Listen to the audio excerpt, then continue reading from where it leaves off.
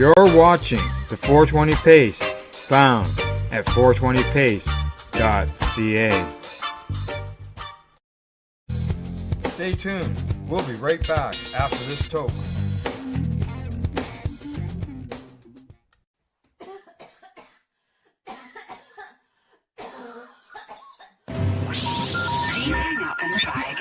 You're listening to 420radio.ca, Canadian Cannabis Radio.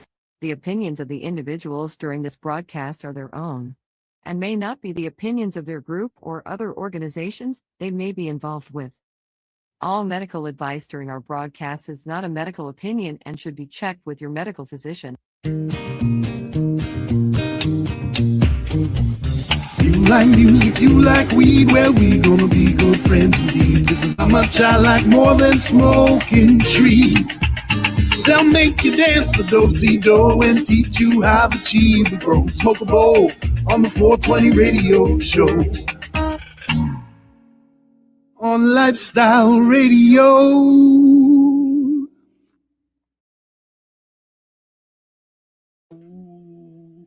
Oh, hi. How are you? Are you still eating? No, I just lit a joint. Just little joint. What are you smoking? Oil. No, like but I always smoke. what brand? Oil. Does it matter when it becomes oil? No. Right. It does not. I'm trying to find. Been a lot of changes on Facebook this week. Oh, is there? Yeah. I'm trying to find our event on our page, and it's not showing up. I'm sure it will. But I just shared it. Yeah, I did too. I shared it earlier, and it's there. It's on my page. It's not on the 420 radio page. There it is. With a goofy look. So as you can see, Santa's gone. Yeah. I got sick of staring at an old man in the mirror. Yeah, I've gotten to the point where I shave about once a week. Yeah, I mean, it's fun for me. The kids are still young.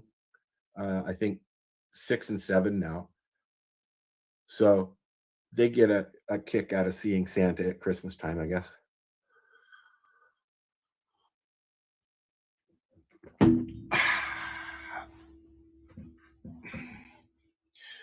Hello? Is this thing on? Yeah, sorry. I was just reading something here from a preppers group. So you guys get snow this week? Finally? We get fucking snow now. You got what Toronto got? Yeah.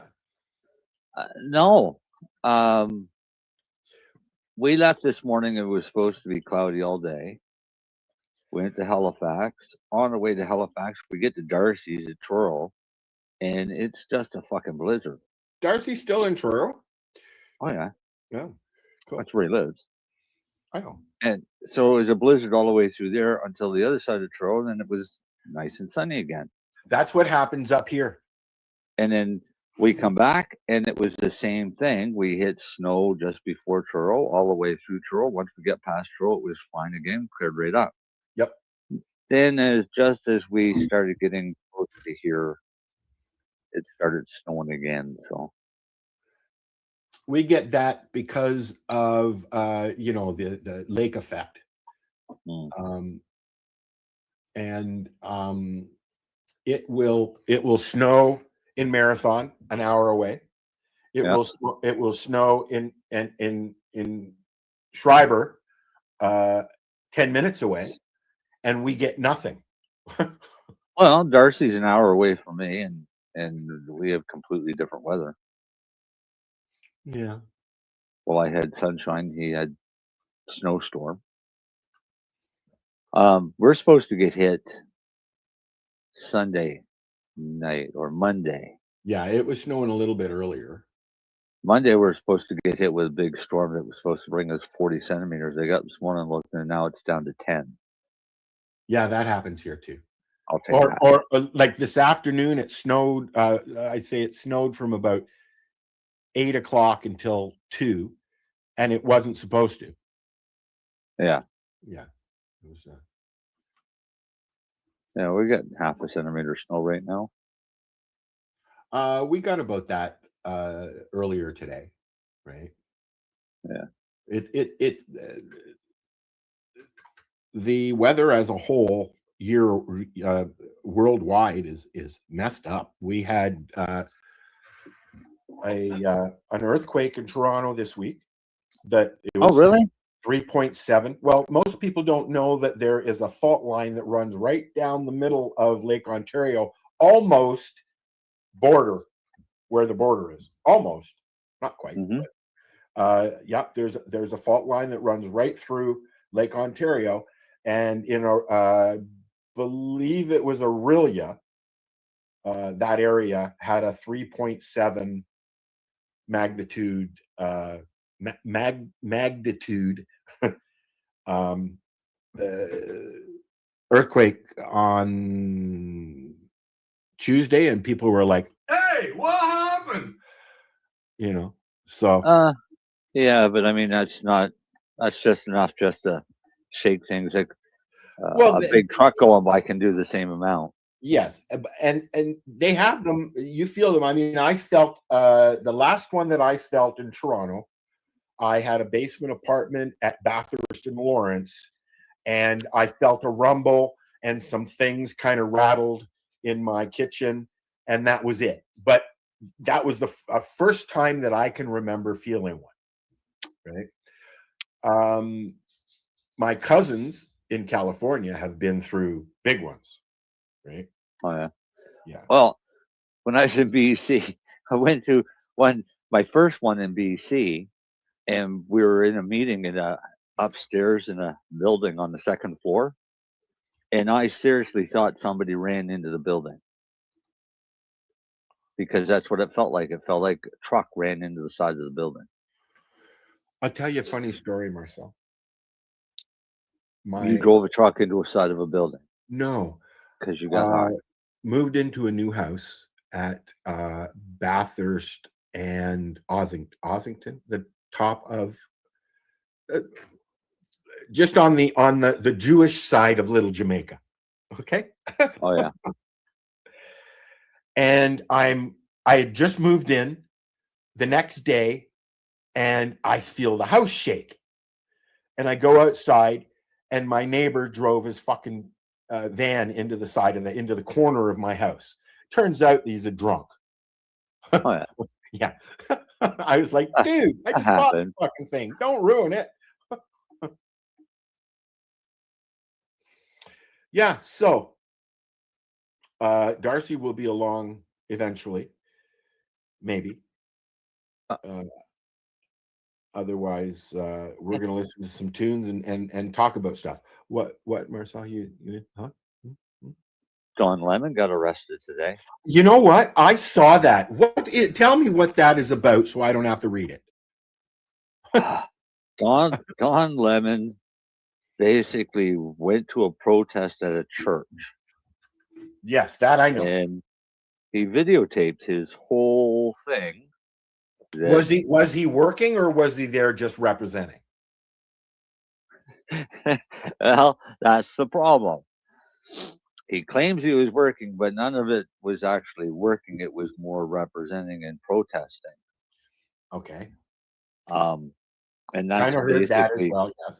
That's basically why I watched it, and I mean, I have no use for the guy to begin with. So. Well, yeah, I'm not a fan. I used to watch him. When CNN started, it was actually a very good outfit to watch. Okay. Yeah. But and then as years went by, when Ted Turner left, and the networks got a hold of it, then that changed. But CNN, they are responsible for news in Iraq, in Desert Storm.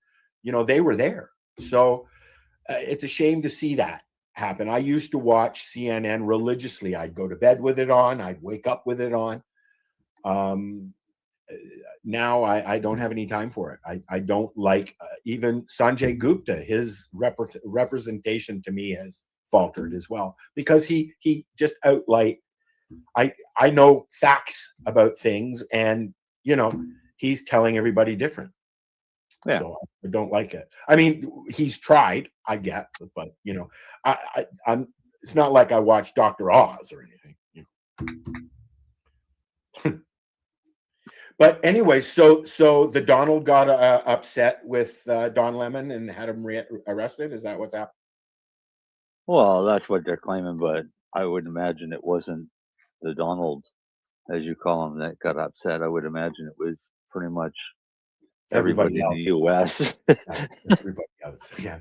Well, I mean, like Fox, CNN does not have a very good reputation anymore. So, and even, I can remember many years ago, maybe 10, 15 years ago now, that 60 Minutes, who I used to watch every Sunday with my mom, I grew up watching it,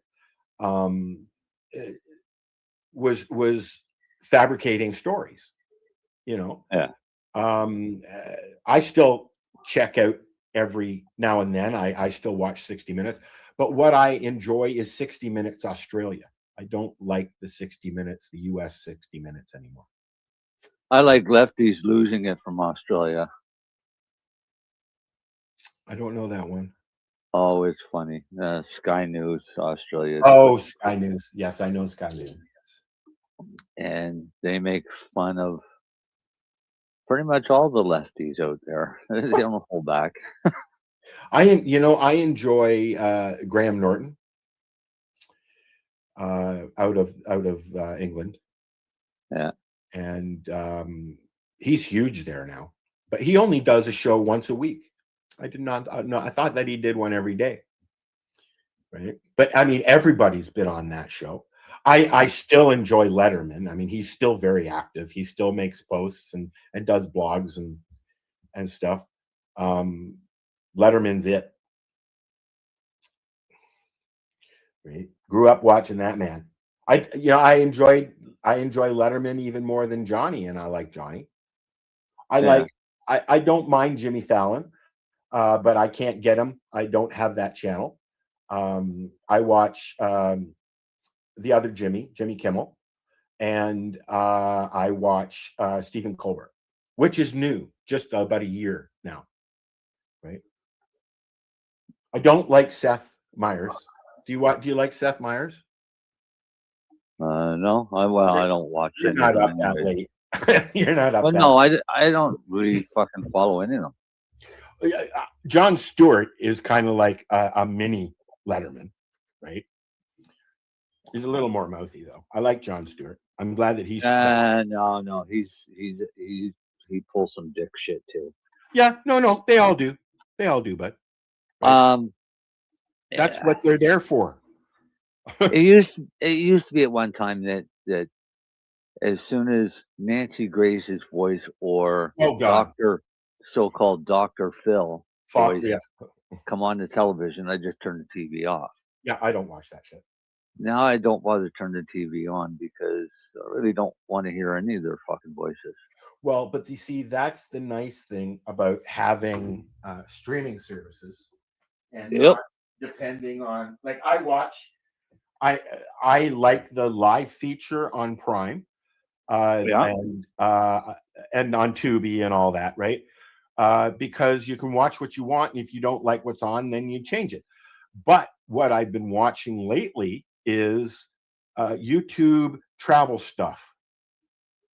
I think I've been watching UK Come Dine With Me on YouTube. I watch, there's a couple of channels that I watch. One, I can't remember the name of the channel, but it's a couple who's built a container home, and they've been streaming for many years now.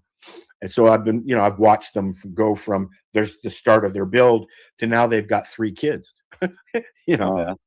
So you get attached to the people if you like them. You know what I mean? There's a couple of Walk with me, Tim is one of the shows that I watch on YouTube, and he goes and he flies here and he flies there and he takes you on the flight with him, or he goes with his lady on a cruise and he walks you through the whole blah blah blah blah blah. Usually about half an hour, 45-minute videos, and they're making a mint on these things. Oh yeah. They get sponsors. Like, come on, there's another guy, I can't remember, I can't remember his name. His name's Dan, but he goes on $20,000, $30,000, $50,000 cruises and train vacations and stuff like that. How the hell that he gets that to be able to do that, I don't know. But a lot of them basically talk or guilt the business into giving them something so they can get this free advertising. Yes, they do. But so my it's not free. No, it's not free. But they, even though they in most cases they say there is no sponsorship from this blah blah blah blah blah. There usually is something. They've comped them or something. Yeah. I know, because we used to do that back in the day with What's Up Toronto magazine. We'd go to everything and everything was comped. Okay. Yeah. So anyways, my point is the internet is growing. It sucks. The internet is growing. So what I've done is I'm getting sick of being the only one that's not making anything at all off of what they're doing, because I need to raise $1,000 for a new computer. So I turned all the monetizing things on Facebook on, and now I've made $1.96 so far. Oh, cool. Yeah, I got my first invoice from Meta this morning. Nice. So we'll see what happens there. I've been playing games. What I did was I turned the stars on. Yeah. So if you like what we're doing, give us some stars if that's your shtick, and help me raise some money for a new computer. Don't know what stars are, so. Stars are a way for you to tip people, kind of like when you go on the porn sites and watch the live girls, and you can send them tips. Now you can send us tips. I'm one step away from joining OnlyFans, people. Please donate and send stars to whatever you can to stop Al from going on to OnlyFans. Cheers. Thank you, Marcel. Now, on that note, would you like to listen to a new song I made for the show that I'm going to use for stuff? Or would you like to listen to a song about hash? Or, no, we'll save that one for when Darcy is here. Would you like to listen to a song that I've called Munchie, Waters, and Weed?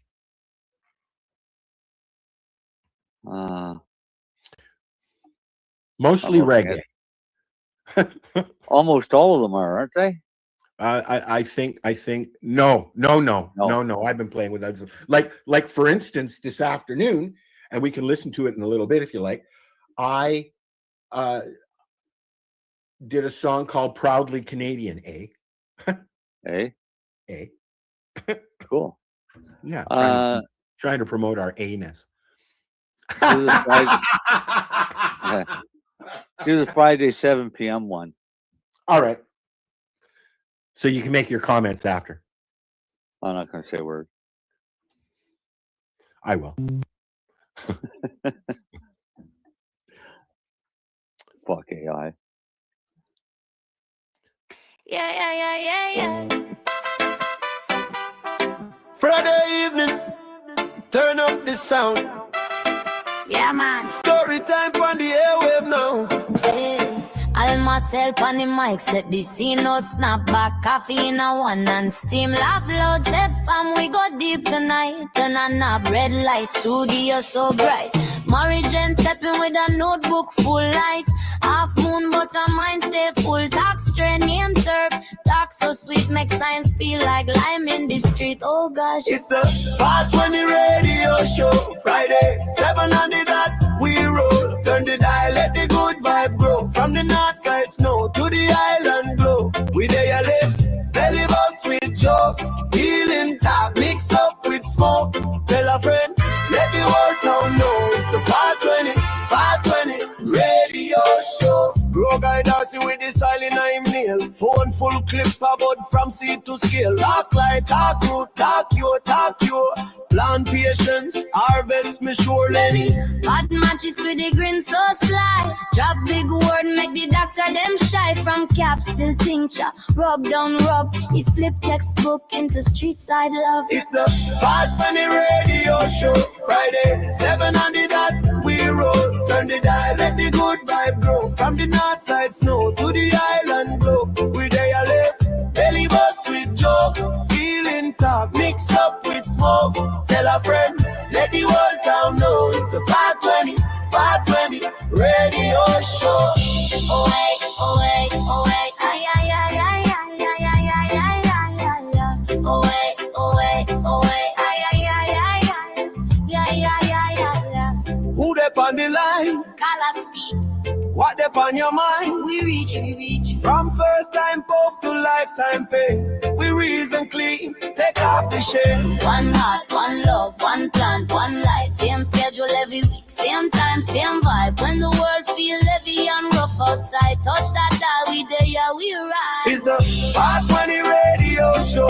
Friday, 7 on the dot, we roll. Turn the dial, let the good vibe grow. From the north side snow to the island glow. We there you live, belly bus with Joe.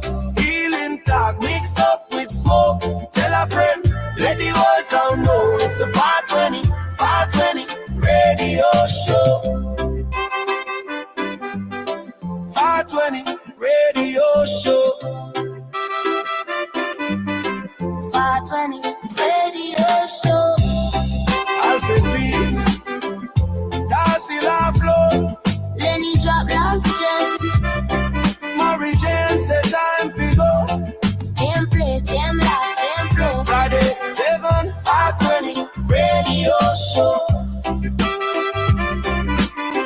420 radio show.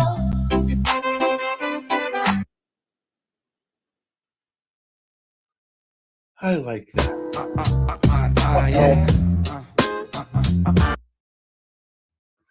Whoops.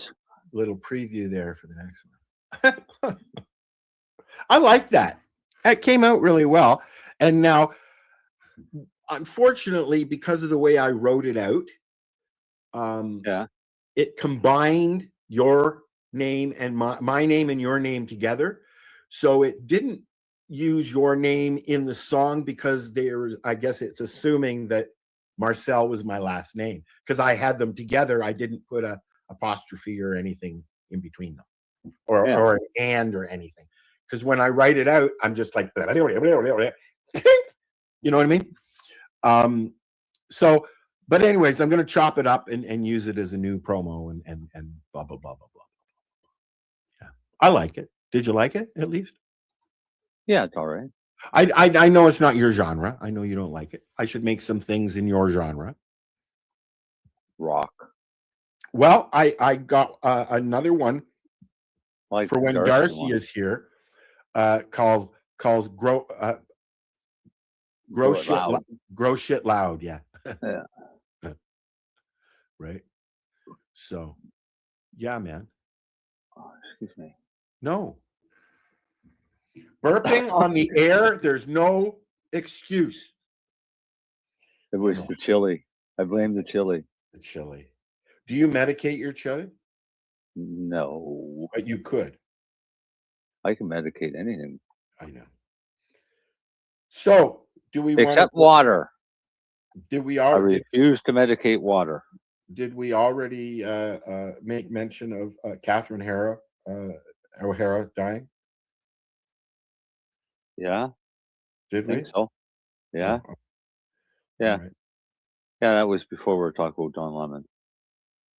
Oh, that's right. Yeah. Yeah. Yeah. No, I play games and make money playing games. Do you really? Yep. I signed up for growing up in Toronto, I had the access to go to surveys and stuff like that. We go to beer surveys, smokes, chocolate, groceries, whatever. You spend the day eating stuff and telling what you thought about it, and you make $100. Yeah.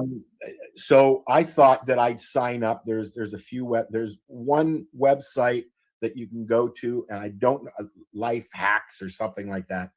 And basically, you can go and sign up for all these survey companies, and it's still the same. It's just online, and sometimes you get products that they want you to review that you can keep. And a lot of people are doing that now, just because they can't afford to buy things that they think are neat, right? Right. So I might continue doing that. I don't know. It got boring after a while. I mean, they ask questions like, "Do you use diapers?" It's geared to seniors, right? Most of them are geared to seniors, right? So, but it's a way for products to get the word out and do reviews, like we were talking about earlier. The podcasts that they go and they film their trips and get them paid for and stuff like that. Used to be a lot easier to do that. It's not so much anymore. I mean, 25 years ago, we were doing that, like in the beginning of the late 80s, early 90s. We were doing that with What's Up Toronto magazine. My sister and we had writers from University of Toronto and Ryerson, journalism people. And my sister and I, we would literally, she would work during the day, and I would make arrangements during the day to go to stuff in the evenings, and we'd go to concerts pretty much every night. I'd take my mom to the theater, and we'd write about it. Sharon still writes concert reviews. We still do What's Up Toronto magazine. 36 years, dude. I'm going to send you a link. Okay. About what? It's called Free Cash. Oh, I'll just sign up and play games. There, there's a lot of gaming services that pay you to play, and they're just really gambling. No. What these are is it's basically you're being paid to watch ads. Oh yeah. It was the same with my games. I do that. I've got a few games like Mahjong and stuff like that, Tetris even, that in between games, if you want to watch video, you'll get double credits or whatever it is that you win, right? Oh yeah. Well, with this, what I like about this is they always have different games. The money you can be paid through PayPal. Yep, as you can with Facebook, your bank account, your credit card, whatever. Yeah, PayPal, credit card. I just have an issue putting my credit card information on anything. So. No. What this does is it sends you a prepaid Visa. So that's what I do is I get prepaid visas, and that's what I use for Temu shopping. Oh, cool. I like Temu, but I don't like that fucking game. No. So if you don't want to play this, you don't want to play the spin game, you got to go right onto the Temu website. That's what I do. I don't have the app. I don't like apps to begin with, but with this, one of Elzora's and Dean's kids, she is a master at Temu. You should see the stuff she gets, mostly free, because she wins the fucking shit, right? Yeah. Actually, you can withdraw into cryptocurrency as well. Dogecoin. Oh, really? Bitcoin. For the game? Yeah. Neato. But what have I got here? I don't use crypto stuff. Did you sign up for what do you call it now? What was it called? The first one, Bitcoin. And now Bitcoin's faltering, from what I understand. Yeah. A lot of when I was in the city just before I moved, a lot of the corner stores were putting in the Bitcoin machines. By the time I moved, they were all out of there. Oh, yeah.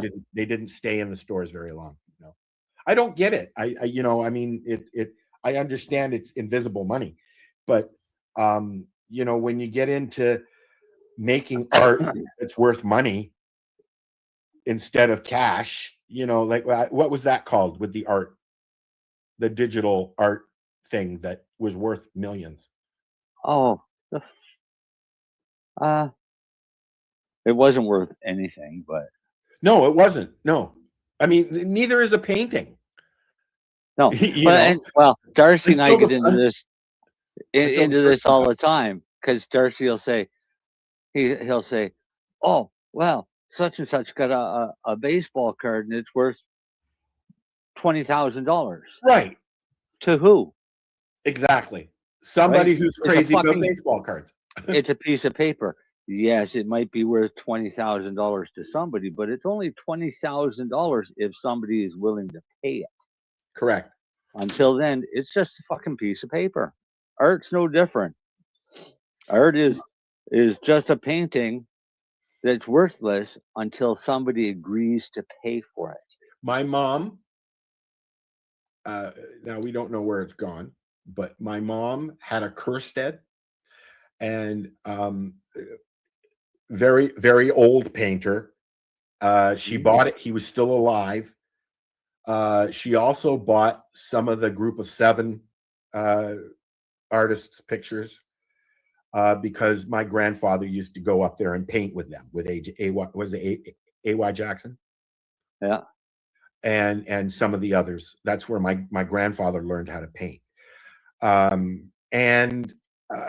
They're only, like, the minute they die, they're worth more. I'll give you an example. My mom was an American, born in the U.S., moved here when she was 14, and has been in Canada ever since. Her sister moved back down to the States. So I've got family here in Canada and in the U.S. But she was on a cruise and saw a painting which was a hand-painted oil painting of the U.S. flag. Okay, she paid $3,000 for it. We can't give it away. Okay, so yeah, it depends on the artist and the name, and if they like, and if the artist is still alive or not, right? Like, would a Rembrandt be as valuable if he was still alive and kicking? If Rembrandt were still alive and kicking, his paintings would be pretty cool, wouldn't it? His paintings would be worthless until somebody is willing to pay for it. Exactly. Right. Do you think Michelangelo, if he was still alive, would have been painting the 16th Chapel? Oh, wait, 1 minute. He did. Kidding, of course. I'm kidding, of course. That was funny, though.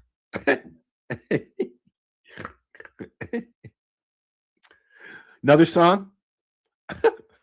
Sure. I'm trying to figure out what this delicacy is that somebody's talking about, because I see a can of smoked mussels.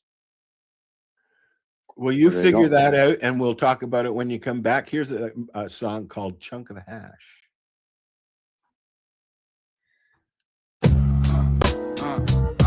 Pass that. Break that. Roll that. Hey. Shake that. Whole crew laughing at the ash on the placemat. Got a chunk in my pocket. Wrap it tight, then we tap it on the tabletop. Little flame, then we watch it.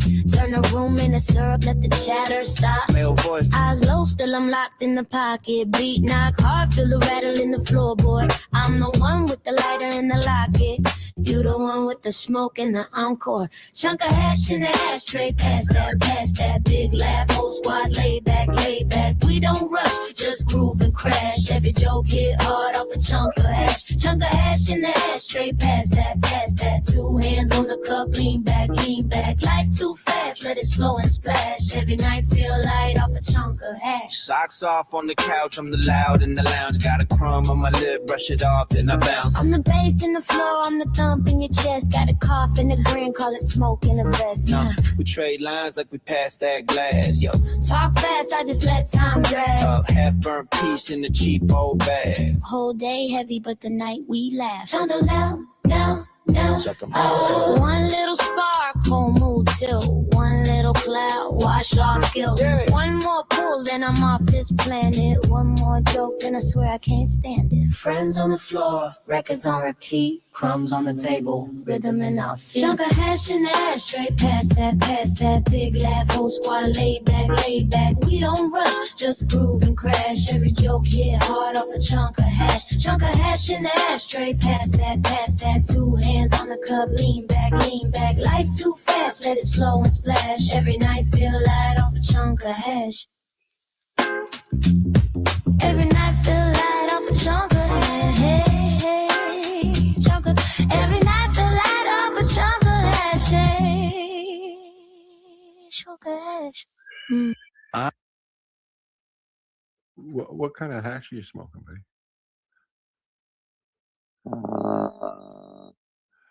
What kind of hash do I have? Oh, I have purple satellite hash. Ooh, nice. Yeah. So, hey,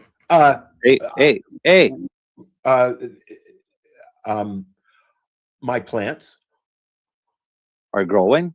Oh God, I'm gonna top them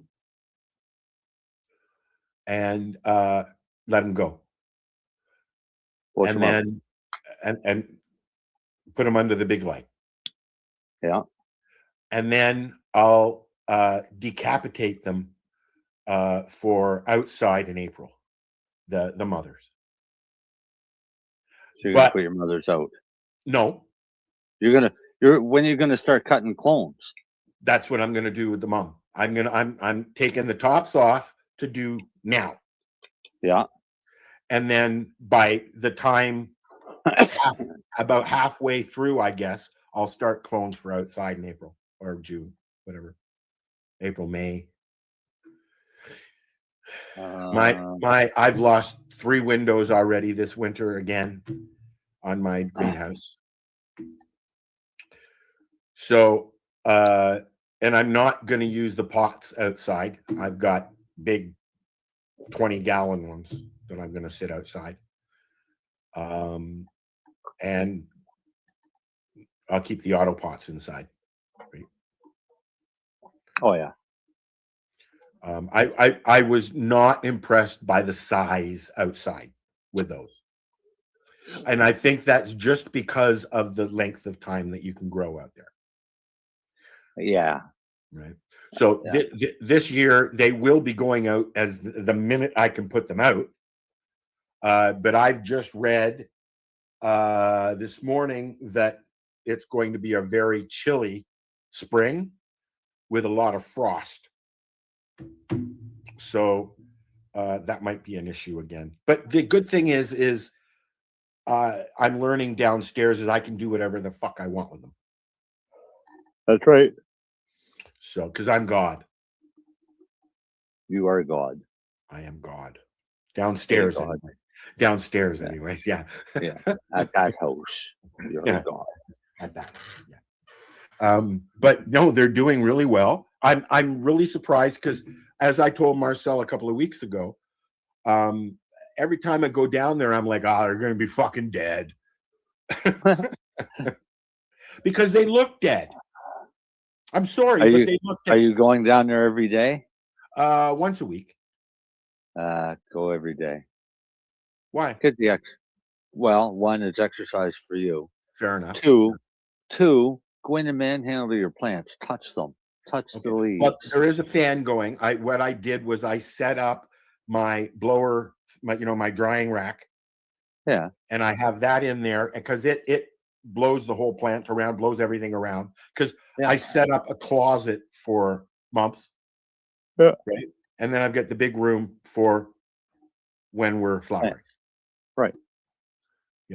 So I'm excited to see where they go. I've got the lights set up so that I can move them along and get them out of the way when I want to work. Yeah. I Go in just and move touch them. your plants. Let them know they're still there. I will. I try. Like I said, I try. The stairs, as you know, are an issue for me, and I'm working on Yeah. it. Yeah. So it's not just it's a phobia thing. I have a legitimate phobia of dying on a flight of stairs because I've fallen a few times on stairs. Right. So, and if you, I'll post a picture of my basement stairs. It's like going up a ladder. Okay. So are mine. Oh, it's fucking unreal, dude. I hate my stairs. And I know about falling on downstairs. That's how I I know. dislocated my shoulder. I know. So as you know, it takes a little bit to get over that. I've not been a fan. Yeah, you never get over that. No, you don't. I've My not been arm a will fan fall of out. stairs for a long time. And unfortunately, around the same age, my mom started falling a lot. It was attributed to the medicine that she was on, though. It was making her off balance. She was taking heart medicine and stuff, right?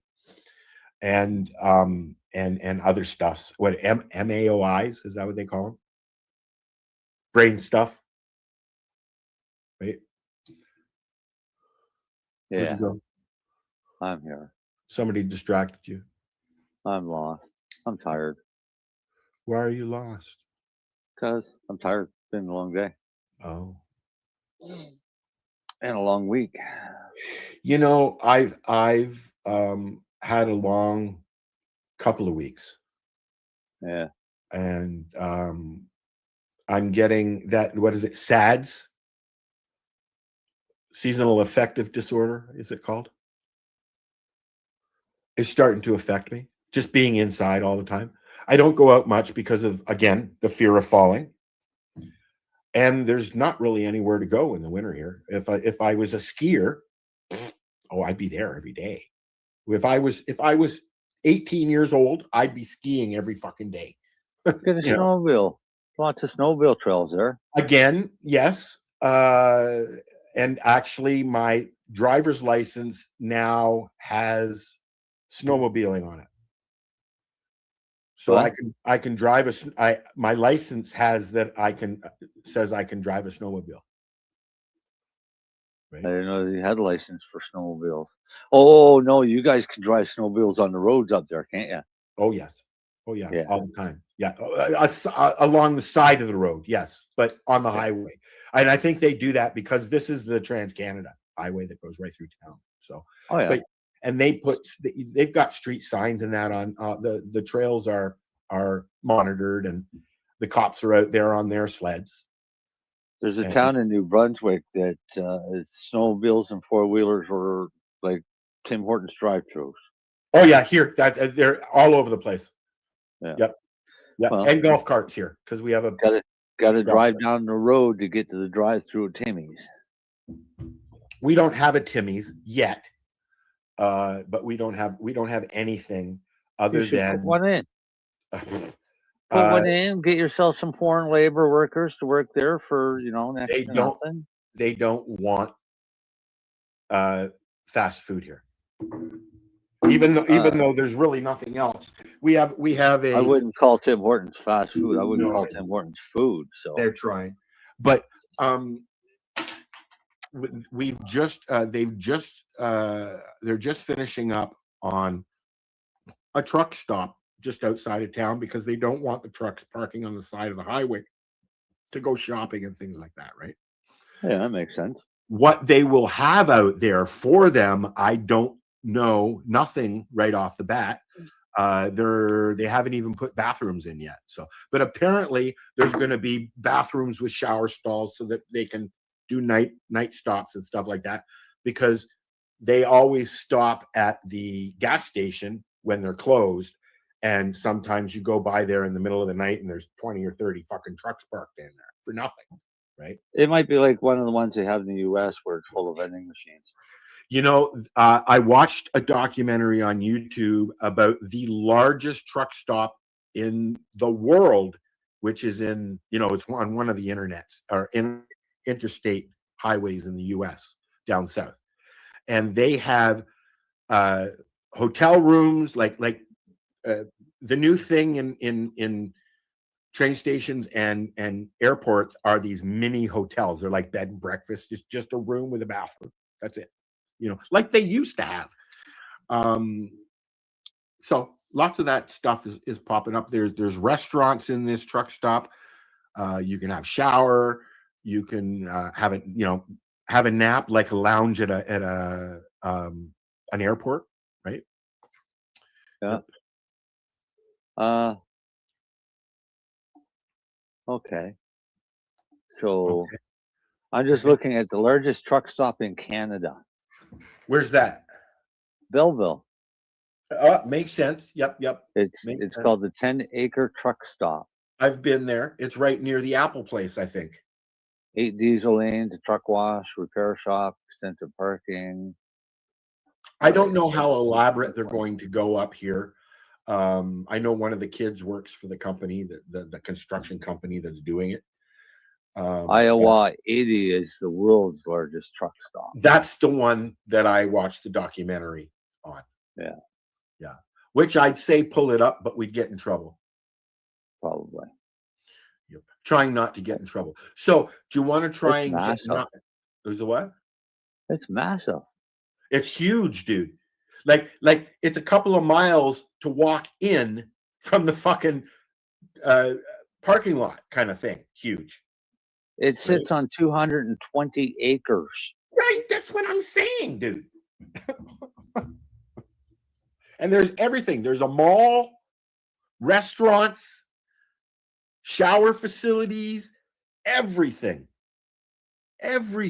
which is good because, if it wasn't for truckers, we wouldn't get the stuff we need, right? In a lot They of get cases. 5,000 visitors a day. They've got parking for 15 trucks. Only 15. Or sorry, no, 15 diesel fuel pumps. They're parking for 900 trucks. I was going to say, yeah, because it's the lot that it sits on is mostly parking lot. They also have dedicated pumps for dispensing the bulk diesel exhaust fluid. Cool. 450 employees to staff the place. And they got buffet, food court, a movie theater, dentist, chiropractor, church, a museum. Yep. Yeah, okay. I remember the dentist and the chiropractor kind of made me giggle. Yeah, me too. But hey, why not?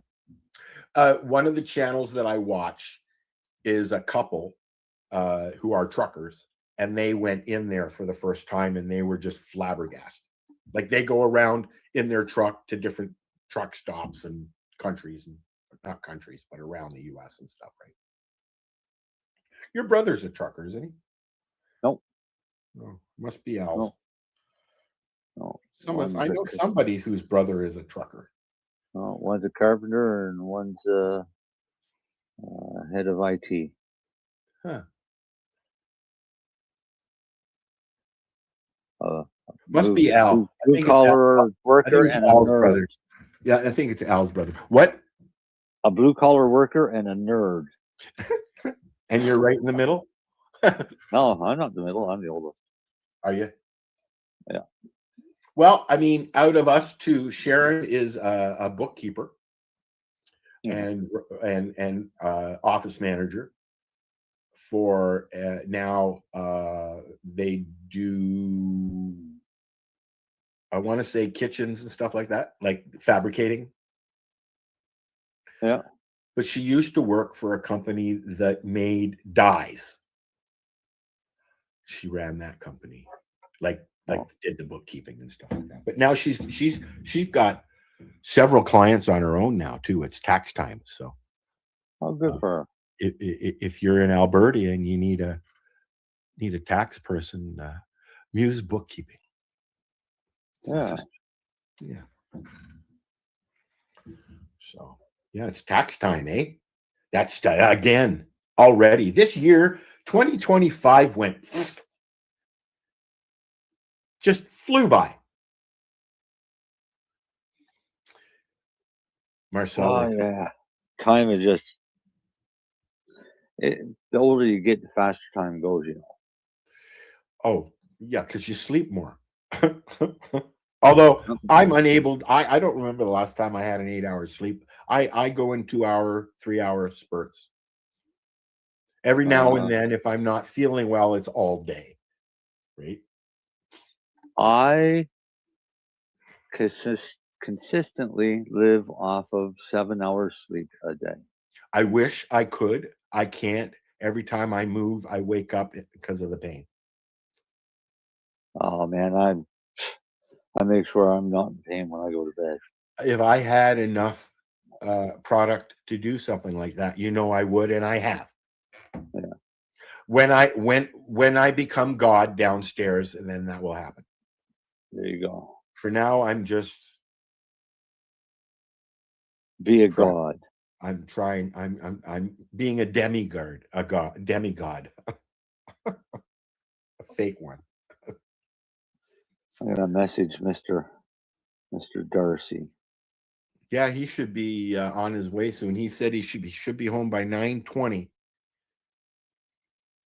Between 9 and 9:20. Is that what he said? Yeah. Mm-hmm.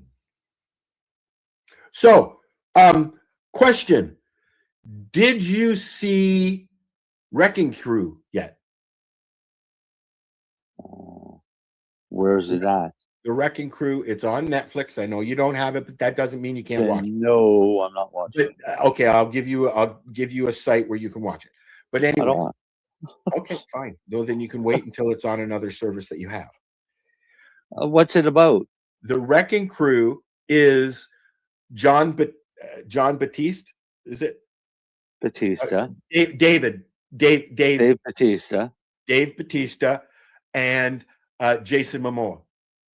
And that's on Prime. It's hilarious. Is that what it's on? Okay, so it's on Prime, but it's fucking hilarious. Yeah, we were gonna watch that tonight, but then we had a show, so we didn't watch it tonight. Well, I'll let you go right now, and I'll go watch it again. Darcy will show up, and we'll all be gone. But anyways, I in my ADHD-ness wasn't able to watch it because it was during the day, and I was doing other stuff, and so I've only seen maybe a quarter of it. So it's something I'm going to watch, but what I saw was hilarious. I thought it was a movie. It is a movie. Oh, okay. Yeah, it is a movie, and it is on Prime. Yes. Do you want me to here? No, see, I'm not a big Jason Momoa fan. Neither am I. But they work. Like Batista. I like Batista as well, and I'm going to pull up the trailer. Okay. Sure. All right. Or I'm going to try anyways. If I leave, I wasn't able to do that.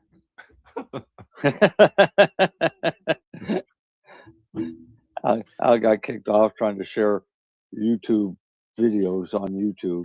Well, it's mostly because my computer is an old. It's the computer that I'm doing this on right here is an old Mac Air book, a MacBook Air, which was my mother's. Oh, and it's a MacBook. Oh, geez, that's all you had to say. No, it's old, dude. Like it's ancient, and I can't even upgrade it past what it's upgraded to. It's upgraded to all MacBooks, like beyond their upgrading after they leave the fucking store. No.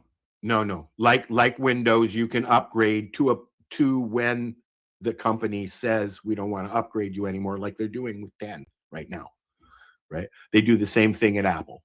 Exactly the same thing. But what they also do at Apple is, and this is what happened with my iPhone, is they will I don't want to say purposely. It just seems like this because I've heard the same story from many people. Once they start getting to the point where they want you to upgrade your phone, they will downgrade your phone battery till it dies. And then your phone just, like, that's what happened with my last iPhone. Why I left iPhone, and I like Apple. It's what I started using. But and it's happened now. This is the third time with an iPhone where they downgrade the phone to the point where it can't be upgraded, and then the battery dies. Then they forcibly make you upgrade, and I don't like that. They don't do that so much on the Android. It's the carriers that do it. I'll give you an example. Kelly bought a phone, and a couple of years later got a message from her provider saying that she had to upgrade her phone because they were no longer offering services to the phone that she has. Did you ever get an email like that? No. But there's a lot of apps that won't work on older phones. Yes, there are. There's usually a runaround, that you can do. Yeah. Right. At least with computers, I know there is, because I've been doing that for years. But I'm looking for the review. What did I say it was called? I forget. The Wrecking Crew. Wrecking Crew trailer. Oh my God. That's hilarious. Oh, that was pretty cool. Our police force presented awards to themselves. Oh, isn't that nice? Yeah. For going out and raiding Indigenous shops and stuff? No, for the mass shooting that they handled so perfectly here. That's going on, way too much around the world now. These shootings and people going out and assassinating people, essentially. Al, how Yes. long we've been friends? Yeah, I know. I've been telling you for that long. Listen, I'll tell you. It was coming. When we went on our European vacation, it was at a time when there were snipers hiding in small towns, shooting to kill tourists. Do you remember that? In Europe. Yeah. But you got to remember my last European vacation. Oh, hold on. 1 second. There was still a wall. Hold on. Stop. Okay, what? My last European vacation, there was still a wall. Well, there was a wall there when I was there. We're talking the 70s, dude. I was 14 years old. So, What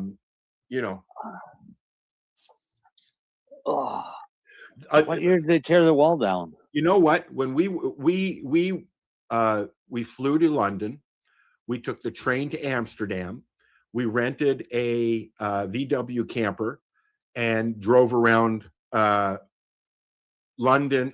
We went to Kilcampton, Brighton, places like that. We drove the camper down the Rhine River. We camped in the Black Forest on a logging road, and the truck scared the fuck out of us at like 4 o'clock in the morning, barreling down the road. We drove all the way down to the French Riviera, down the Rhine River. So there are places where you go from Italy to France, back into Italy or Germany or whatever. We pulled up to the border, and it was myself, my mom's boyfriend, my mom, my sister, and my mom's boyfriend's son, Rob. We pulled up to the border in the middle of the night to a single man standing there with an AK-47 asking us for papers and what we were doing. Larry said we were tourists.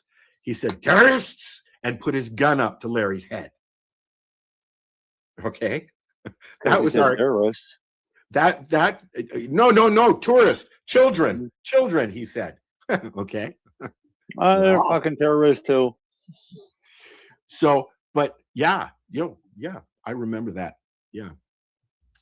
But it was, I am appreciative for my mom to do that. We spent a summer in Europe driving around staying in nudist camps. I spent a week We used Germany as a home base because we stayed there for free. On the base, And or just off base, right? no, on the base. Oh, okay. They had quarters for us to stay at if we wanted. But when we went to Germany, we went to Lahr, and we didn't want to stay in Lahr because it's an American base, and a lot of U.S. there. And we're not that we're prejudiced, just that they're not as friendly. So then we went to Bad Solingen, which is a Canadian base, which is a lot of our friends were there. So we went out and hung out with them, and then we went to Amsterdam and Paris, and then I woke up in a snowbank in Pittsfield, Austria for the World Downhill Championships. And I had no idea how we got into fucking Austria because we didn't even have passports. We traveled everywhere on a Canadian military ID card. Yeah. Well, yeah. No, I had a few friends that were in the military when we were kids, and I've seen those cards. Yeah. I had one stationed in Germany, and actually both of them were stationed in Germany, and then went from there. Right? We were doing. Went to Paris in the middle of the night. Just jumped on the train. One of the guys said, "Hey, let's go to Paris." Oh, okay. So we jumped on the train and fucking went to Paris. We get to Paris. We get off the train. Well, better find a hotel. So just down the street there was a hotel. Went in, grabbed a couple rooms for the night. Went the next day, Eiffel Tower, checked shit out. Bought a bunch of French wine, a few souvenirs. Got back on the train to head back to Germany. And when the train is getting to the border of Germany, it stops right on one side of the river. And the French police get on and they go through the train and check everyone's papers. Before the border. Yeah, but they didn't do that to us when we went into France. They were looking for somebody. No, it was normal. We were talking to the guy so what happens is, all the cars that are there, all the cops that are there, 2 cops get on per car. So one goes in one end and one goes in the other end, and then they work their way towards the middle. Looking for somebody. Yeah, whatever they're looking for. So in the car that we were in, there was like probably 30 fucking seats, but there was 4 of us sitting together, and there was 2 Turkish soldiers down at the other end of the car. Guy comes in, the gendarme comes up, and he said, "Papers, please." And I pulled out my military ID card, and he started reaching for it. And I said, "No." I pulled it back, and I said, "You can look at it, but you can't touch it." And he just looked. He's, "Oh, Canadian." He says, "You guys are Canadian." He said, "How did you like it? Did you have a good trip?" And all of this. Meanwhile, the gendarme down the other end is pulling these guys' suitcases apart, ripping clothes out. They're screaming and yelling and pointing at us. And this guy that's talking to us, he says, "There's always got to be one of them." He says, he turns around, he goes down, helps the guy rip all their luggage apart. Well, back then, Bud, I mean, they would travel agents would tell you when you went to book your vacation to put a Canadian flag somewhere on your clothing.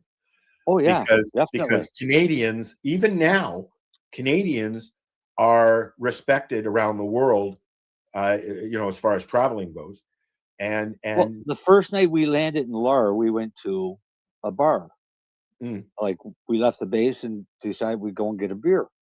And we went into this bar and we sat down and we just sat there, and the waitress walked by us several times, totally fucking ignoring us. And one of the guys said, they found out that you were Canadian. Well, one of the guys said, he said, "We might as well go to another bar." He said, "These people aren't going to serve us, I don't think, at all." My other friend is sitting there, says, "Nope, fuck this shit." Takes off his shirt, and he was wearing a Canadian flag T-shirt. And then yeah. Well, that's the waitress was there with pitchers of fucking beer. We never paid for a drink all night. They were apologizing to us. "We thought you were American. We were so sorry. We We don't like having the Americans come in here. All they do is cause trouble. We love Canadians. Sorry. Story, eh? So, For okay, any Americans that are listening, I'm sorry that I have to pass this on, but the rest of the world doesn't really or didn't really think highly of you before, and probably even less now. yeah, but that's the way it was, and it still is. Yeah. You know,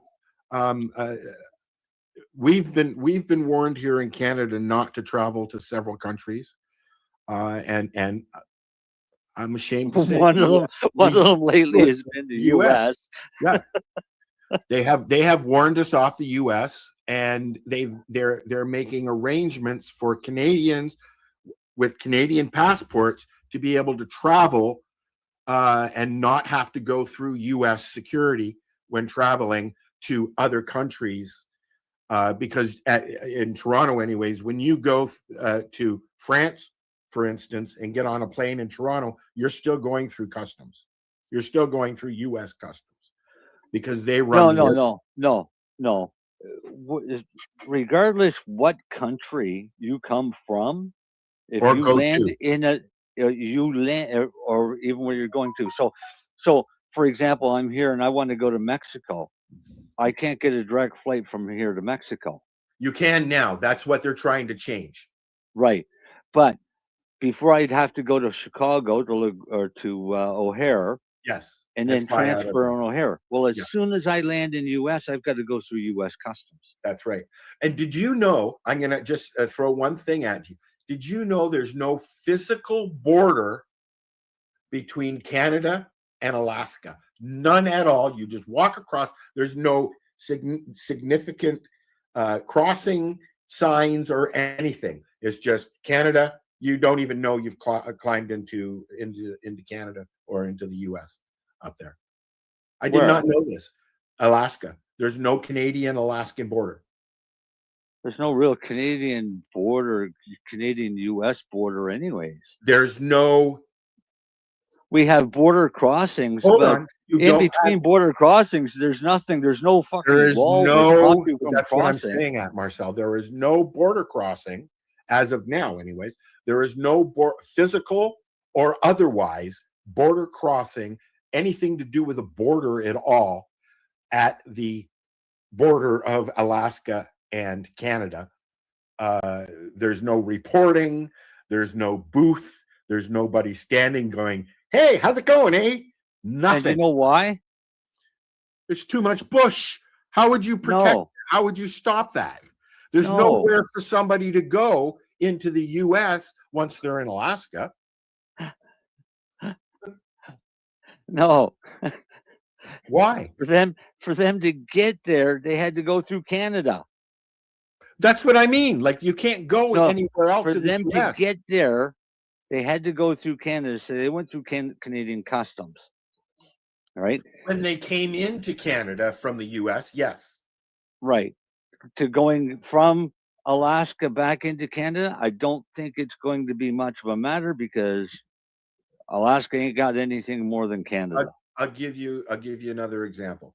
If I was to go to Alaska, or I would not have to go through any kind of a border check, fees. Did you bring any things? Nothing. You just go. Yeah. I learned this watching that border show. Yeah. Right. But I thought that there would have been some. I know that in the very south end of Alberta, there are a couple of towns that are right on the border where literally are split in half, where you're walking on one side, it's the U.S. and the other side, it's Canada. And I'm sure it's different now, but back when I was exploring moving out that way, there was just a reporting station where you filled out a card and put it in a slot and just drove on your way. Now I believe it's an electronic reporting center where you go, you turn on the screen and talk to somebody, right? But what happens if you're refused entry? Do they swarm you? You know, I'm sure that they have officers around somewhere. Al, it's like the conservation officers around here. They're everywhere, but you don't see them. There is 4 key border crossing locations between Canada and Alaska. I'm talking about the 90s. Oh, what? Really? So that's Yeah. new then. That's new Nope. because Nope. Alcan Beaver Creek is Alaska to the Yukon Territory. Little Gold Creek and Poker Creek is and there's a reporting Yukon to center there. Alaska. And there's a reporting center there, or it's just a boat. Yeah. Okay. No. And then the Haines obviously, the Highway. show I saw I was knew that. the Haines Highway from Alaska to BC had one. But there's no border checks, right? To find border checks. Nobody's standing there going, "Hello, are you Canadian? Are you US? Where are you going? How you doing? Blah blah blah blah blah." Yeah, because there's a U.S. border guard standing there wanting to see your U.S. passport, your citizenship. Okay. Because you're going into another country, so they do have them. So, but is that new or is that no? No. Okay. Well, live and learn, right? Do you want to watch this now? What is it? Oh, It's the ad or the the wreck- trailer. Yeah. The Wrecking Crew. Yeah. So let's watch Darcy's this. still waiting for his drive, so sure. I'll be right back. Well, we'll be right back. I'm not leaving. I'm not leaving either. I'm just pushing buttons.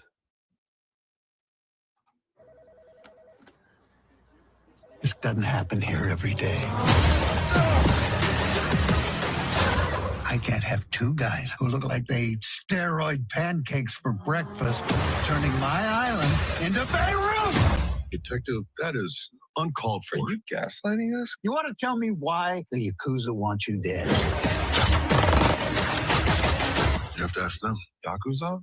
That's who that was? You blew up my car. I blew up their car, and then it landed on yours. They just blew up your car. You just stir up trouble. That's what you do. That's what I do because I'm a cop. Not here, you're not. Our father was murdered. Was it hit and run? I don't think so. Whoa. They tried to kill me. Sword fight.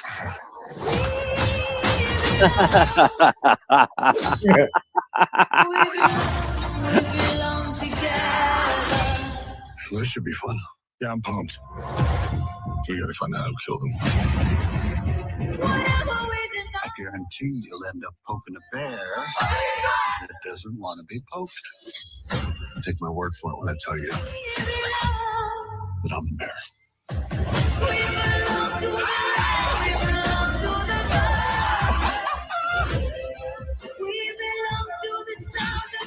Ninjas on bikes. Let's talk more shooting. You got fat. You got old.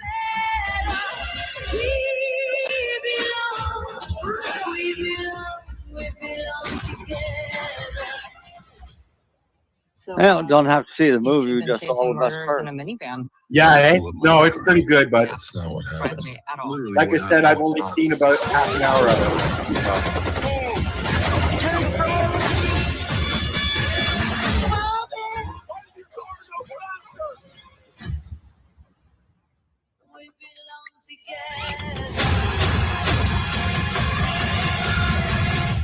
Okay. Yeah, okay. You can watch it tomorrow. I'll watch it when I get off of this thing. Nah, I'm not staying up that long. I have no choice now. I have no choice But to stay up and watch that movie. but to stay up and watch that movie now. Yeah. Yep. There's been a few movies and shows that I've enjoyed, but I just can't remember what they are at the moment.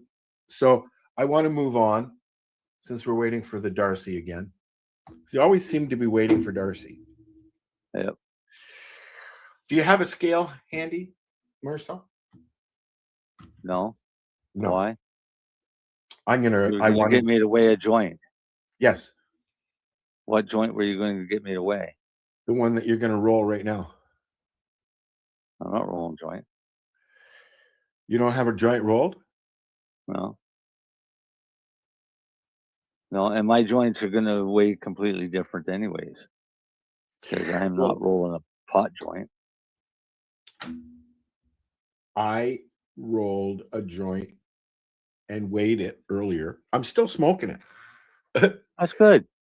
And Fuck, it's almost a gram. I would hope you're still smoking it. 0.8. Yeah.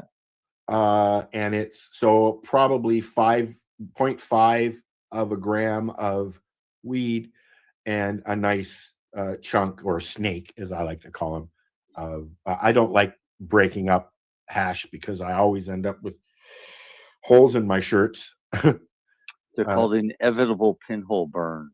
Well, you know what? People fucking pay good money for those fucking things now. What? The burns? Oh, fuck, I got tons of clothes. I got holes in shirts. I got holes on holes on holes on shirts. Okay. I'm pretty sure I still have car cigarette lighter scars on my fingers. So. Oh God, yeah. That's where a lot of them holes came from in my shirt. Well, yeah, I have one or two shirts that don't have any holes in them yet. And that's about it. Everything else has holes. But like I said, I mean, you can go out and spend $200 on a shirt with holes in it when you can just start smoking hash. Yeah. It's a hell of a lot cheaper, and you can get a lot of hash for $200. You sure can.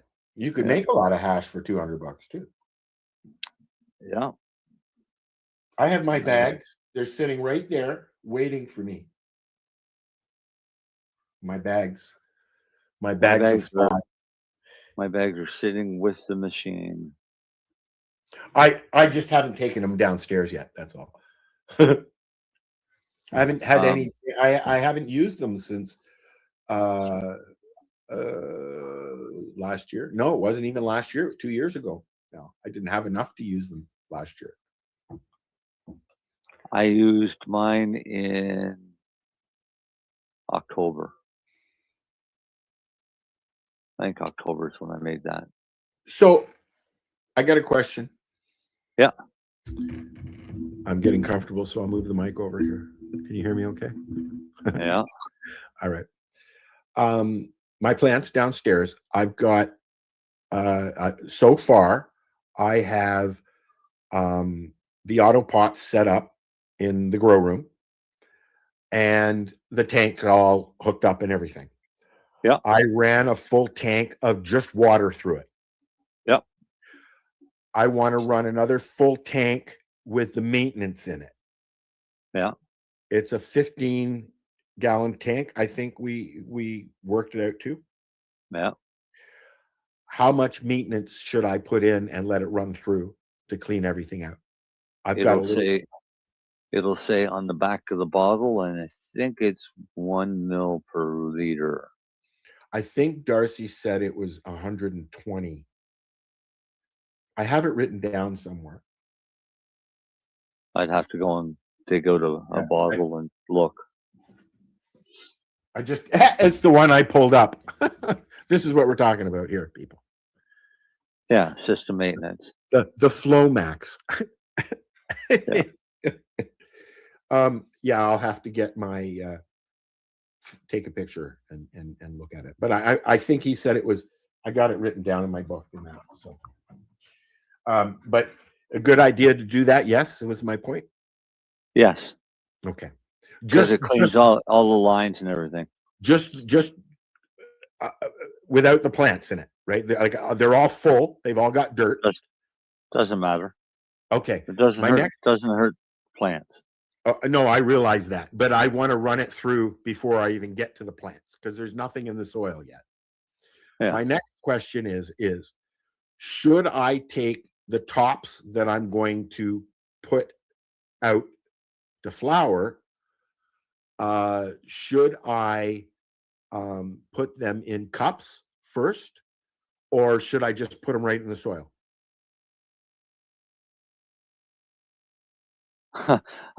Wait now, what's the difference between a cup and the soil. I'm asking because a lot of people would just assume to put everything in cups before you put it in. But I know that once you put a replanted top or a clone, you should not move it again, right? No, No? that's auto flowers. Oh, okay. Okay. Auto flowers, you germinate your seed and you basically put that germinated seed into Right in the soil. finished pot of what you're going to use for a finished pot. It's because, and that's because they're so quick. Right. Clones, Okay. you can start them in rock wool cubes or peat pucks. I have peat. Yeah, I have peat. But these are going to be tops, not just little clones. The little clones It's for still outside. a fucking clone. It's still the I same know thing. that. I know that. But I'm not going to put a 1 foot top into a tiny little peat moss thing.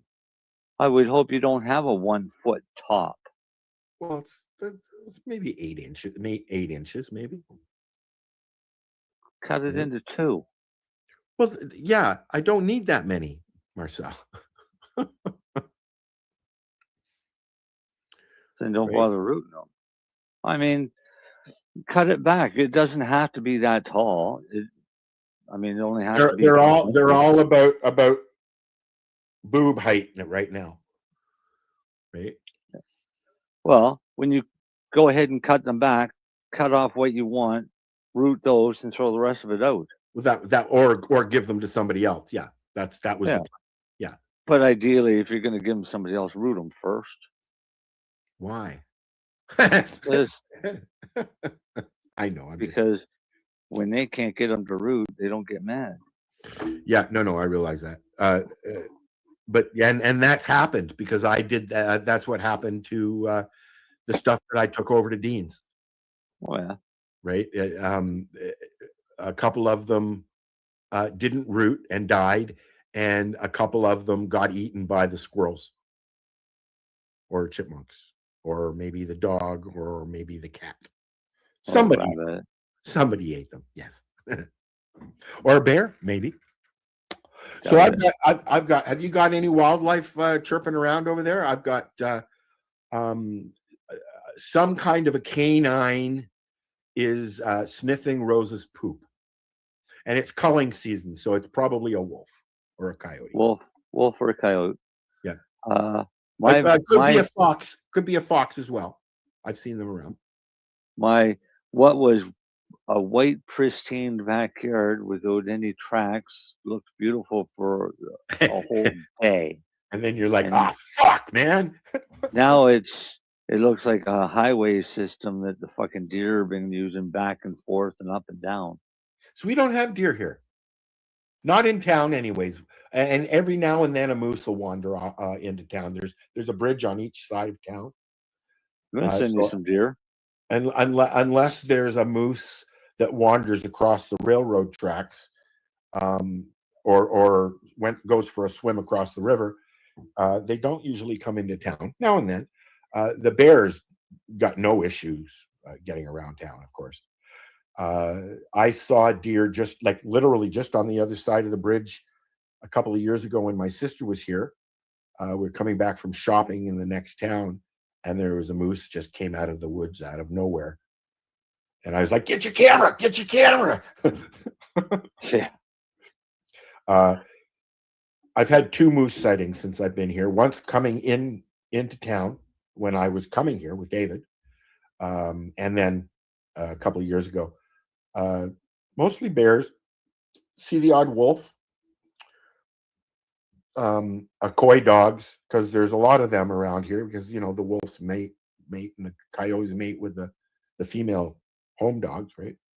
And then all of a sudden, wolf puppies, which I don't know if you remember Charlie.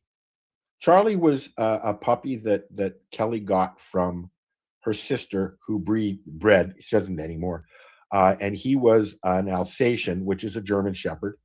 And a timber wolf cross, and her sister had both the mom and the dad, right? Yeah. And beautiful. Do you remember Charlie? No, never saw it. Beautiful, beautiful dog who literally broke toe chain going after the mailman. I know a guy that had two huskies that were crossed with wolf, and these things were beautiful, the Oh yeah, friendliest, and they have a friendliest, mane. yeah, but the friendliest dog you'd ever meet Yep, Charlie was awesome. until it saw another animal.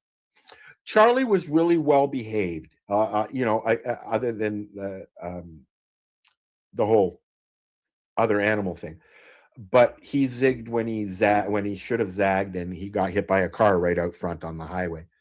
Yeah. After looking for him all day, the guy who hit him came by after work and told us where he was. And he was in tears. He was so upset. But he was a beautiful boy.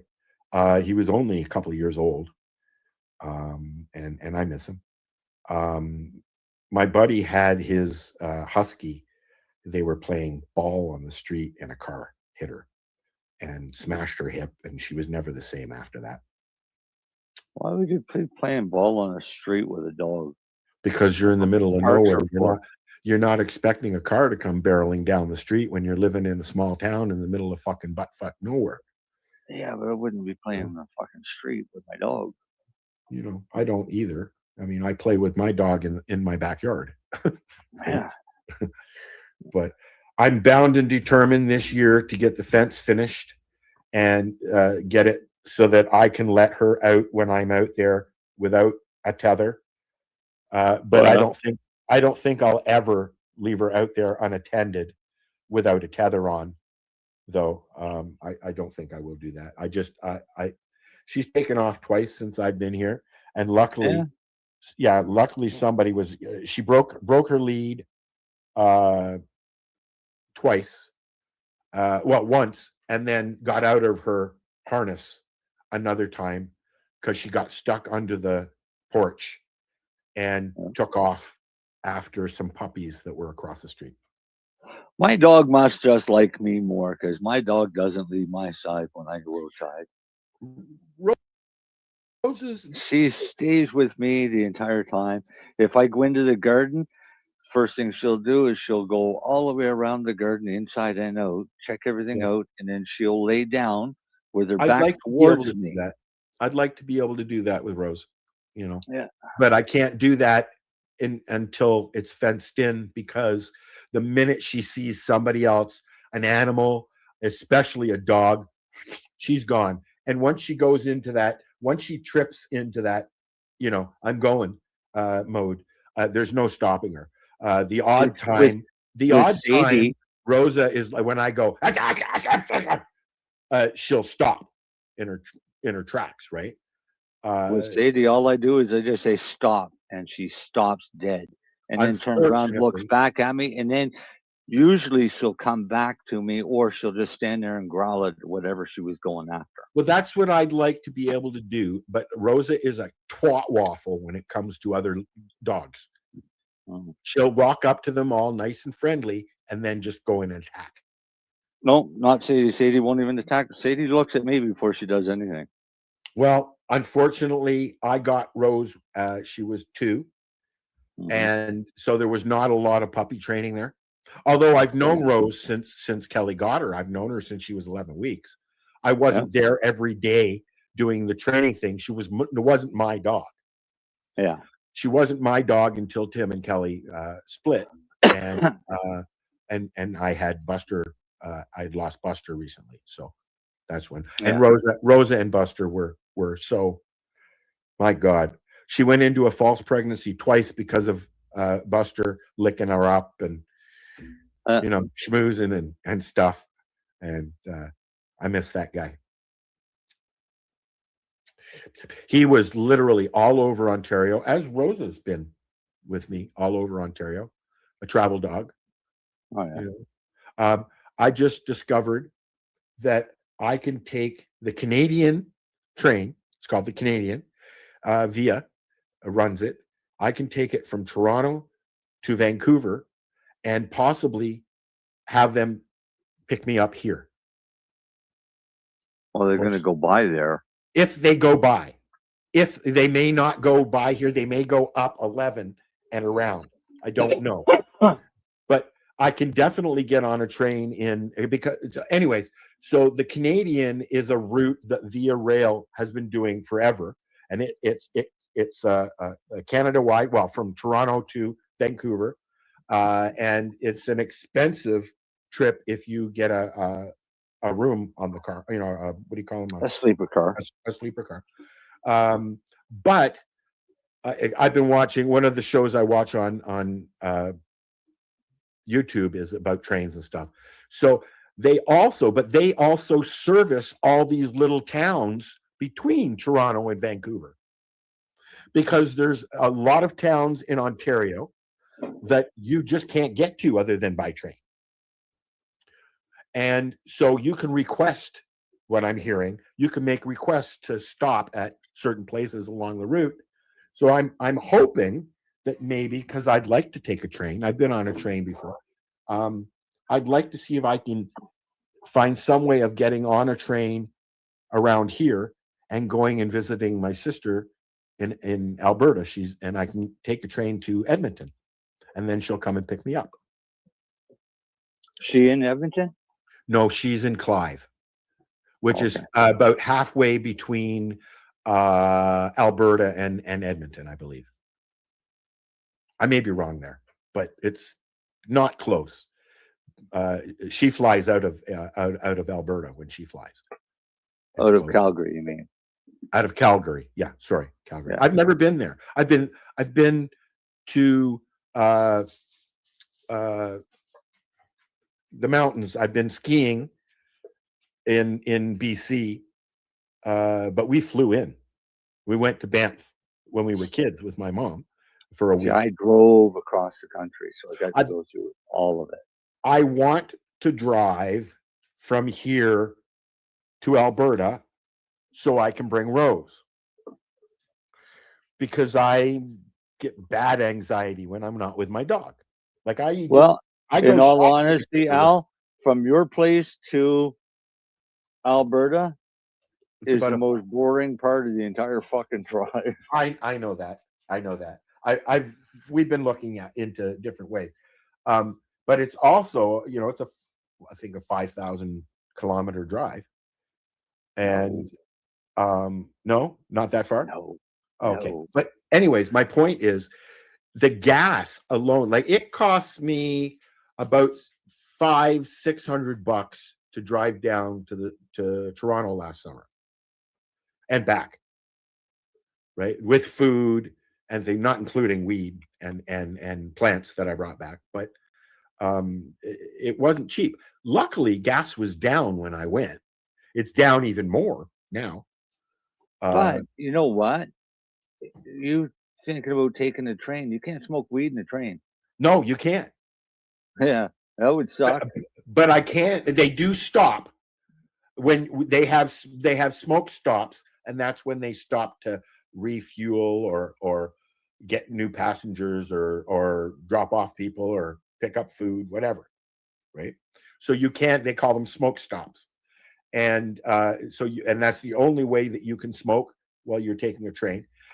But here's the other interesting thing: I can bring Rose. They have cabins. They're not cabins, but they have cars that are pet friendly. Oh yeah. You just have to put up with other people's pets. Yeah. And babies.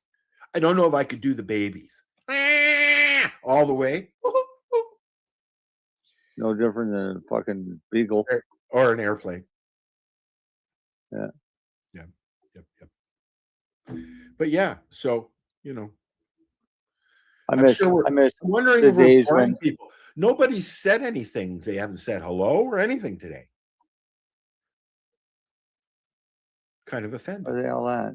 I don't know. Nobody said anything today. Podcast. Nobody.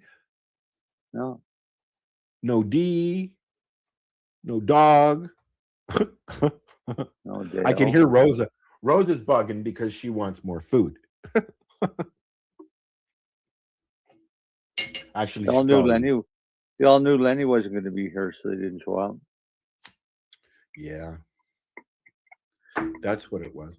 I got another song to play, and then we're going to come back. And I'm leaving the last song there for when and if Darcy ever shows up. Sure. Because he's late now. Yes, very.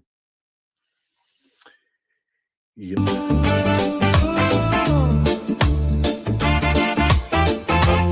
Let's start from the beginning, shall we?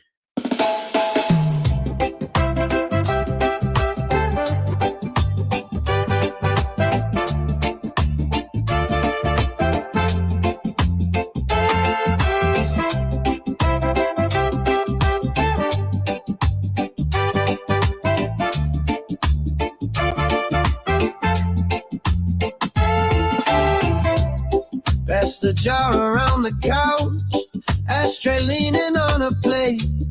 Somebody laughs at nothing hard, spills their drink, says I'm okay. Playlist on a perfect run, every song hits like it knows. We just nod, we just sink deeper into old clothes. Munchies, water, and weed, everything I need. Friends on the floor, talking like we'll never leave. Munchies, water, and weed, slow breath, slow speed. We're far away, right now it's just you and me.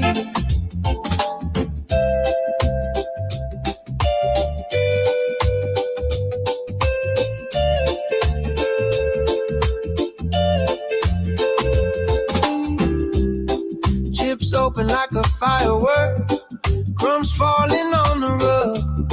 Someone hugging on a pillow, like it's long lost love. Hiccups from the plastic cups, cold it's the back of my throat. I swear this couch just grew, or maybe I just shrank in my coat. Oh, munchies, water, and weed, everything I need. Friends on the floor, talking like we'll never leave. Munchies, water, and weed, slow breath, slow speed. We're far away, but now it's just you and me. Oh, who needs a plan when the speaker's still playing? Who needs a cure for the way we're all swaying? Yeah, eyes have closed, but the heart feels wide. Nothing tastes better than this lazy night. Munchies, water, and weed, everything I need. Friends on the floor, talking like we'll never leave. Munchies, water, and weed, slow breath, slow speed.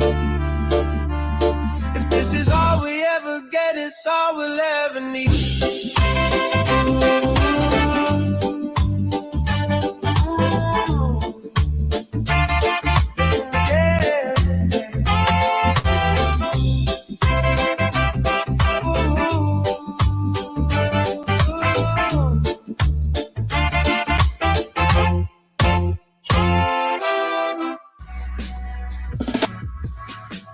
Tune in Fridays at 7 p.m. Eastern Time on 420radio.ca.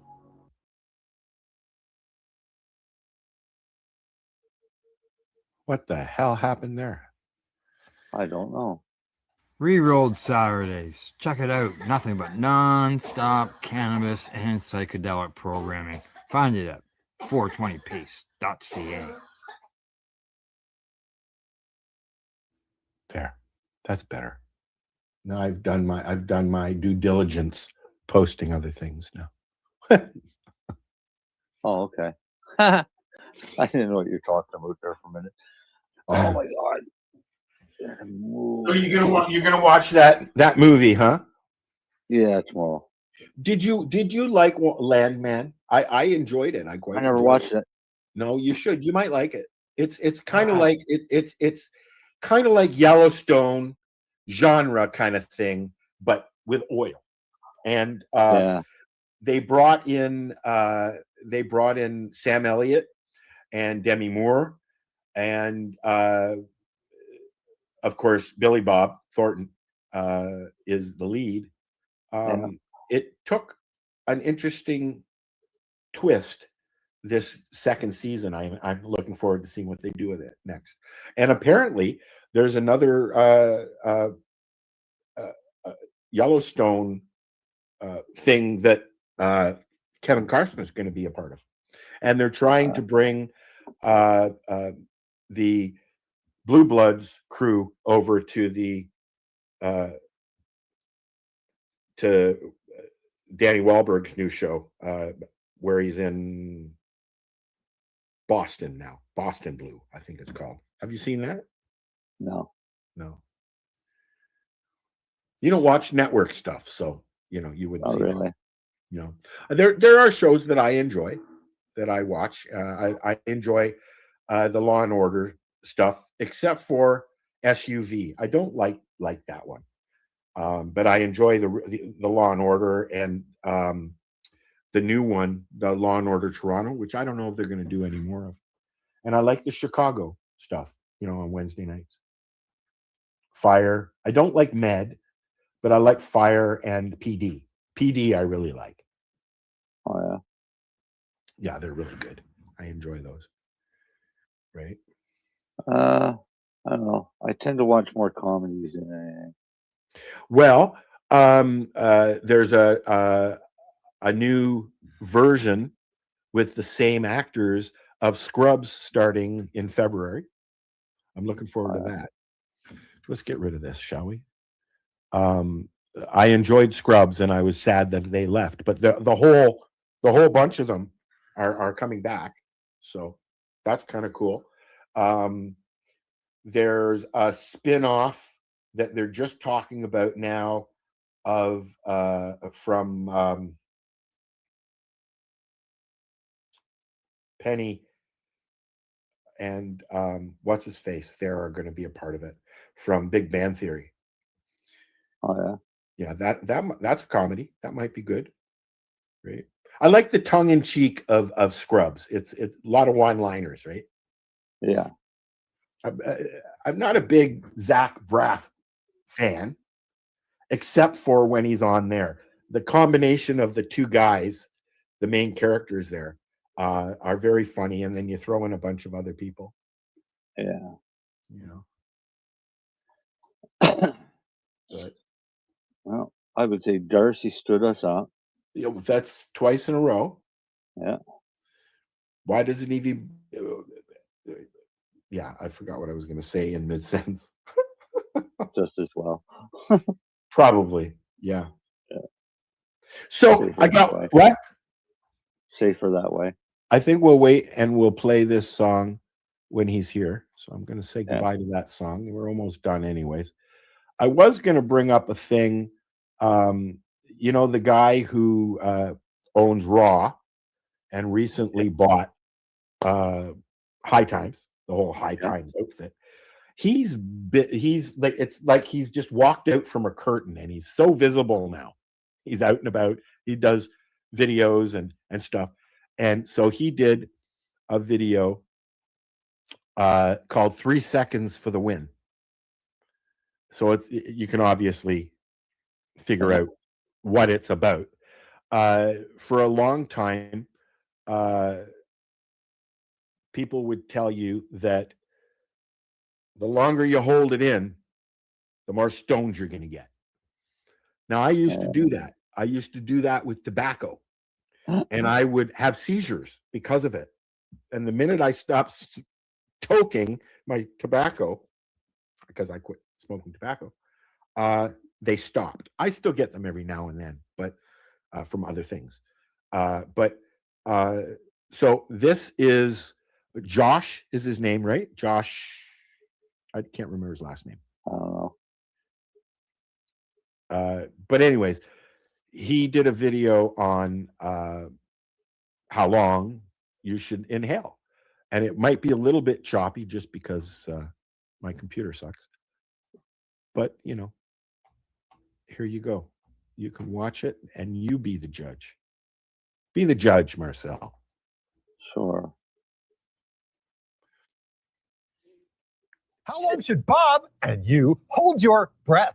At 1 second, you're going to get the majority. At 2 seconds, you get 95%. But at 3 seconds, you get 99%, which is the goal. What happens if you keep holding it at 4 seconds and beyond? You and Bob are going to get more carbon monoxide, tar particulate, and lung irritation. If it feels stronger, that's just oxygen deprivation.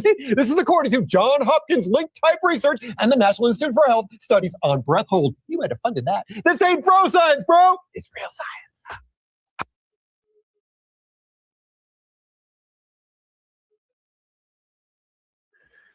That So wasn't that's anything new.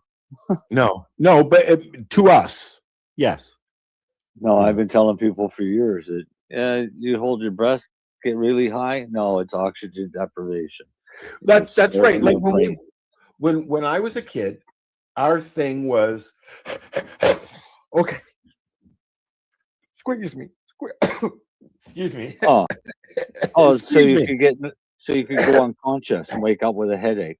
Exactly. And that we used to do that all the fucking time. Yeah. Not no more. In and out. And sometimes, I'll be like, but no more than 5-8 seconds, maybe, if. I don't know. I never even hold that long. In and out. Well, but this is what I'm getting at. No, not in and and out. out either. I still hold it for a little bit.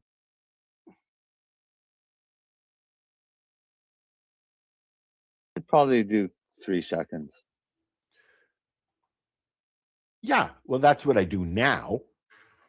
That's what I've always done. I don't want to be down there, Marcel.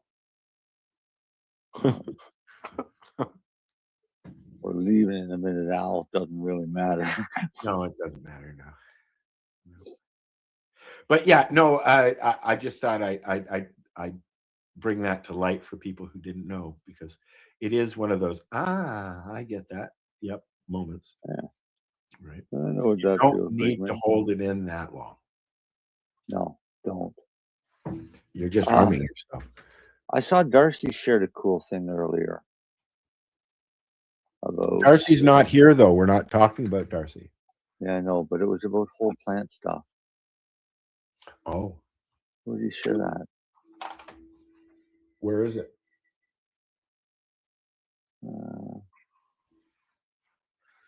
I got one more doobie in me, and then I'm going to the couch to watch that movie.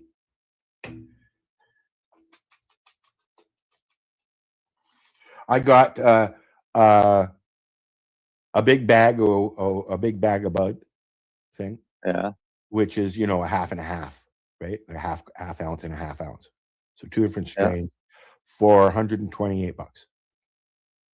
The prices are going up, because when I first started getting them, they were like $109. Unfortunately. But I'm finding that depending on where you go, the legal stores, they have $100 ounce now, and they're not bad.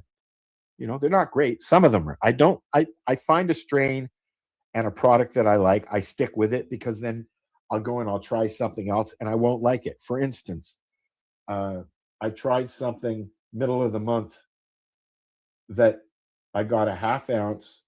It was, $120 or so. But the buds were really small. They were smalls, which I don't mind. There wasn't a lot of them, and they were very, very dense and not puffy. Yeah. Right? Didn't like it. I like the big bag because every bud is very puffy. So I'll take 2 nugs of this one and 2 nugs of that one, mix them up together, and I like that. It gives me 3 strains, basically. Add some hash, 4.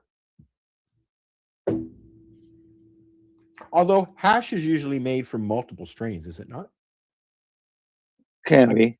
It depends on what you on have. who's making it. Well, it depends on who's making the hash. Yeah, who's making it. Speaking of I friended Mila, Hash Queen. Oh yeah. And I've invited her to come on the show. Cool. So hopefully one day that will happen. I've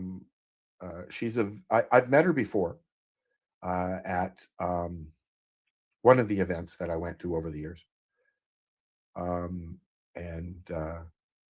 Yeah. If you'd like to be a guest, hey, say something. If you don't say anything, we don't know, right? Yeah. So we do like talking to guests. I just don't think guests like talking to us. Actually, we know this is not true because most of the time guests have a lot of fun, and because we're unexpected people. We don't know what we're really doing. I mean, we do, but we don't. You get what I mean? Yeah, I know exactly what you mean. I'm winking. 13 years Marcel's been here. We found this out today because I got a post on Facebook, a reminder post, or what do you call memories? Memories. Yeah. But I think it's been a little bit closer to 15, to be honest. Yeah, I think we've only been Facebook friends for. Well, when you started, I don't think we were doing much we were, because when Brian was around, he started us on Twitter. He was doing our Twitter stuff, and then when he left, I kept doing it. We've got thousands of people on Twitter follow us. But when you started, we weren't using social network like we were now. No, not really. We were doing, blind radio. Although we saw each other because we were in Zoom Hangouts. We were using Hangouts. We used Skype at first. Dave and Brian and I did use Skype, and then we moved to Hangouts, and then you came along, and yeah. What a journey, eh? I want a divorce. Yeah. Yeah. I want alimony.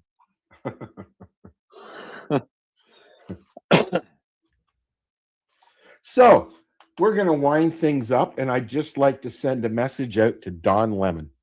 Good luck. Yeah. I'd like to send a message too. I don't really give a fuck. Yeah, exactly. Not that he'd ever hear it. Hey. Kind of like picking up a flashbang that doesn't belong to you. You find out, right? Don't touch. So, you know that we were talking about it earlier. What's Up Toronto magazine is a magazine that my sister and I started way back in the Coon's age. Okay, when you were allowed to say Coon's age, you can't say that anymore. And yesterday, I found out that John Cena follows us on the Tweety. The wrestler, actor. Oh, yeah. Yeah.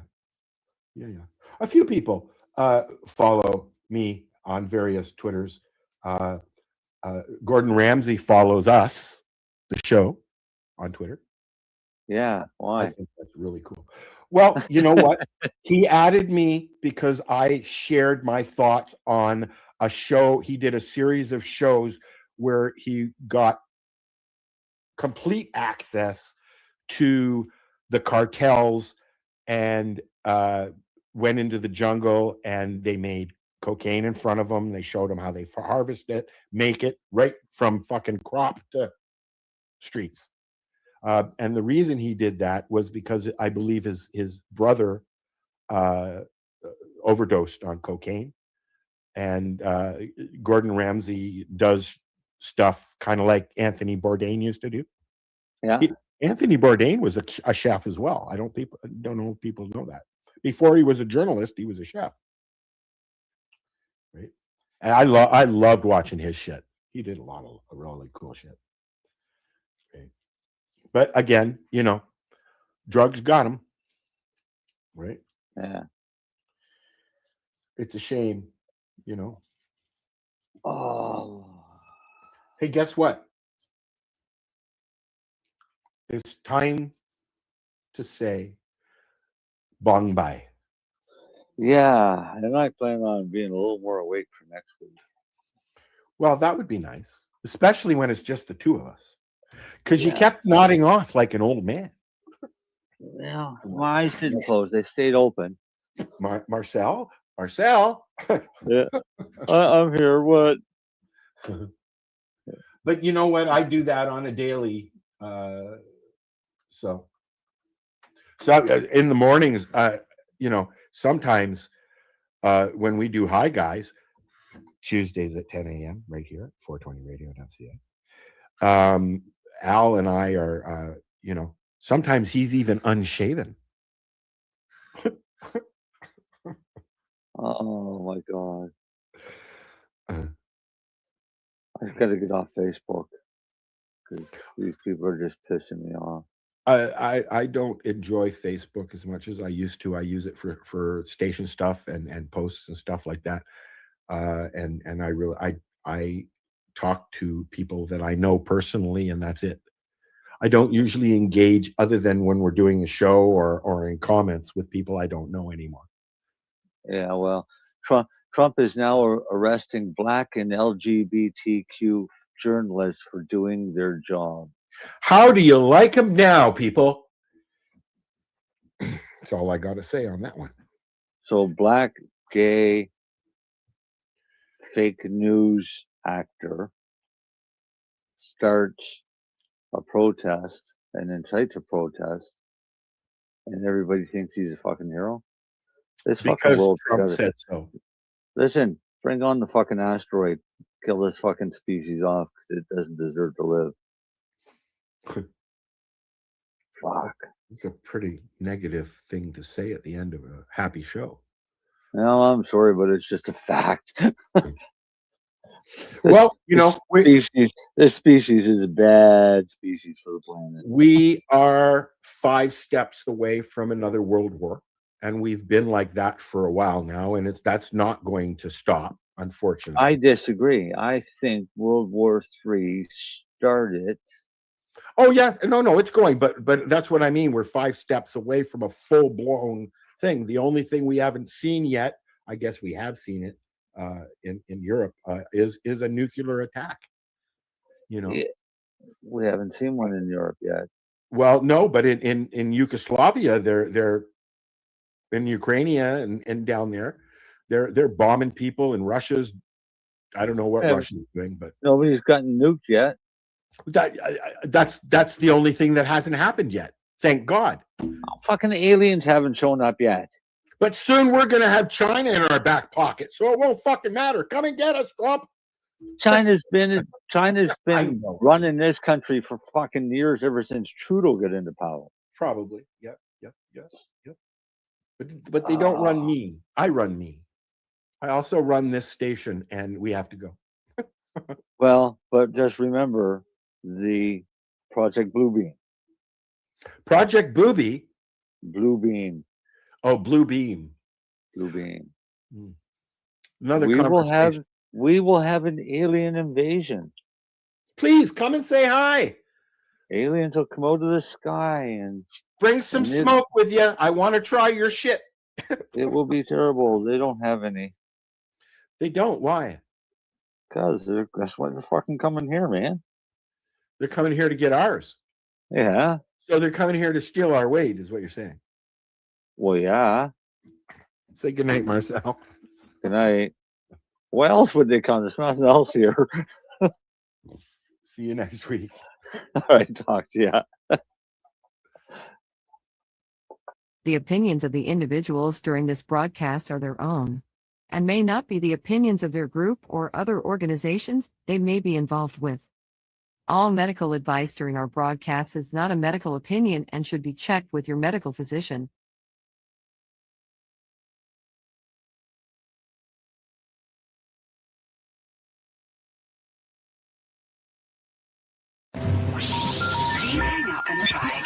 You're listening to 420radio.ca, Canadian Cannabis Radio. The opinions of the individuals during this broadcast are their own, and may not be the opinions of their group or other organizations they may be involved with. All medical advice during our broadcast is not a medical opinion and should be checked with your medical physician. You like music, you like weed. Well, we gonna be good friends indeed. This is how much I like more than smoking trees. They'll make you dance the do-si-do and teach you how the cheese will grow. Smoke a bowl on the 420 radio show. On Lifestyle Radio.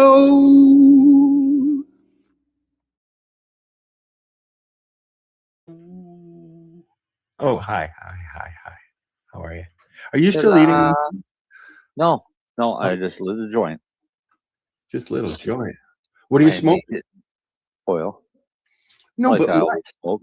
what brand? Oil. Does it matter when it becomes oil?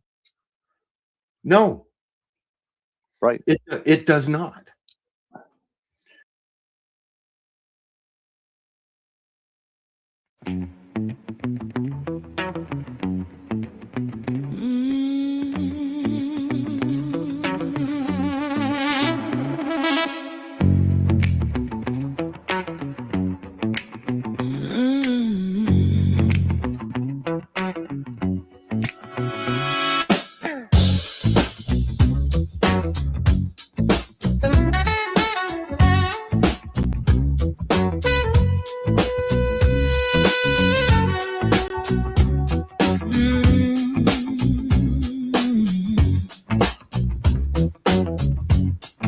Low glow in the lab,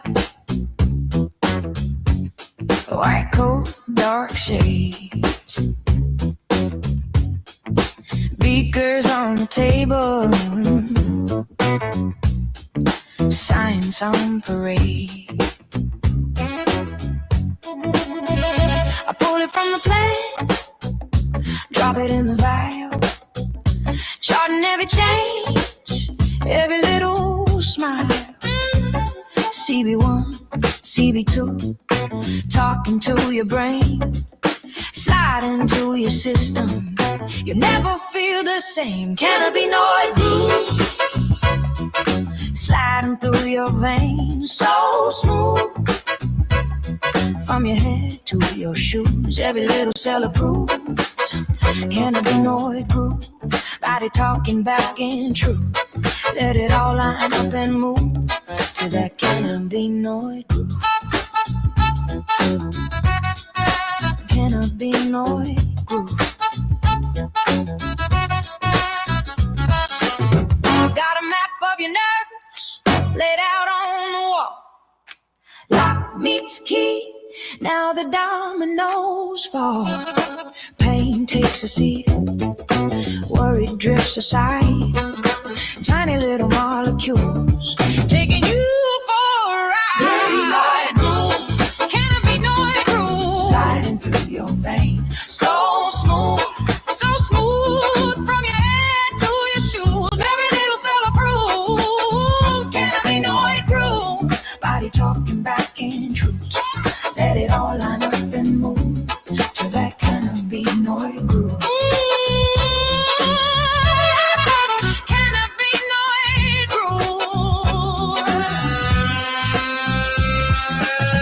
Smoke or under tongue, either way that signal spun. Tiny switch flips your mood, turn a static into attitude. Heart slows down, thoughts get wide. All your edges soften on the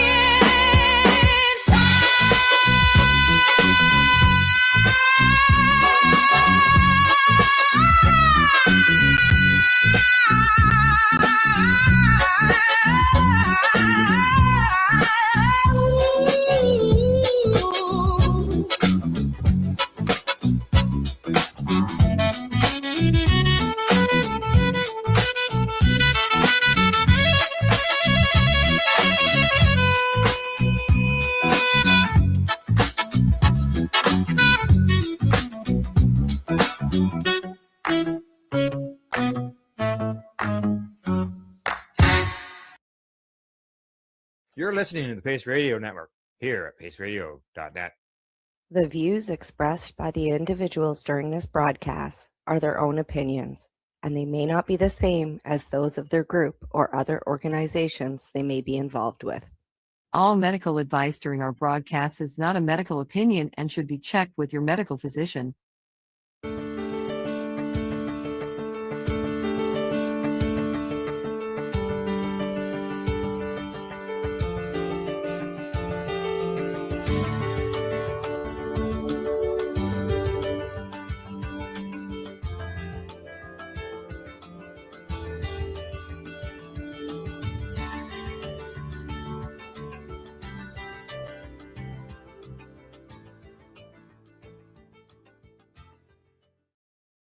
Hello. Hello, everybody, and welcome to VAC Roundtable. That's right. We're up to number 75. And we have a very special guest as we keep up with what's actually happening in the rest of the world. There's still things happening here in the United States. And we have a veteran and EMT with us today. Carmine Fiore out of New York is one of the social equity applicants in the state of New York. And of course, the state of New York promised to honor disabled veterans that were service connected as they passed out their initial permits. However, what happened and what was promised did not necessarily meet with reality. So we're joined by one of the lead plaintiffs in this situation, Carmine Fiore. So again, Carmine, thank you for joining us today. And I'm just going to kind of go right into it, which the first question is also a multi-tiered question because everybody has a different experience when they first came to it. So how did you first come to cannabis? What made it the trajectory in your life that it is today? So thank you and welcome. Thank you so much for that introduction at the end. I appreciate that. Thank you for everyone for having me. And yeah, great question. How did I originally come to cannabis? Well, I originally came to cannabis when I was 13 years old. And me and some neighborhood friend of mine that lived around the block from me were introduced to cannabis through an older kid that was in high school at the time, and he smoked a joint and shared it with us. And at the time, I didn't know what I was embarking on when I tried my first joint, but at the time it was rebellious. It was rebellious, and it went against the status quo of what the community was, and especially what my family stood for. So it was very nerve-wracking and full of anxiety. And I don't remember if I enjoyed it the first time. I tell you, if I didn't enjoy it, it didn't scare me enough away to try it the second and third time. But I could definitely remember it bringing my friends closer together, and how in acquiring it and figuring out how to smoke it and who's going to bring the lighter and where we're going to smoke it. It brought us, our friends, together in that sense, and we had a bonding moment. But yeah, and then I took a few years off from cannabis to join the military and become a first responder, and then finally get reintroduced back to it in 2021 when New York State legalized it again for adult use. Thank you for that. That's always unique. I always love that question because smoking circles and our friends, that's also a bonding over doing something against the law together is something that can build its own unique community, to say the least. So thank you again for that. Next up will be Council Member Peggy Jones. Council Member. Thank you, Etienne. Thank you, Carmine, for joining us tonight. My question is, during your time as an EMT, did you see times where cannabis could be used in emergency situations? I've been thinking about that as a cannabis patient, and I believe it does have its purposes in emergency medicine. More specifically, I think it can be useful in seizures, in seizure control for certain type of seizures. especially for pediatric patients when nothing else is working, except heavy duty narcotics. I'm always someone that would rather opt out of heavy duty narcotics, especially when it comes to pediatrics, just because of long term effects it may have on the cognitive ability of pediatrics, over the course of their lives, because their brain stem and brain is still developing. Yes, you want to stop the seizing, to get the airway back open and, resume, normal breathing, but, you don't want to do it at the cost of permanent damage. So I definitely could see cannabis being useful for seizure control. As far as pain management, I wouldn't know. I wouldn't be the one to say if it would be good for emergency care. I do believe cannabis is excellent for pain management. Myself, I went through 2 surgeries without taking any painkillers. And the best way I could describe cannabis for pain management is it changes the perception of pain for me. So I do think it does have its medical benefits, but I'm not too sure about emergency medicine for sure. But it could definitely also be helpful in nausea and vomiting cases. It's definitely helpful with that, because I know certain times for nausea, when I take it, when I'm about to feel like I'm about to vomit, some cannabis oil, really settles the stomach and really puts me back at a homeostasis, in my, regarding my gut health. But yeah, I mean, and I think that would be my best answer for cannabis and emergency medicine, especially as an EMT. Thank you. We appreciate that. Next up will be Council Member Wade Laughter. Council Member Laughter. Yeah, thank you, Carmen, for joining us here. Really want to call out your willingness, not just as a military veteran, but as an EMT, to be in service to the community that you find yourself in and the country that you live in. So thank you. From one veteran to another, well done. I also want to call out your willingness to stand up for how the New York legalization scheme is going to play out. And I note that you were removed as the Veterans Committee Chairman of the Cannabis Association of New York State.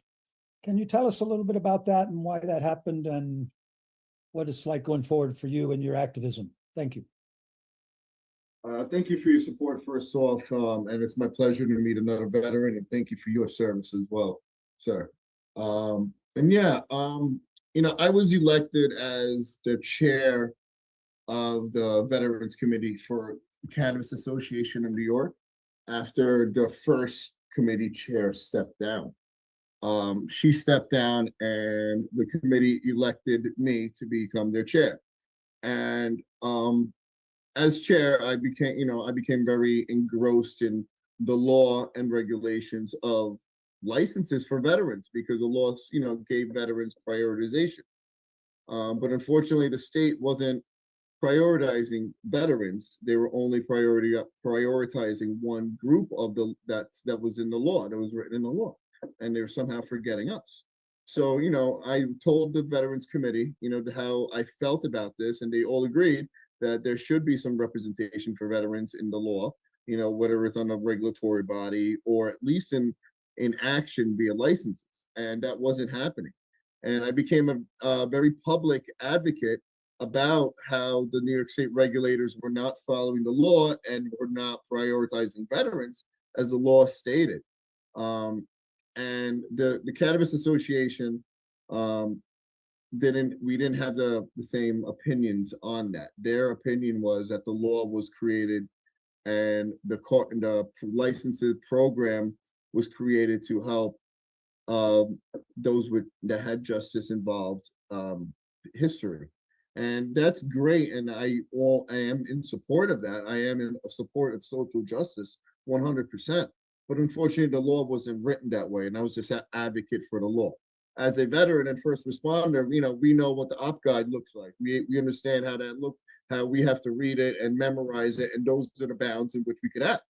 And me with this coming into the same mentality into that cannabis industry, I looked at the law and the regulations as my bounds and what my operating orders were. And they weren't being followed. And so I stood up for veterans across New York State and be like, hey, we're not being heard, just like the law states we should. And I was removed, and it was okay. I took that. That's fine. And after I was removed, the committee reelected me as committee chair, and then at that point they removed me from the association completely after I was reelected to chair. So then they removed me completely from the association for differences of opinion, and that's all I'm going to say about that. But I do think the Cannabis Association of New York is doing phenomenal work, and they really are advocating highly for a lot of cannabis entrepreneurs in the state. Thank you for that. So, how did your community around you respond to these situations when they happened to you? It had to come as a shock not only to you but as those around you. So, did you find support, or what did you find when that trend transpired? I found a great deal of support in the veteran community, and that I got a lot of messages on Instagram, on LinkedIn, on emails, text messages, on the other platforms, all in support of veterans, and thanking me for advocating on their behalf. They, because they knew by me advocating on their behalf, I might have been risking my old license, because sometimes the greasy wheel in politics doesn't always get the grease, the squeaky wheel rather doesn't always get the grease. Rather gets removed and replaced, especially in government. So I took that risk, and I was getting, I really try to surround myself with people who are positive, and I surrounded myself with people that loved and supported me and understood what I was doing. Thank you for that. Yeah. Next up will be Council Member Davis. Yeah. Sorry, excuse me. I'm trying to get over this respiratory thing for like a month. I got a follow-up question about your cannabis administration thing for the seizures and such. Maybe I may have missed it. Did you say that you actually administer cannabis for like seizures and such, or? No. The question was, how do I see cannabis could be used in emergency medicine scenarios? And I think cannabis could be used in a seizure scenario, especially for pediatric patients. I could see the benefit because I've seen, not firsthand, but I've heard that cannabis oil can stop pediatric seizures fairly quickly. So I do believe cannabis can be used for that. But yeah, I have not done that myself. Okay, all right. I was just kind of wanting to clarify on that. Yeah, No, I can't. I think that would be admitting to any medical malpractice. I have personal experience with that in helping children with seizures, either a nasal spray and or a sublingual tincture. And it's dramatic how quickly relief happens when you have the right chemistry for that child's needs. That's all I'll say. I'm not a doctor, but I've seen it happen again and again. Yeah. Thank you for that, Wade. Mike? So my question, sorry, apologize, the cough again, is could you please give us the backstory of the lawsuit, as in how you navigated the system, have you been received by the powers that be, by the movement, and how did you get into the conversation? Yeah, great question. A lot to that question as well. Well, in 2021, New York legalized adult use cannabis. Prior to that, it was only cannabis patients were allowed to possess cannabis and purchase cannabis. It was through a doctor, and PTSD and addiction were on that list as approved ailments for cannabis patients. So there was already some veteran advocacy on that end. But in 2021, New York legalized adult use cannabis via the law, the MRTA, the Marijuana and Regulation Taxation Act. Through that law, it laid out the framework of how adult use cannabis was to be rolled out in New York State. And it laid out the framework of how licenses, which licenses were going to be administered, and how they were, and who to be, and who the goal was for these licenses to benefit. They had a goal of 51% of all adult use licenses to be issued to social equity classes. And the law stated 5 classes were such as social equity.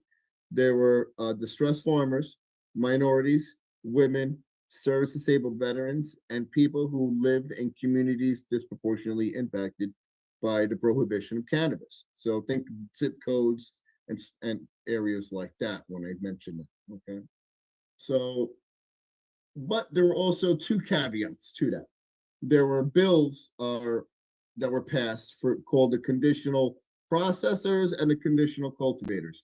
These bills were added to this law to jumpstart the industry. They understood that in order to start the adult use cannabis industry, we need to grow this cannabis. So these 2 bills laid out the framework of who were supposed to grow the first cannabis in New York State to be sold, and they created a conditional cultivator and a conditional processor license, and this was passed, via the state and via the assembly. So when in 2022, when they started issuing these licenses, they first issued them to cultivators and processors, so they would, build up the supply chain. Great. Then the next step was, as per the law, that the New York State was supposed to issue retail licenses to the social equity classes that I described before, the 5 classes. But New York State did not do that. New York State instead created their own conditional retail license that was nowhere written into the law, or there was no conditional bill written, to support that. This conditional bill that they created was for those who have were justice involved individuals and those who had previously owned businesses, meaning those who had a business history of running a successful business, as well as been convicted of a cannabis crime in the past. That sounds great. I love that idea. Social justice is a great idea, and I'm a supporter of that. But unfortunately, that's not what the law was written for. The law was written for social equity, and veterans were part of the social equity law in this case. So I spoke to the New York State regulators, more specifically the executive director of the Office of Cannabis Management, and I explained to them what was going on, and they took my, words, and they said, thank you for sharing your thoughts. Then I went over to the legislative branch, and I started speaking to the senators and assembly members who passed the MRTA, and explained to them how the law was being played out. And they agreed that's not how the law was written, and that's not how they envisioned it. So I went through the executive branch by speaking to the OCM.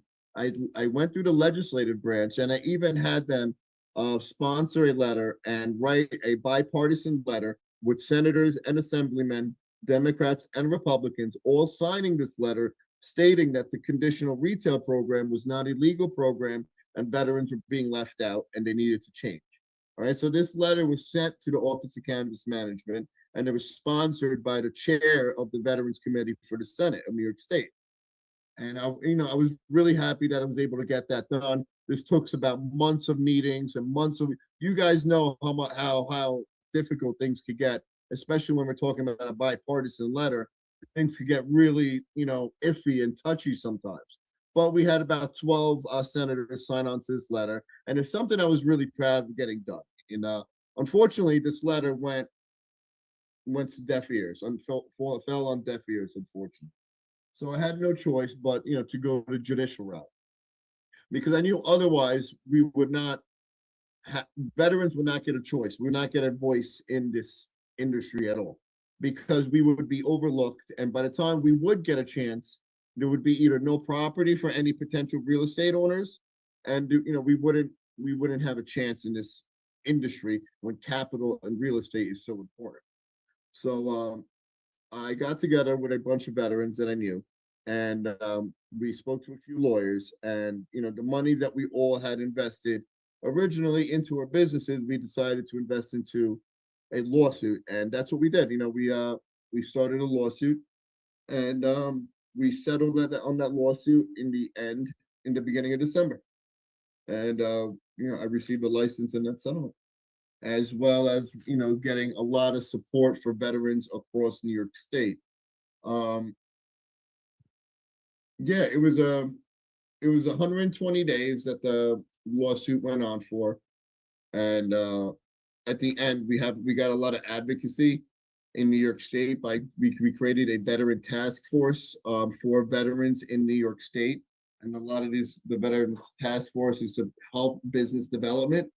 Um, so I've have a little experience with this as well.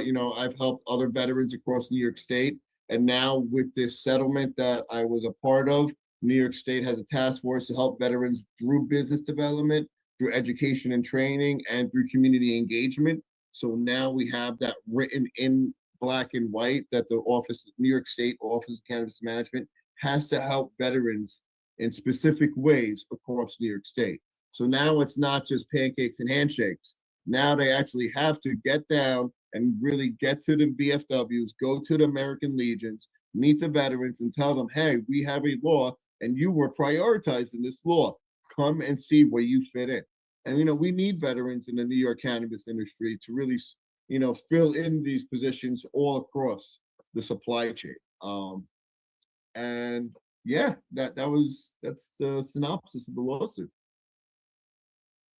Well, as the first veteran-owned cannabis dispensary myself, I salute your efforts and appreciate your dogged persistence to finally come up in the end.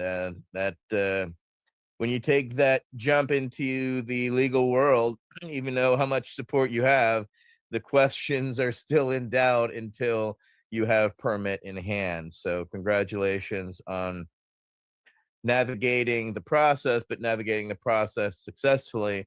And I know that required lawyers. So a tip of the hat to your counsel as well, and helping making sure that you arrived where you are. And I'm enheartened to hear that there was veteran support around you the entire time, and that veterans will have further access in the future in New York State. Great on setting precedents there and maintaining it. So again, much respect. Next up will be Council Member Michael Crowitz. Thank you, Etienne. It's great to meet you, Carmen. I really appreciate you coming on. The question I have for you is sort of tapping into vision. A lot of the time that we've spent sort of thinking about, the future of cannabis has been on the delivery side inside the VA. And that's, of course, a pretty big challenge to try to figure out how to eventually, handle that and get cannabis into the hands of vets that will actually benefit from it throughout this massive system. But really, I have a question that's a little bit different for you, kind of applying the vision in a little different direction, given your experience and your vision, your perspective from where you're at in New York. How do you see military veterans fitting into the cannabis industry, not just now, but into the future? Oh man, great question. And I love this question because a lot of people ask this question. What can veterans do in the cannabis ring? What do veterans have to offer for cannabis? They're not the ones, and honestly, veterans come to the table with a lot of skills. Besides mentioning veterans being a shoe-in for the security aspects of dispensaries, for the security aspects of delivery, for the security aspects of distribution, cultivation, and processing, besides aspects of, security being a major regulation in all states that are legal for cannabis, veterans come to table with a attention to detail attitude. And if anyone's ever done an NCOER before or done any paperwork with the military, we know how attention to detail looks like on the military end.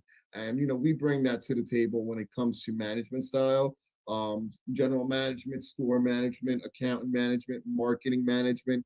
We need these members who are disciplined and can follow a structured protocol for how to act when things happen and how to react when things occur, as well as a attention to detail person. And that's why a lot of military NCO, supervisors, NCOs, are really a shoe-in for managerial positions across the supply chain, whether it's a store manager at a retail dispensary or a cultivation supervisor or a master grower, a master genetics, a technician. There's a lot that veterans have to offer. It's the way we work and the way we operate that makes us stand out in any sector of business, really, because we come to the table day after day and we produce day after day. And whatever that looks like in your business, that still holds true for veterans. There is a question that came from our internet from the name Matthew Gregg. If it's written, it can be changed. What do you need specifically? Can you repeat that? If it is written, it can be changed. What do you need specifically? It's not about what I need anymore. I am blessed enough, to have an adult use cannabis license in New York State. It's what veterans need right now. In New York State and veterans right now, they need representation in the industry. I would love, to do what I can and help any veteran I come across 100%. But specifically on the Cannabis Control Board and New York State, we have something called a Cannabis Advisory Board, where we have a group of professional individuals that get together and we advise the state regulators on what they should do. Unfortunately, there's no veteran on that board either. So veterans across the board in New York State don't have state representation in the cannabis industry. Now, with this settlement that we have because of the lawsuit I was a part of, we have a task force, and hopefully that task force can grow into some type of representation. But I would love for it to be written into law that every social equity group should have a state representative on the Cannabis Control Board, because this Cannabis Control Board will be setting the regulations for how we operate. And we should have representation on that board as well.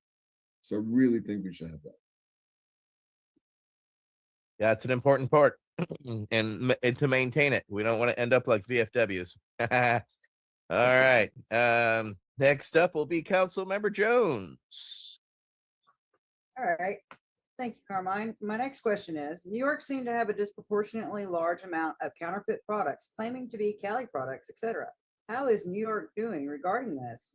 Patient access to quality cannabis products. Thank you. Peggy, great question. Recently, I want to say as of a week and a half ago, New York State Governor Kathy Hochul did a phenomenal job, and she passed into law the padlock law.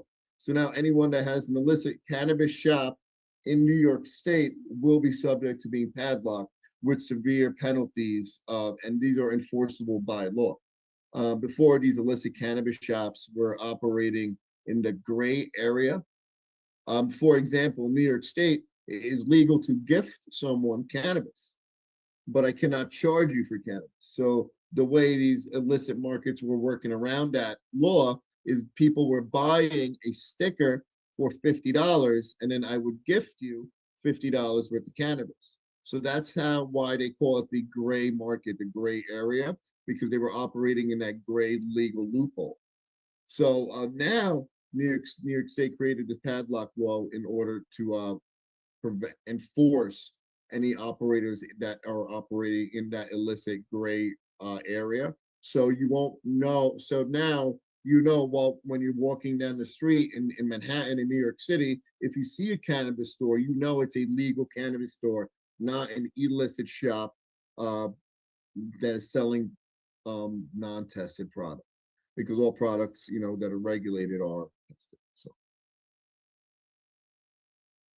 All right. Thank you for that. Next up will be Council Member Laughter.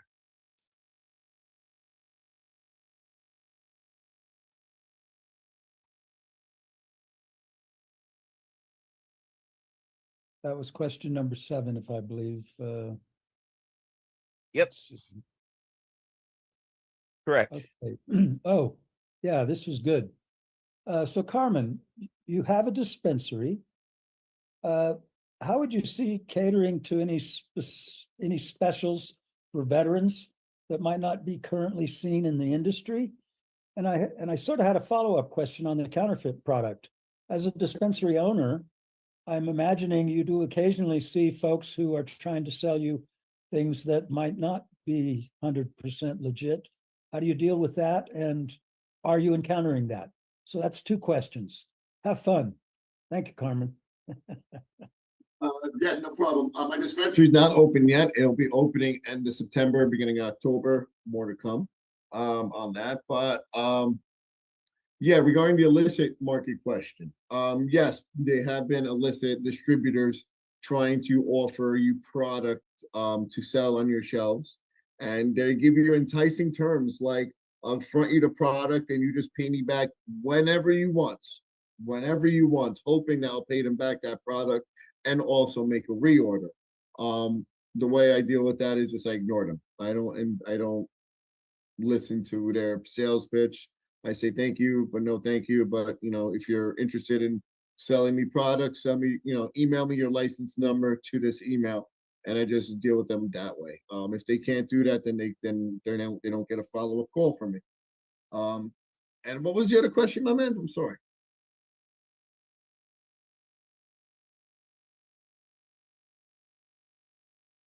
You're on mute, Wade. We can't hear you. Wade, you're on mute. Yeah. There you go. Specials for asking veterans. about special products for veterans. See, that's special one thing. preparations and/or special deals, if you will, as a way of getting the veterans access. Here in California, for example, we have a compassionate use program that allows a lot of folks to access cannabis at no cost. Yeah, how do you see being able to serve veterans in the context of a dispensary owner? That's, I guess, my question. Thank you. No problem. Thank you. I would love to, but right now, New York State regulations make it illegal for any legal dispensary to offer specials or discounts to anyone in that store. So whatever I wish to do and wanted to do, I cannot legally do. It is a shame, and that's something that I wish was changed, and that's something I will most definitely be advocating for in this New York industry, because I sincerely believe that a lot of veterans will be coming to New York State recreational dispensaries, to get a different menu of cannabis for their medical ailments, because it's an adult use dispensary. It's not a recreational dispensary. People using it for adult use reasons, where it's be medical, spiritual, or wellness. So for not allowing specials for veterans, disabled veterans, or disabled first responders, is unjust in my opinion, and that's something I would be advocating for in New York State. But unfortunately, it's illegal for me to offer any specials or discounts to anyone. But I would like to speak to anyone that has any ideas how to lobby for that. I would love ideas and recommendations how to go about it. Oh yeah, we could here in California, we can provide you with the language that we have. We're changing it right now. It was SB 34. It's now Assembly Bill 2555, and it's to allow us to I've been giving away free cannabis for 25 years now. And that's because we had done this before the law changed, Carmine. So that's part of the luck of pioneering is we got in there before rules were written. However, once the law did as Proposition 64 in 2016, we lobbied for at the state level SB 34, which allows for donations and allows product to be donated directly to the dispensaries or to organizations to be distributed to veterans or other low-income individuals. In Berkeley here, we have a law that states we give away up to 2% um, um, per year to Berkeley residents. So that's how we've included it in our community by working in the community as well as working then together at the state level, of which we're still working on together and will continue until we see the reality of continuing to give away, because we find it very important, as we know, and for people who are watching, why does it matter, especially to disabled veterans? Well, yes, we do get a paycheck from the government monthly. However, it's very limited given general living and how people exist. And then add in the high cost of cannabis, it's very challenging to afford the quality of medicine you want to see. So we have found it to be exponentially important to be able to guarantee it. So I know New York hates California to a certain resolve, but we're happy to provide you with the language accordingly that you can take to Albany and let them handle it from there. Please, yeah, please definitely email that over to me. I know just the person to show this information, SB 34 and the AB 2555. I would love to take a look at that. Yeah. Councilmember Laughter, you got a follow up? Yeah, I just wanted to throw in that there's really two components to Senate Bill 34 and 2555 that would be relevant for your work, Carmen. Part of it is allowing all of the folks along the supply chain to designate their work as for donation. And it can pass through the system without taxation, which is the second part of it. So that by the time a dispensary is giving product to a qualified patient, they can give it at no cost, free of taxation. That's the real key to me, because in California at the retail level, the tax burden can rise as high as 38 to 40%. That's all I got. Thank you. Thank you. Absolutely. All right. Well, Carmine, thank you very much for taking the time and educating us on what's happened in New York State. And in the future, come back and tell us how it's going. Please take this time now to plug your dispensary. What's its name? What's its location? If you have an opening day, or, I know you gave some, some vagues there. So I understand in the land of build out that it's its own set of challenges to arrive on time and on budget. So I wish you Godspeed there and success navigating the waters of planning, building and planning commissions. They're a joy. Oh man, Etienne, thank you so much. I am going to take this time right now to defer my plug because we're still in the middle of build out and we are still awaiting the launch of everything right now. I'm speaking with architectural designs right now to get everything done up, especially for this launch. But I will tell people that who are interested in a veteran-owned dispensary in Manhattan in New York City, please follow me, Carmine Fiore, either on LinkedIn, on Facebook, or on my Instagram. And I am here for any veteran or first responder that has ever struggled with PTSD and or addiction. As somebody that has struggled really, really bad with PTSD and addiction, I want to be a resource for everyone that's out there. Cannabis has saved my life, and I want to be able to pay it forward to others today. So I want to thank you guys so much for giving me this time and asking me these great questions. And I hope to come back soon. Absolutely. Thank you. We appreciate the time you took to share your story. It is unique and uniquely yours, but we can't appreciate it more. And we hope that people got an understanding about what's taking place. And we look forward to seeing more veterans in the New York cannabis industry. and wish you success and longevity, Carmine. I wish you the same 25 years that I've experienced, but of course, without the headaches and the lawsuits. But I want to see everybody succeed, and especially veterans in their community. And I hope you can build on that. Your community embraces you the way that it should. So, all right, everybody. Thank you very much. I want to thank our council members, Peggy Jones, Wade Laughter, Mike Davis, Leslie Fries, Michael Crowitz, myself, Etienne Fontan, and our guest, Carmine Fiore, for VAC Roundtable number 75. We'll see y'all in 2 weeks. Thank you very much, everybody. Have a great rest of your day. The Veterans Action Council is a Pace Radio Network content provider.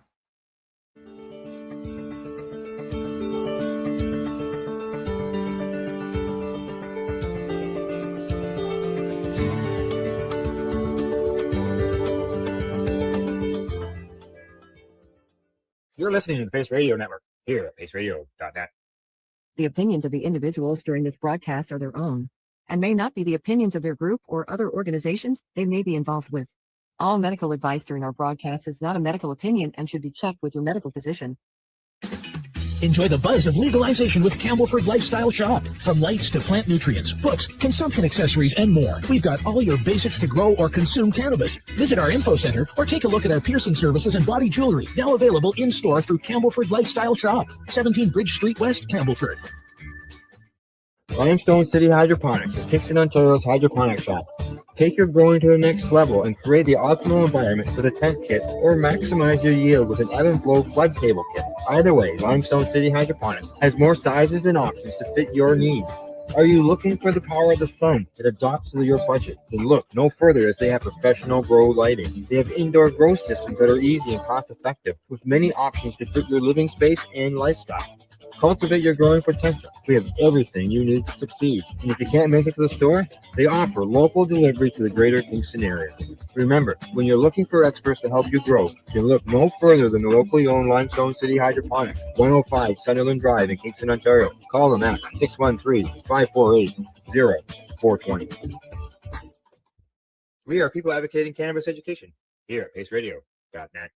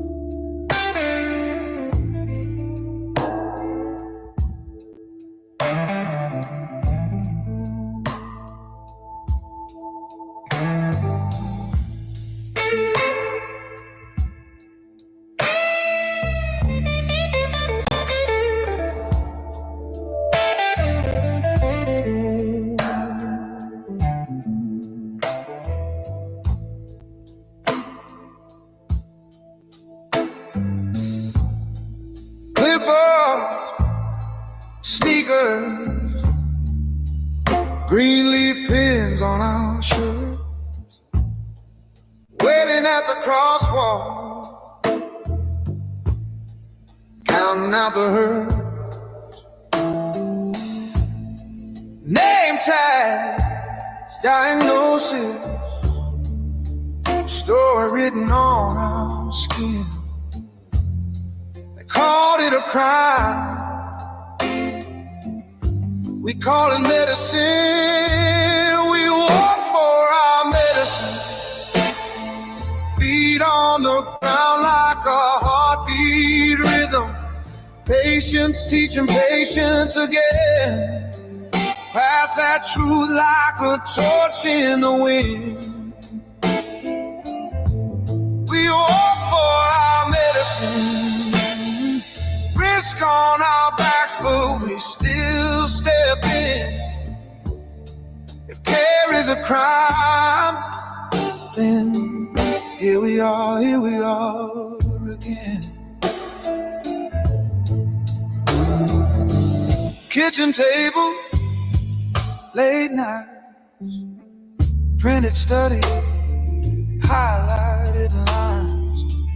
Grandma's hands shaking, but she still reads every sign. Ask me why I'm here on cardboard in her grip. They threatened her freedom, she tightened her fist.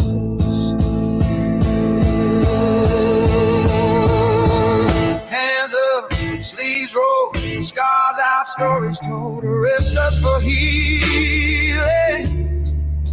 Say it loud, say it bold. White coats watching, but the waiting room's the street. We bring the clinic to the concrete.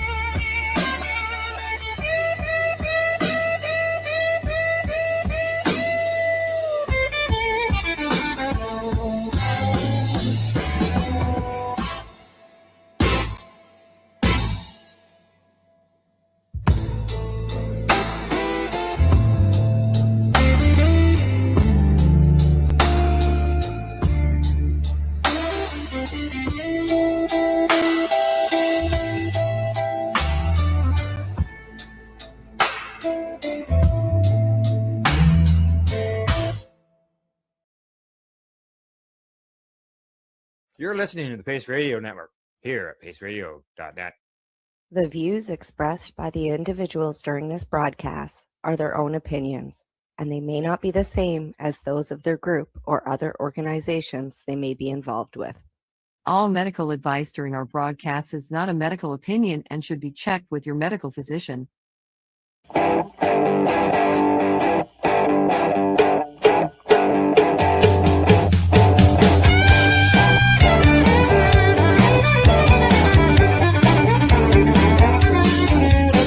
I woke up this morning with a crack in my head.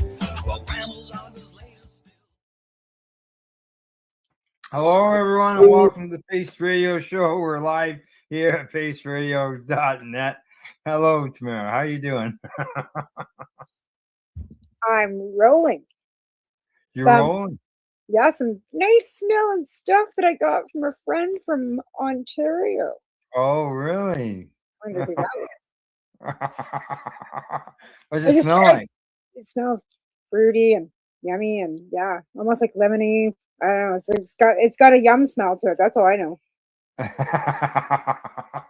Actually, I just took because I just rolled my hubby a doobie from the other stuff that we had, and I just took it out of his hand and said, "Hang on, I'm just rolling some of this stuff. I'll give you another drink." So we are sampling right now. Oh, good.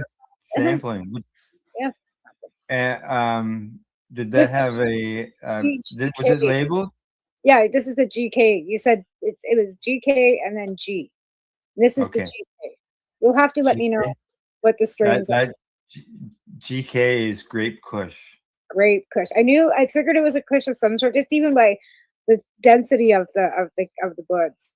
And I was Yeah. like, this has got to be a kush in the smell. I'm like, yeah. So we kind of figured it was a kush of some sort because, like I said, that and the density, man. Kudos to you, Al. Oh, thanks. Yeah.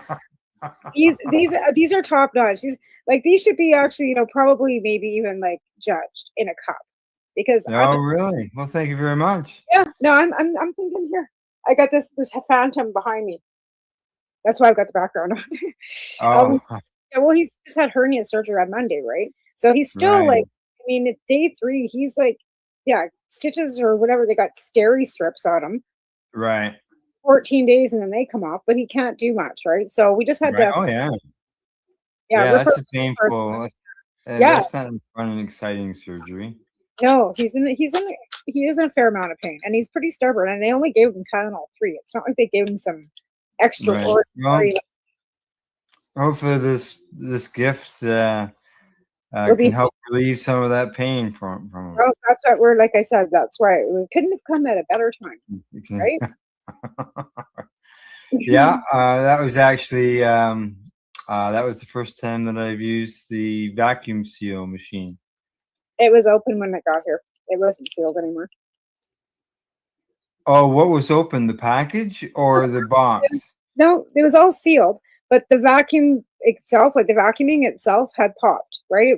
I find Yeah. it happens a lot. Like with those vacuum sealers, like even when I was sending candy, Yeah. people say, "Oh, it came like did you?" And I'd vacuum seal it so it was like tight, right? Like there was no air. Yeah. And then by the time they got it on the other end, it was like I hadn't vacuum sealed it, and that's Yeah, what what happened. was- I got nailed. Okay, well, that was like the first time, or maybe the second time I had used it. Yeah. So now that I know that, I'm going to assume that probably if it broke loose, it would have broke loose on the seal that I would have had to put on it, and that being that was like time 1 or 2, it probably wasn't done right. Oh, I'll talk to the expert who's used it a lot since then. Yeah. And she'll let me know what I did wrong. It's not, sometimes it can be just from bouncing. Like, I know you had newspaper and stuff, but sometimes just different in barometric pressure too, because it's coming from Ontario to British Columbia. So it could be just elevation different, right? There could be so, but like seriously, that's how I got nailed before, guys. But now it's legal and nobody would. Well, that was the thing. Yeah. Like I wasn't doing anything illegal. I was gifting you the legal amount. Actually, it was only 28 gram ounce, so it wasn't. I still had another 2 grams to spare. Right. So nothing you did was illegal, and it would be no problem. Even with, I know even the post office does offer smell-proof envelopes for whatever. I think it's 20 bucks or whatever. But then you're just kind of like, alerting Canada Post that hey, this is weed, right? Right. I just don't find that really particularly appealing. That I want to go to the post office and pick up an envelope that screams, "Hey, I got cannabis in me." Well, did the box smell on the outside? Nope, didn't smell a damn thing. I didn't smell anything. Okay, No, that's good. didn't smell nothing. And like I said, it was delivered, and like none of my, and especially here, anybody smelled weed? The post office probably reeks like weed every day because half of them smoke it. In fact, not all of them. Right.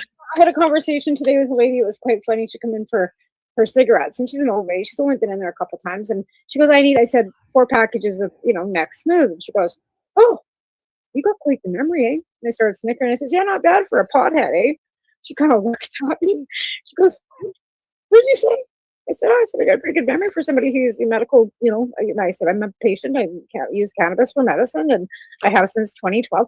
Really? So then she got really intrigued and wanted to know a little more. And she's got a kid, an older lady. And at my store, we don't sell cannabis or have anything to do with it, but I've got the ability to still tell people and talk to people. Yeah. Right? Yeah. And I think you've told me in the past that your employer doesn't have a problem with you, talking about cannabis. No, So not like, and take the opportunity to educate people when you have right. that. That's right. Right. And there's a lot of seniors that come into my store because there's a seniors home that's 2 blocks away, right? Like that's a long-term home, right? So there's quite a few of them that come in with their walkers and stuff. But she thought it was, and she just kept asking questions. And I've got a couple friends that use CBD. I go, you know what? CBD is great. I says, but really, if you're wanting pain relief and you're wanting sleep, you need full spectrum. Like you need a little bit of THC too. Like, so I kind of explained to her, it's like, tearing a carrot apart and eating the inside and not really getting the full benefits of that carrot. If you don't keep in the full spectrum, I says, you can get oil, but you can just put a little bit under your tongue. I says, and you don't even have to smoke it. I says, but that little bit under your tongue is going to help you with pain. It'll help you with sleep.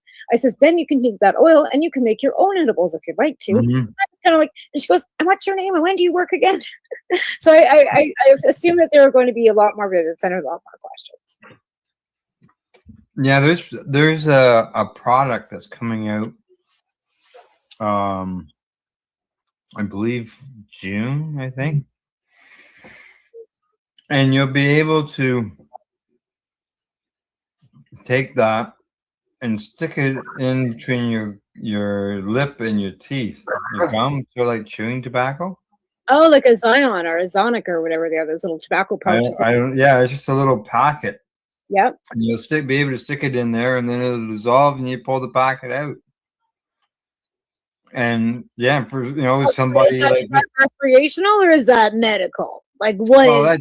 that, it's at a it will be at the recreational stores. Oh, I see. This is something that is I look at it as a new technology, anyways, that would Well, come in for handy for people like this It's, lady.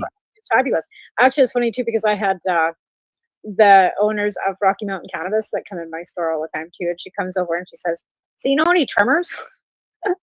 I says, "Well, yeah." She goes, "I know you." She goes, "But you know anywhere else?" I says, "Well, my husband's home." I says, "Why would you need? What do you get?"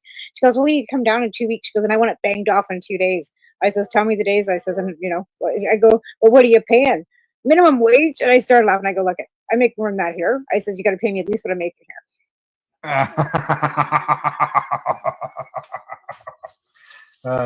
Yeah, really.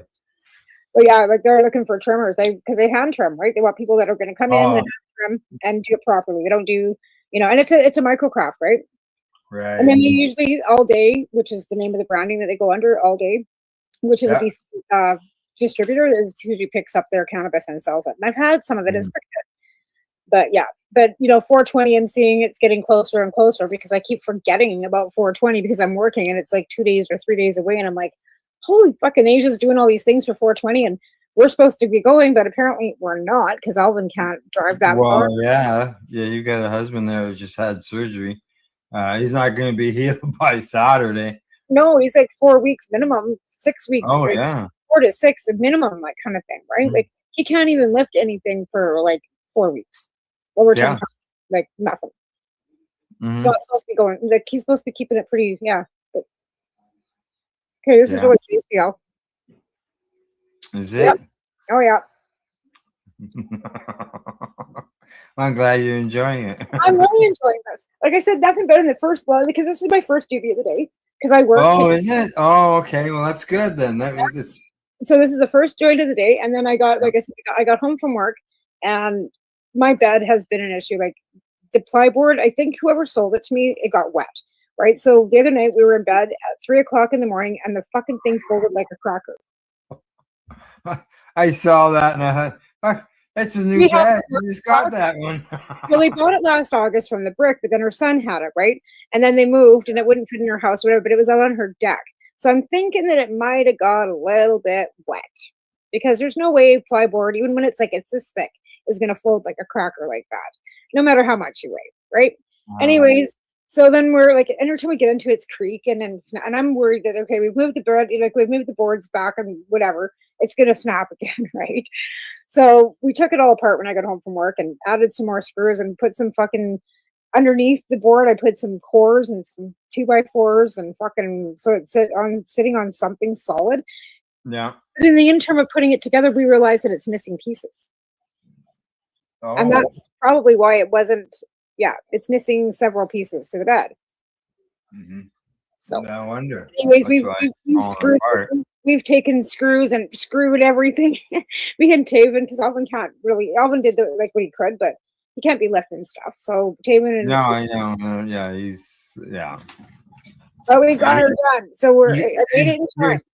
His position now is to sit in the chair and put opinions out because he can't like you say, you can't lift him. No, and he's I think more comfortable laying in our bed kind of rather than even sitting up because I mean he's cut from like here to here, right? Like he's got he's got no belly button left. Like they've taken his button right out because that's where the hernia was. It was actually like protruding out of his belly button.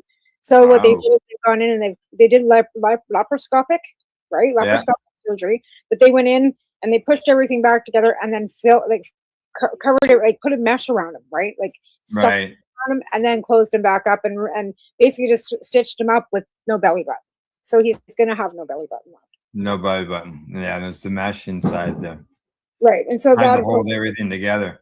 Right, It's like and he's full time garter belt. Right, and it's got got to take some time for it to cohese to the inside and hopefully his body doesn't fucking reject it, right? Because Right, yeah.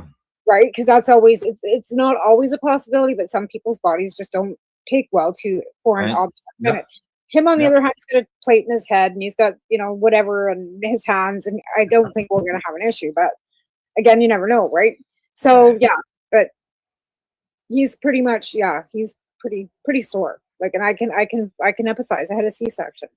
I remember. It's not fun. No. Any surgery No. is always in, dealing with healing afterwards. It's never Right. And day 3 after good. surgery, we all know that day 3 is when all the pain and all the fucking really swelling and all the gross shit really happens, right? Day 3. Yeah. And this, I got a couple things here to discuss tonight. We got a big thing going on this weekend. It's 420. Also, we got some new shows here on the network that we can talk about. that's awesome. And I seen this on Facebook, and I thought, what the fuck is this all about? So I went and did some investigating on it, and it just didn't make sense to me. But a lady by the name of Dee Reed, she's a bud tender. She was up for a bud tender award this spring. She posted something on Facebook about people saying, "Stop microwaving your weed." What? Oh yeah. Or you microwaving your weed. Said the same thing. What? The only time we ever microwaved our weed was back in the 80s when we got to cut the branch and throw it in a bag and either had to let it sit on a plate for fucking 2 days before it would dry, or you were really desperate and you put it in the fucking microwave. And To then dry it. To dry it. But again, Apparently this is done to increase its potency. What? You like decarbonization? You're just cooking the weed before all the THC off it, you dumbasses. That makes no sense. Oh, I know. I wasn't the only one that responded the same way. She was telling them she was telling them to stop microwaving it, and Jesus Christ. Apparently increase the potency. And I'm thinking, what the heck? No. How is that even possible? Yeah. Well, basically, what you're doing is the same thing as when you're smoking it. You put it in the oven. You're just decarboxylating with the microwave. Yeah, I could. What else are you're decarboxylating? You're decarbing it, but what are you overcooking in the same process? All you're doing is cooking the THC, the CBDs. That's all you're doing. Yeah. You're smoking decarbox. You're smoking decarbox. Yeah. That would be the radiation you just infused into your fucking weed, you dumbass. I was gonna say it's already microwave because most of the, not all, but most of the cannabis is eradicated. Yeah. You're right. Now it's not. I don't think it's not the exact same process, but it is. Microwave to a point. Here's my question with that: if you're growing clean weed in a clean facility, why would you need to worry about any of that mold and bugs and shit that you would have to eradicate it for? Unless you're growing in a filthy facility that you just don't give a fuck. Or what I've heard over the years is that the numbers are pretty low. Like pharmaceutical grade as far as the numbers when it comes to the bacteria, so on and so forth. But that's what they are, and they are meaning it. But with that, most of them, anyways, are zapping it. So I'm thinking, well, these people are already buying zapped weed. Why would you want to zap it again? But they used to, like, if they're zapping it, Yeah. So I read a few. I read a few articles on it, and it says, oh yeah, it makes it more potent. It converts it from THCA to THC, delta 9. And I'm thinking, well, yeah, They're doing the same thing when they're smoking a joint. But So Delta how Eight- are you making it any more But we know that potent? there have been people that have had adverse side effects from just smoking Delta 9 or eating just specifically Delta 9. Oh, There's just straight up. right? There's the smoking like I said, back to the carrot, right? Ripping the cannabis plant down into just Delta 9s or just THC or just whatever, depending on what you're using it for, can be harmful. And we've already seen that there have been articles that THC Delta 9 specifically by itself can be harmful. See now, there was a recent study out about CBD too, about it not being effective by itself.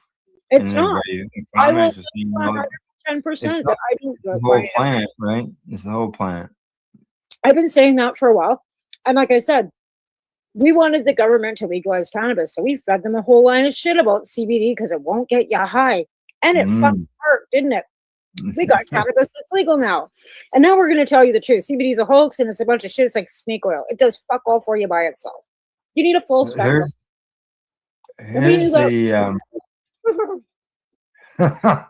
here's the this is one of the articles on the microwaving. And when I first started reading this, because the question was, come on, does putting weed in the microwave make you more high? And I started reading it. It says that it can result in a stronger high. And I'm going, what do you mean? And then it says that's because when you put it in the microwave, you can activate specific cannabinoids and the precursors of cannabinoids, such as THCA and CBDA. As a result, the process will convert inactive acidic cannabinoids into active ones like THC and CBD. Really? Oh shit. That's Yeah. kind of like when you add fire and puff. Like yeah, like it doesn't say anywhere. I didn't see anywhere in here at the beginning about the microwave's getting high, dumbass. Like yeah, they said that the big risk is that you can burn it. I don't know why anybody would do that. I just think it's I think people that smoke cannabis with tobacco are ridiculous too. I think, why are you mixing your? And my son does it. He says they're called what? I don't give a fuck what they're called. It's ridiculous that you're mixing tobacco and ruining your good. Don't be mixing tobacco with it. But they do. It's something that's younger generation. My son, like I said, he's 27. They call him poppers. I'm like, yeah, poppers. I can't. No, you're not, dude. You're addicted to tobacco. Yeah, that's got You're not tobacco addicted to in it. cannabis. Shut up. You're getting because you don't. If you don't smoke tobacco normally, somebody who smokes tobacco, will get a buzz off of the tobacco. Yeah.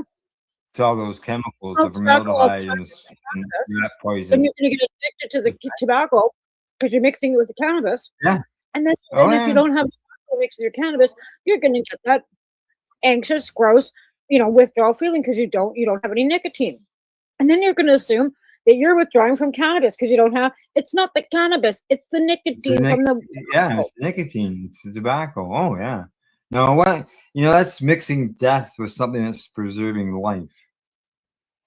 I know. I agree. I think it's ridiculous. But these kids are doing that. And I think in Quebec, it's quite prevalent that they'll mix it and put it in a bong. And again, I've heard this. Yeah. Yeah, I knew some people who were doing it. And gag me. Yeah. And I smoke tobacco. Okay. Like I am a smoker, but I'm still not going to waste my weed mixing it with tobacco. It just seems pointless. You're not even going to get the flavor, the terpenes of the cannabis. You're mixing with tobacco. Like, it's not a thing. I don't get it. I'm just continue reading this little bit of this article here. It says here, they say that this conversion, we're talking about THCA over to THC Delta 9. It says this process occurs when cannabis is heated at high temperatures between 100 and 120 degrees Celsius. The heat helps by quickly facilitating the process. Without heat, this process can occur naturally but it can take weeks to months depending on how long it's stored. Well,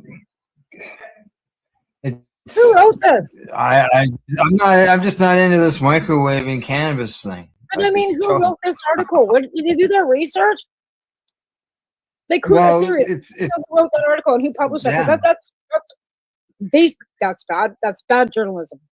It is. It's bad journalism. I'm sorry. That's It's it should be explained that just by heating it up, by smoking it, you're doing exactly the same process. And if you really want to do that, it's safer to probably do it in a toaster oven or your oven and decarb it, because that's what. I'd much rather do it in. I read Again, one like- article that talked about doing it in hot water, where you put it in a jar inside hot water. Yeah. Oh, So there's okay. no water on Why would cannabis. you put your weed? Like, why would you put your weed in hot water? No, you put your weed in a jar, and you put the jar into the hot water. So you're steaming it, Yeah. warming it up. Yeah. Well, that might be, you're doing the same thing when you light it with a frickin' lighter, or like that's. Or you just put it in your regular oven. That doesn't do funny things with molecules. Or you're using a volcano, or if you're using a bong, or if you're using any sort of heat source, it does Mhm. exactly the same thing. It seems Yeah. it just seems redundant and ridiculous. But hey, what do I know?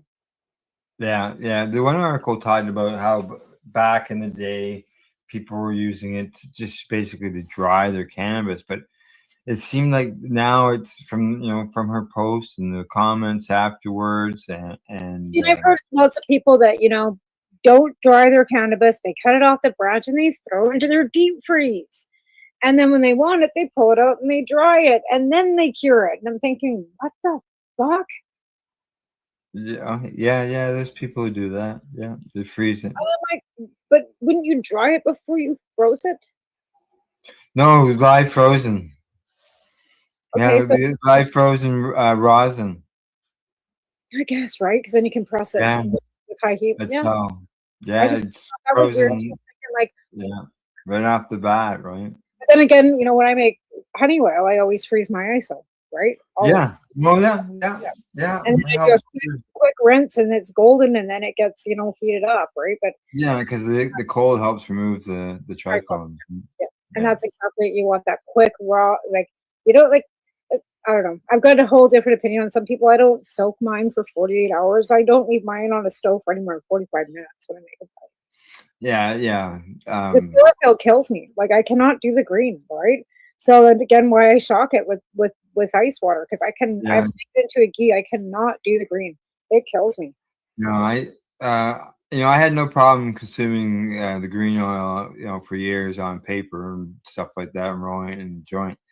Now, when it comes to doing anything like with dabs or, with my shadowrizer, no, I want the quick wash stuff. I don't want the green stuff.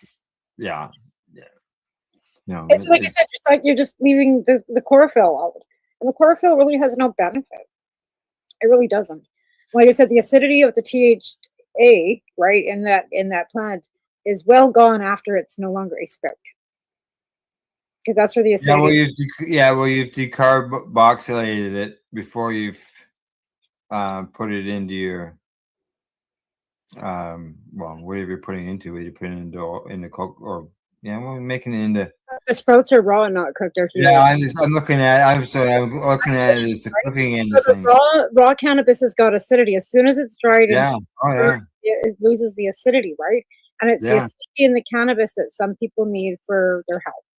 And that's what we're finding is the acidity in the raw plant and plant matter itself is what's beneficial, more so for some aspects of some, than others, right? Yeah. Not just getting the dry flower, but again, no research has been done. This at least is being researched, a group study being done on a small basis, right? But we'll see what the outcomes are, because I don't think she's got the final results quite yet. Because once she has the final result, she's going to come back on my show or come back on our show. Like I told her, either one, because if there's some between when you were on my show, then why don't you come on Pace rather than just then it kind of gives a broader audience. You know what I'm saying? This is the microgreening. Micro sprouts, like bean sprouts. Like we're talking, like we're talking, little alfalfa sprouts that you buy to put on your sandwich, like in those little containers. We're talking those. And the best effect, I've been told by her, is that the best effect for Haley. I'm not saying this will be for everybody. It possibly is the best time, but for the acidity that she needs in her keto diet, for the epilepsy that she has, right? The sprout is best between 10 and 14 days. So you don't keep it for very long. Like you're just going to be consuming it continually. But again, she was looking at the outcome of 10,000 seeds to be sprouted a month.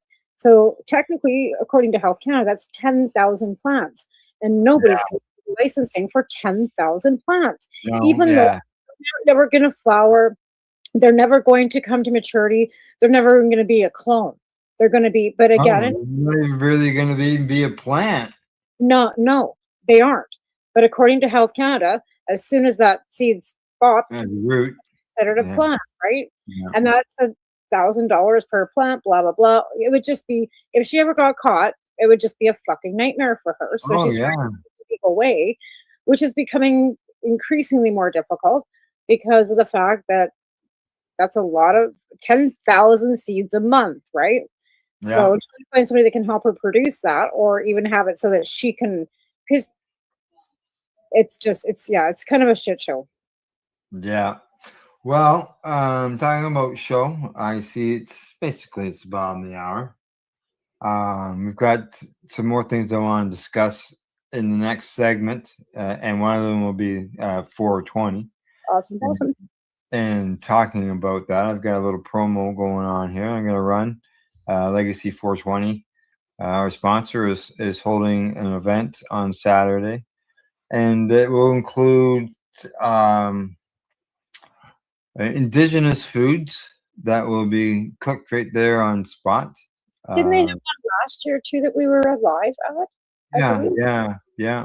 It was last year, the year before that we went down there. Yeah, and there'll be some vendors there, some crafts. But it's your anniversary too, isn't it? Correct. It's my 39th wedding anniversary on Saturday, and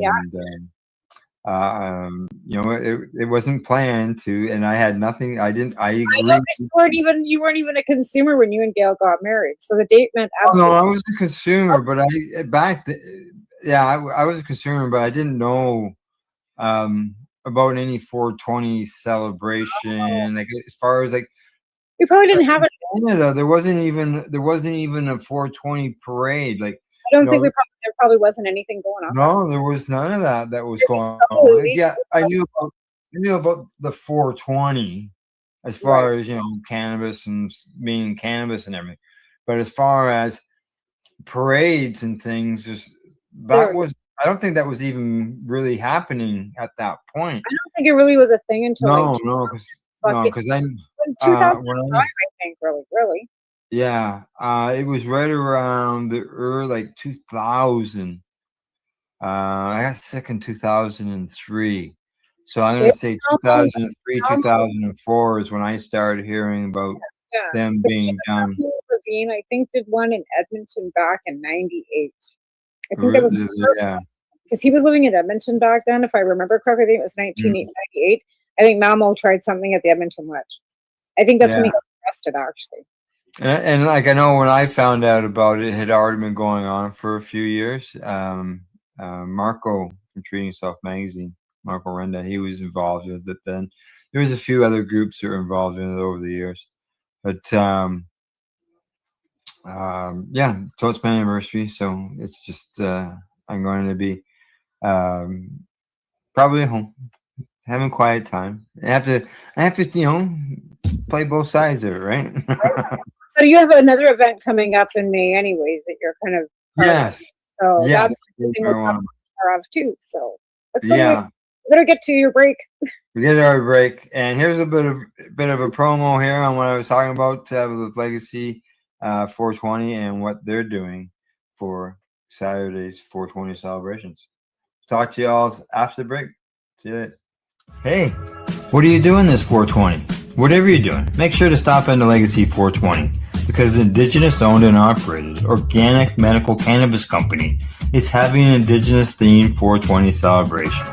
When you arrive, stop into the vending area featuring the local artisans and check out the fish, corn soup, Indian tacos, and other Indigenous foods that are being prepared throughout the day.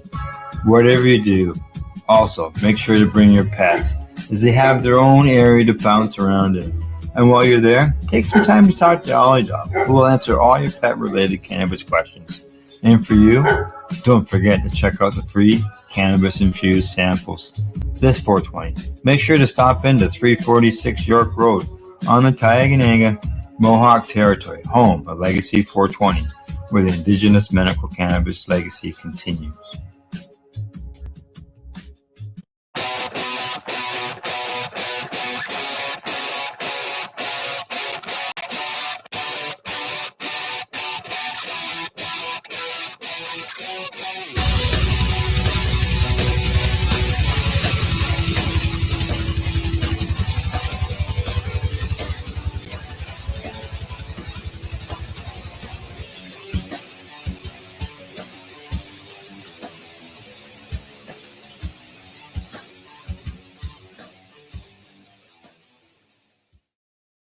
We are people advocating cannabis education here at paceradio.net. Limestone City Hydroponics is Kingston, Ontario's hydroponics shop. Take your growing to the next level and create the optimal environment with a tent kit or maximize your yield with an ebb and flow flood table kit. Either way, Limestone City Hydroponics has more sizes and options to fit your needs. Are you looking for the power of the sun that adapts to your budget? Then look no further as they have professional grow lighting. They have indoor grow systems that are easy and cost effective with many options to fit your living space and lifestyle. Cultivate your growing potential. We have everything you need to succeed. And if you can't make it to the store, they offer local delivery to the greater Kingston area. Remember, when you're looking for experts to help you grow, then look no further than the locally owned Limestone City Hydroponics, 105 Sunderland Drive in Kingston, Ontario. Call them at 613-548-0420. Enjoy the buzz of legalization with Campbellford Lifestyle Shop. From lights to plant nutrients, books, consumption accessories, and more. We've got all your basics to grow or consume cannabis. Visit our info center or take a look at our piercing services and body jewelry, now available in-store through Campbellford Lifestyle Shop, 17 Bridge Street West, Campbellford. Are you looking to get your medical cannabis grow license? Limestone City Hydroponics can help patients through the process of obtaining their license to grow medical cannabis. What's that? You don't have a doctor. If you meet the medical criteria, Limestone City Hydroponics has a nurse practitioner who can assess and provide medical cannabis prescriptions. What are you waiting for? Contact Limestone City Hydroponics at limestonecityhydroponics.ca or call them at 613-548-0420. PACE Radio is the People Advocating Cannabis Education Radio Network. Legacy 420 have an awesome array of cannabis-infused beverages, from pop to Nature's Nectar's teas, all in amazing flavors. What a selection. We even have a delicious mango-infused juice, and let me tell you, it's delicious. Everything is infused in-house, so we buy our syrup from the same place where everybody else buys their syrup for their pop, and the infusion is done in the lab. It's all canned here, labeled here, produced 100% on Tioga. We have two lines of drinks. One's called our Nature's Nectar. That was our original line that we came out with. And then we also have a line under the Red E brand. We have them in 10 milligrams, 30 milligram, and 60 milligram cans. What a great selection for a get-together with friends or after a long day. Remember, if you want to wet your whistle with on-site lab-tested products, come see your trusted partner. Legacy 420 out on your road.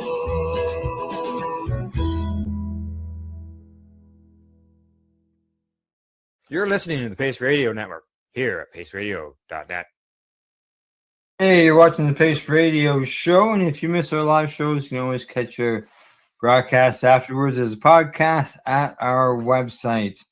Well, Tamara, going into that commercial break, I played the clip there on the Indigenous 420 Day down at Legacy 420. As far as 420s go, myself, anyways, other than I think out west there in British Columbia, I'm not seeing any like big outdoor events like in the past with the rallies that were held. Because at one time, like there was only one in Ontario for the longest time, and that was the one that was held at Victoria Park Avenue and Highway 420. Correct. That's what the highway number is, 420. And then went marched down Clifton Hill, on the big tourist area down there, and people from all over the country. Like, well, I would see Daniel Larson. He appeared. David Melmo Levine, and others came from out west and came to this 420, and then eventually more of them came into the province. Like in Oshawa, and Peterborough, Toronto, which became very large. But it doesn't seem like there's any of those type events going on. In Alberta, Keith Fagan of Calgary 420 was kind of my mentor, and 420 was never a big thing for him. We would go to Edmonton sometimes because the Edmonton crew up there would hold a 420, and Global Marijuana March was more of our thing, right? We waited because we were in Alberta in April, like the weather could be shitty. Like we drove to Edmonton in a blizzard one year, right? And then after I got my medical licensing, we did do a 420 in Lethbridge, but it was just gathering at Gold Gardens, marching down from Bob headquarters and sitting in the park and smoking cannabis all together, right? Now I know after I left Lethbridge, there was a big event afterward. Now I'm not sure if it goes on anymore either. Yeah, I'm just trying to find some. I got some pictures here. But yeah, we always 420 was never a thing for, like I said, in Calgary. So I always went to Edmonton. Alvin and I went to Edmonton a couple times for 420.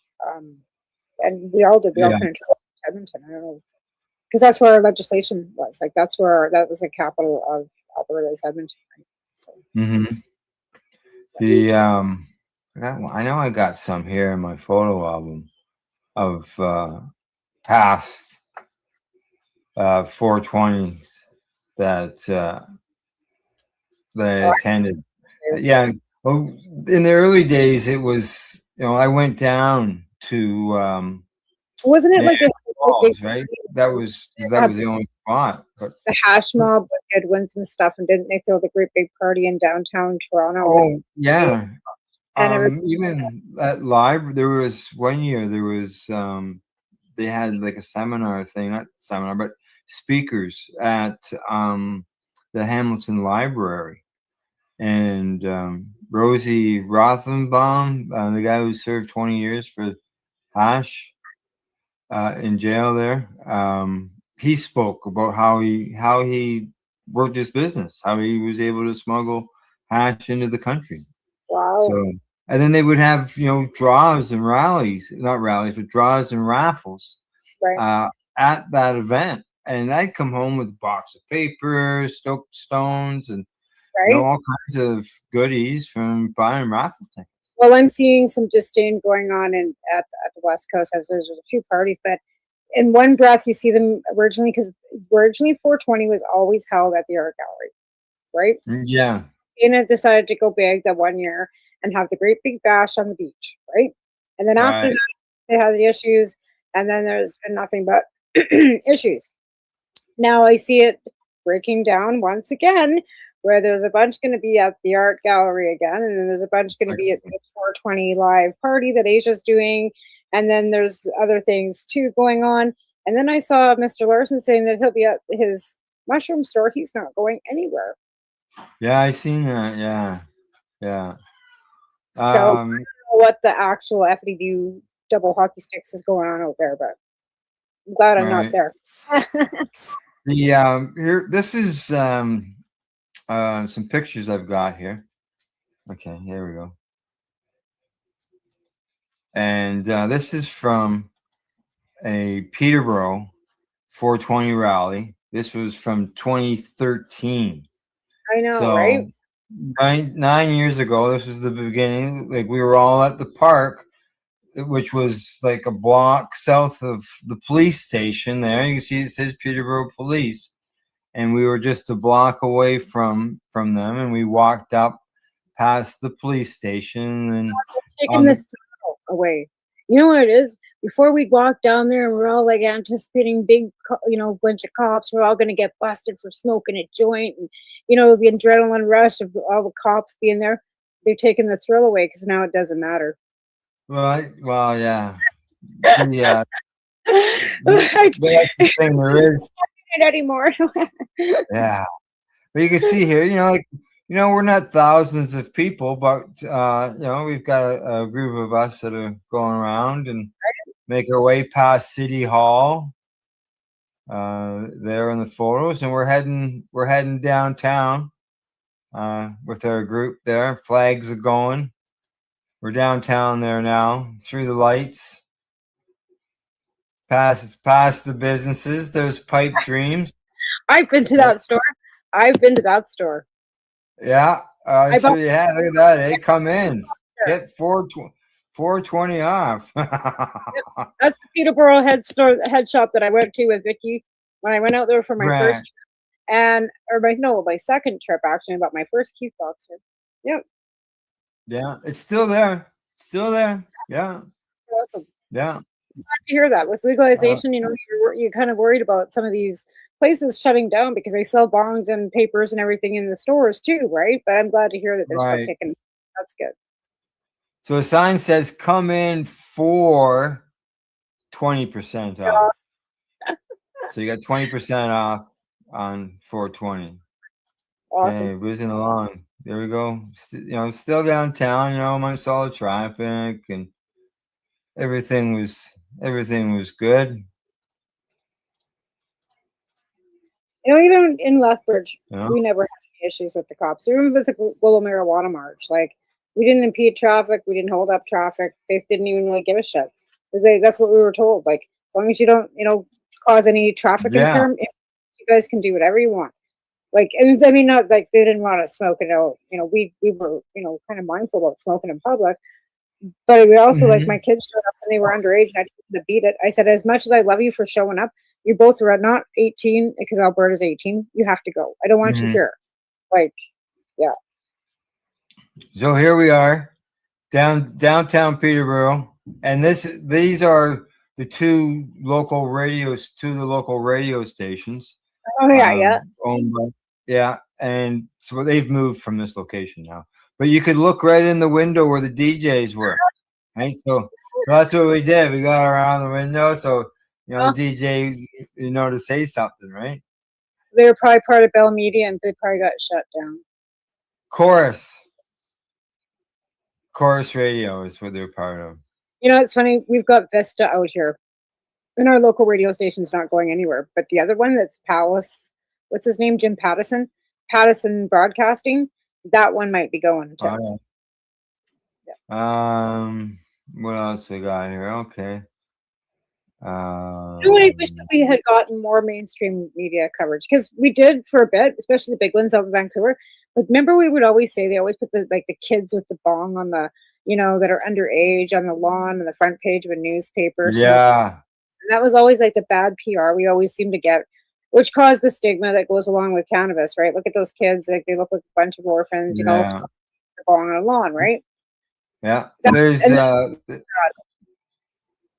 There's Wayne and Shallon.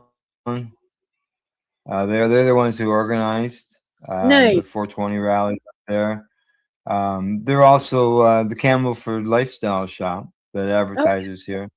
That we run a promo for them. They own. Yeah, he's always been really supportive, right? Like even when you first were asked a place to put the grassroots and for on TY Magazine, he was more than happy to take your questions, right? The information. Yep. Going to the different flea markets and stuff, and you can see right here in this photo where the ladies are here handing out information through from Pace, Right. and then you can see the people standing around the booth there that Shay and Wayne are in, and you see the people all standing around. And this is, like I said, this is like just a block south of the police station. Mhm. That was there. Well, having So a it was business. always a good time. But and then, I had when I was going to Niagara Falls, I got to. I don't have any photos of it because it was so long ago. That I got to speak twice. I was one of the speakers, and that was because of partially 1 year was because of Wendell Grant, the reefer reporter on the Belleville terrestrial radio station. So they had me speak about that situation, and then Marco had me come down and speak 1 year on behalf of Treating Yourself. Yeah, it's funny how things were, a little more laid back in certain aspects, and things got really, weird about cannabis again, and they kind of loosened off a bit. And, it all kind of depended on who was the Prime Minister of Canada, to be fair. Because when Chrétien was in, like, everybody's just kind of like, whatever. Yeah, it was more like he had that line he always liked to say, "Oh, I'll have the money for my fine in my hand in my other pocket with the joint I'm smoking in the other one." like Chrétien was so pro cannabis, and like to be fair, like in the 70s, they were looking at legalization, and then the Senate report came out showing that there was no harms. They did an extensive study, in 2000. Senate report that came out, showing no harms and that they really should legalize cannabis. And then we got a bunch, we got Mulroney, and then we had like with Reagan, right along that same, anti-drug kind of situation, right? And then that was the Ledane report. Yeah, the Ledane Commission, right? Yeah. But yeah, and again, like I said, then Chrétien, and he was like more laid back, and then it became like Martin, and then, it was just kind of weird all through that. And then you had Harper, which was an absolute fucking nightmare. Well, you gotta look at what were the cannabis laws under the last time. The conservatives were in power. When Harper was in, that was the last conservative. Mandatory minimum jail sentencing. Yeah. For minor offenses. Like, like a 3-strike-and-you're-out deal, right? Yeah. Liberals Six said plans got you 6 months in jail, mandatory minimum. Yeah. And I know people that actually did time for that. Wow. Right?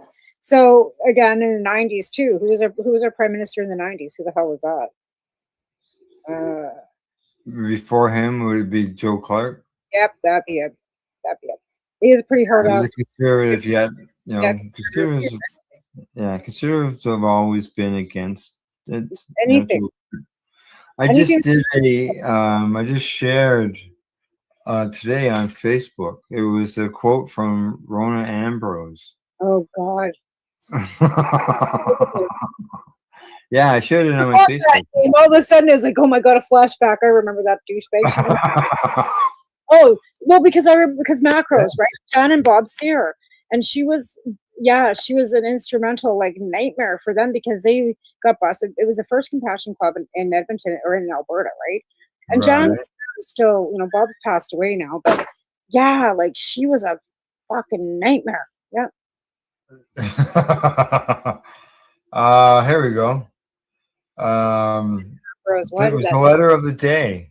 It was letter of the day. This was April the 17th, 2015, 9 years ago.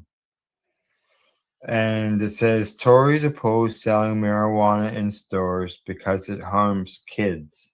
That was the title of it. That was the undertitle. The main title of the letter says "Put a lid on pot."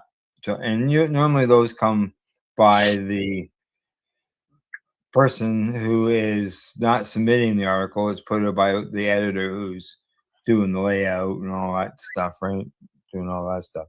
But it says, as health minister, I'm very concerned about the health risks associated with smoking marijuana, especially for kids. Kids aren't smoking cannabis. It's not for kids to smoke cannabis. No, and we weren't pushing it ever on children. But here's the funniest thing No. you found out after the fact. Her great grandfather was a hemp farmer in Oh, Northern really? Alberta, because Jan and Bob would go to the farmers markets with their hemp products, right? And they Right. met Rona Ambrose's grandparents. Oh. They didn't like her much either.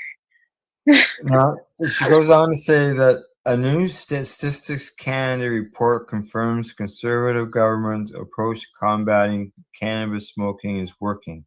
It states that the past year, use has gone down by nearly 1/3 of youth aged 15 to 17. Now, you would probably know about the UNICEF report that showed that Canada's youth were leading the industrial world in consumption. Right. Right. And to be fair with that too, like they were actually, the study I think was done like on age groups between, I think it was 14 and 24, right? So it's not really little kids. And if you look at the size of the way, let's put it this way, when you were 14, what the fuck were you doing? Right? And if they expect at that point in time to, girls had consent at 10, you could have babies at 10, they're worried about a kid smoking cannabis, Rona. Like, come on. It goes on to say the evidence is clear that when you smoke marijuana, their risks of developing mental health issues, including psychosis and schizophrenia, increase, and that regular long-term use in youth can harm concentration, memory, and the ability to think and make decisions, can also produce anxiety, paranoia, fear, or panic. Where's this research? Because as far as we know now, there hasn't been any done. There are some people that have some issues, and there's some people I would say that are predisposed to some conditions. Just like cheeseburgers aren't for everybody, cannabis isn't for everybody. No, it's not everybody's cup of tea, and nobody's Correct, exactly. And if you, it doesn't mean that it's the cause of no, and it shouldn't be restricted for everybody. It'd be like restricting chocolate, correct. coffee. Coffee. So- Coffee. At one time, coffee wasn't a banned substance back in like the 1600s or something, right? Because of the fact that it was a stimulant, right? So, where are you going to where the prohibition of anything has never done anybody any good. At the bottom end of things, it's prohibition, right? And you always know that when you tell people what they can't do, they want to do it twice as much. So why just? Yeah, for sure. Yeah. I mean, I know we have to have murder, steal, and do bad things. But I mean, if you're not harming anybody or even yourself for that matter, what does it matter? She goes on to say that we oppose the liberals' deeply irresponsible scheme to make it easier for our children to access cannabis by selling it in stores. Yeah, just like they can access it more, efficiently and easily too, because they sell it in stores too. What's that? Alcohol. They sell that in stores too. But that's going to be more appealing to children, and they're going to be able to walk right in and get it. If you got age restrictions. Yeah, our provincial government has announced that they are changing our alcohol laws effective in 2026. Alcohol will be eligible to be available in corner stores. I thought he was doing that before. No, it's in some like grocery chains locations, like Walmart, for example. They have, I know the one in Belleville. It has an alcohol section. What's the benefits? What's the purpose of putting liquor into corner stores? What's the benefits to the people for that? So it's more accessible, so you can just more accessible. Use it more. So you can have more abuse of it because it's more accessible. So well, I know here in Ontario we have more cannabis stores than we do We do too. Like, to be fair, we've got more cannabis stores, we do other stores too. But Yeah. again, I just don't understand the purpose of that. Like, what do you think it's going to do? Well, I guess they're looking at, more access They to want to make access. More tax- Access. more Well, taxes, right, for their liquor. Well, okay. Is that now something that that people could say, well, okay, if cannabis is if alcohol is now available at convenience and corner stores, why can't that same person ask for ID for someone who wants cannabis? You should be able to. If that, yeah. But again, they've always said they will never put cannabis and now liquor in the same. Well, no, but they could use that same model in a convenience store. Absolutely could. Yeah, absolutely. I think if you're selling tobacco, if you're selling tobacco already in your convenience store, you should be eligible to be able to sell cannabis at the store because you're already registered with the gaming and tobacco. Like, Yeah, same thing for cannabis, it's still all under cannabis, alcohol, gaming, and tobacco. You still have to know how to ask for ID, right? Right. So if you're absolutely selling cigarettes at your your convenience store or at your grocery store, then and lottery, because you have to be 19 or 18 and over to sell lottery, why aren't you able to sell anything like that? So I'm not against having liquor in the store. I just think it's like, I don't know what the big hoopla is about it. Oh, we're doing this for you. No, you're not. You're doing Yeah, but it is a because here it's always been here in Ontario. It's You're always been simple-minded enough to fucking vote for Doug Ford because he put liquor in a fucking corner store. Well, hey, people voted for a buck of beer. That lasted like 6 months or a year, maybe. Christ, there can't be that many simple people in Canada. Well, it's time for a commercial break.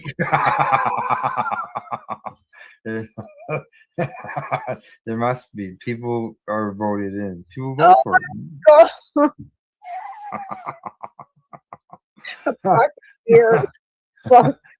Okay, I'll have to pay you some bills when we return. Our discussion will continue, and that will be talking about some new shows that are coming here on the network. Awesome. You're watching the Pace Radio Show live here at paceradio.net.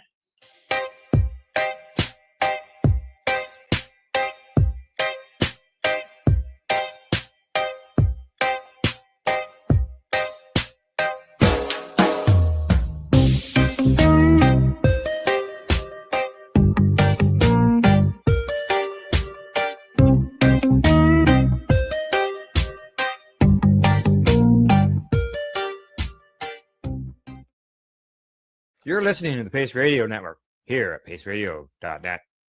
Limestone City Hydroponics is Kingston, Ontario's hydroponics shop.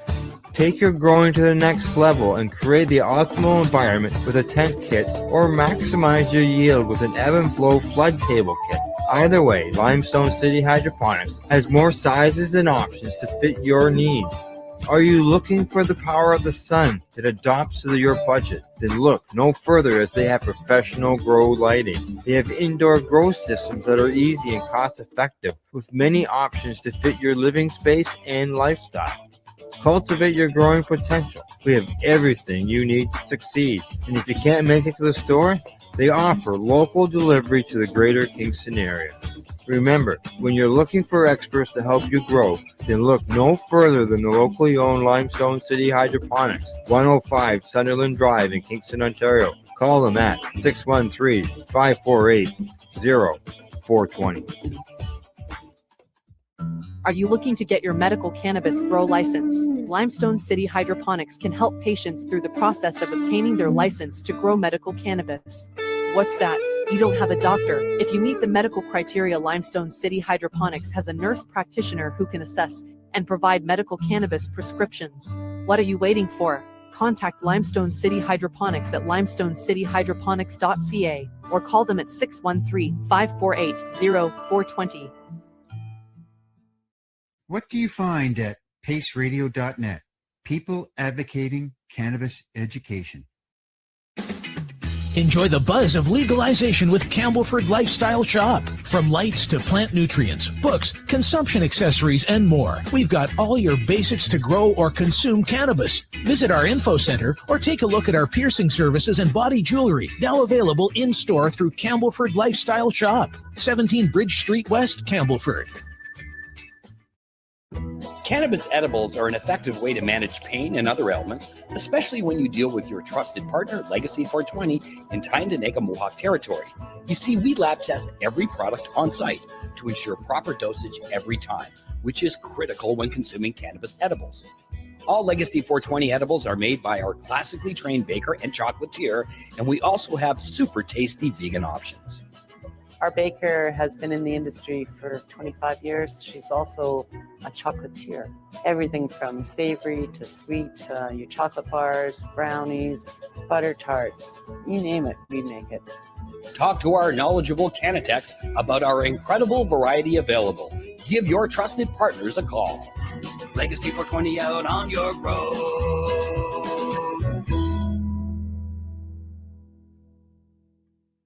You're listening to the Pace Radio Network here at paceradio.net. Hey, we're back. Hey, what you doing? Taking a picture of us? Actually, I'm doing a video for TikTok so that we can promote the show on that platform. Oh, okay. All right. Yeah. Well, hey. Yeah, I'm trying to get, at least enough people so we can start going live on this medium too. So, yeah. So I'm just doing Oh, okay. All right. out, and I'm just telling everybody they can watch us on the Pace Radio Network and on Roku TV, and I'll be turning this off and we'll go back to the show because we're live. And they can or if you're live, yeah, you can catch us right on our YouTube. Yeah, we're live on YouTube. We're live. We're live at our website as well, paceradio.net. We're live there as well. There you go. So paceradio.net. So if you want to watch us live, come on down. All right. So we're just gonna post that. Yeah. So I figured why not show the commercials and stuff and do a quick little video. Okay. So I just do like videoing the commercials and stuff, and now I'm gonna put a video up and it'll go onto TikTok. Oh, okay, to go on TikTok. All right. Okay. I think because I do that with my show too. Like I advertise, like say, hey, if you want to see me live, I'll be on, at this time. Is she texting? What's she doing there? Right? I was trying to do this. Yeah, trying to do a video of commercials. Maybe you're getting a selfie with the mountains behind you. Yeah. No. That was no. Right? My intentions was people we can maybe get some audience going and add some more. Add some more people because the more people, the better. Yes. Right. Okay. All right. I have got everything I think that I need here. Okay. All right. As far as what I talked about before the break, and that was the fact that we've got some new shows coming here on the Pace Radio Network, and I'm just trying to line up the one here, and that way I get everything right. First up, this is the Veterans Action Council. Yeah, you can see it there. Okay, I got it up there. You can see that they've got a bunch of different interviews here that they've done. This weekend, you can see right here, this one's Chris Conrad. He's been around for many years doing advocacy in the U.S. He's coming up. You can see here Chris Bennett from British Columbia, now Nova Scotia or New Brunswick. He's now on the east coast of Canada. No. Yeah, Al Byrne, he was a guest on there, and he was a guest. Al Byrne is a guest on the Pace Radio Show, and Al, who is the one who connected me to all three of these broadcasts that we're going to discuss tonight. So nice. Who else we got? Morgan Fox. You go back 7 months. Some of these just start getting older, but that's fine. It's still good conversation. Right. Michael and Michelle Aldridge. I had heard about them. You can see them there, the older couple there. Mm-hmm. Lily Dubois. She was on there talking with them. There's Dr. McNabb, Dr. Marion McNabb. Alice O'Leary Randall, and I believe she is the wife of the fellow who was receiving, I can be 100% sure here, but was receiving his cannabis from the federal government at one time due to he was blind. Oh yeah. And yeah. Dr. Peter Grinspoon, Oh yeah. Dr. Lester's son. Right. Right? Yeah, United Nations a year ago. They went down to the United Nations a year ago. They just got back from there, so it'll be interesting to see how they make out when they get one of those when they get that posted. So I basically what I'm doing is they get together like every 2 weeks and they have their meetings. So what I'll be doing is playing some older stuff and putting in some new stuff. Awesome. Mixing it up. Other than it saying that, maybe tomorrow is Remembrance Day when it's in the middle of July, so obviously it's not. But the information is still important to share with you. Absolutely. When you think about the UN and you think that Uruguay had already, legalized, but they're not part of the UN. Canada was the first UN country, G7 country, to legalize cannabis and to criminalize any small amount of drugs. But now Germany has as well. So I think that this is really opening the door for a lot of the Western countries in Europe to alleviate, and generate money. Because I think they're actually seeing the fact that there's money being generated in Canada because of cannabis, right? Yeah. No one's making a profit, or the Ontario cannabis store is, but as far yeah. Okay. Right? So you got them. PST, right? The provincial governments are still collecting the PST. No matter what, that's still money generated. Yeah, it is. So the Veteran Action Council, they do advocacy. They help with veterans. There are veterans who got together over COVID to always talk and get together, right? Just to communicate. Right. And it's just grown from there. And they get involved in stuff within the U.S. and they go a little more worldwide, global. As I mentioned, they went to the UN last year. They went to the UN again this year on behalf of patients to speak up. So yeah. Now that's awesome. The next broadcast and that show will air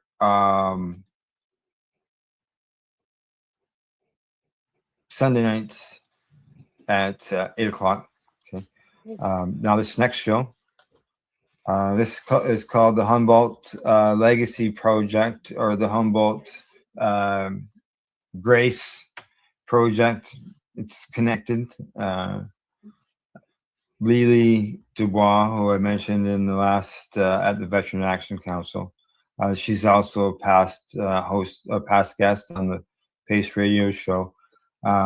She's involved in putting a series of these interviews together with host Kevin Jodry, and they have these different people who they have interviewed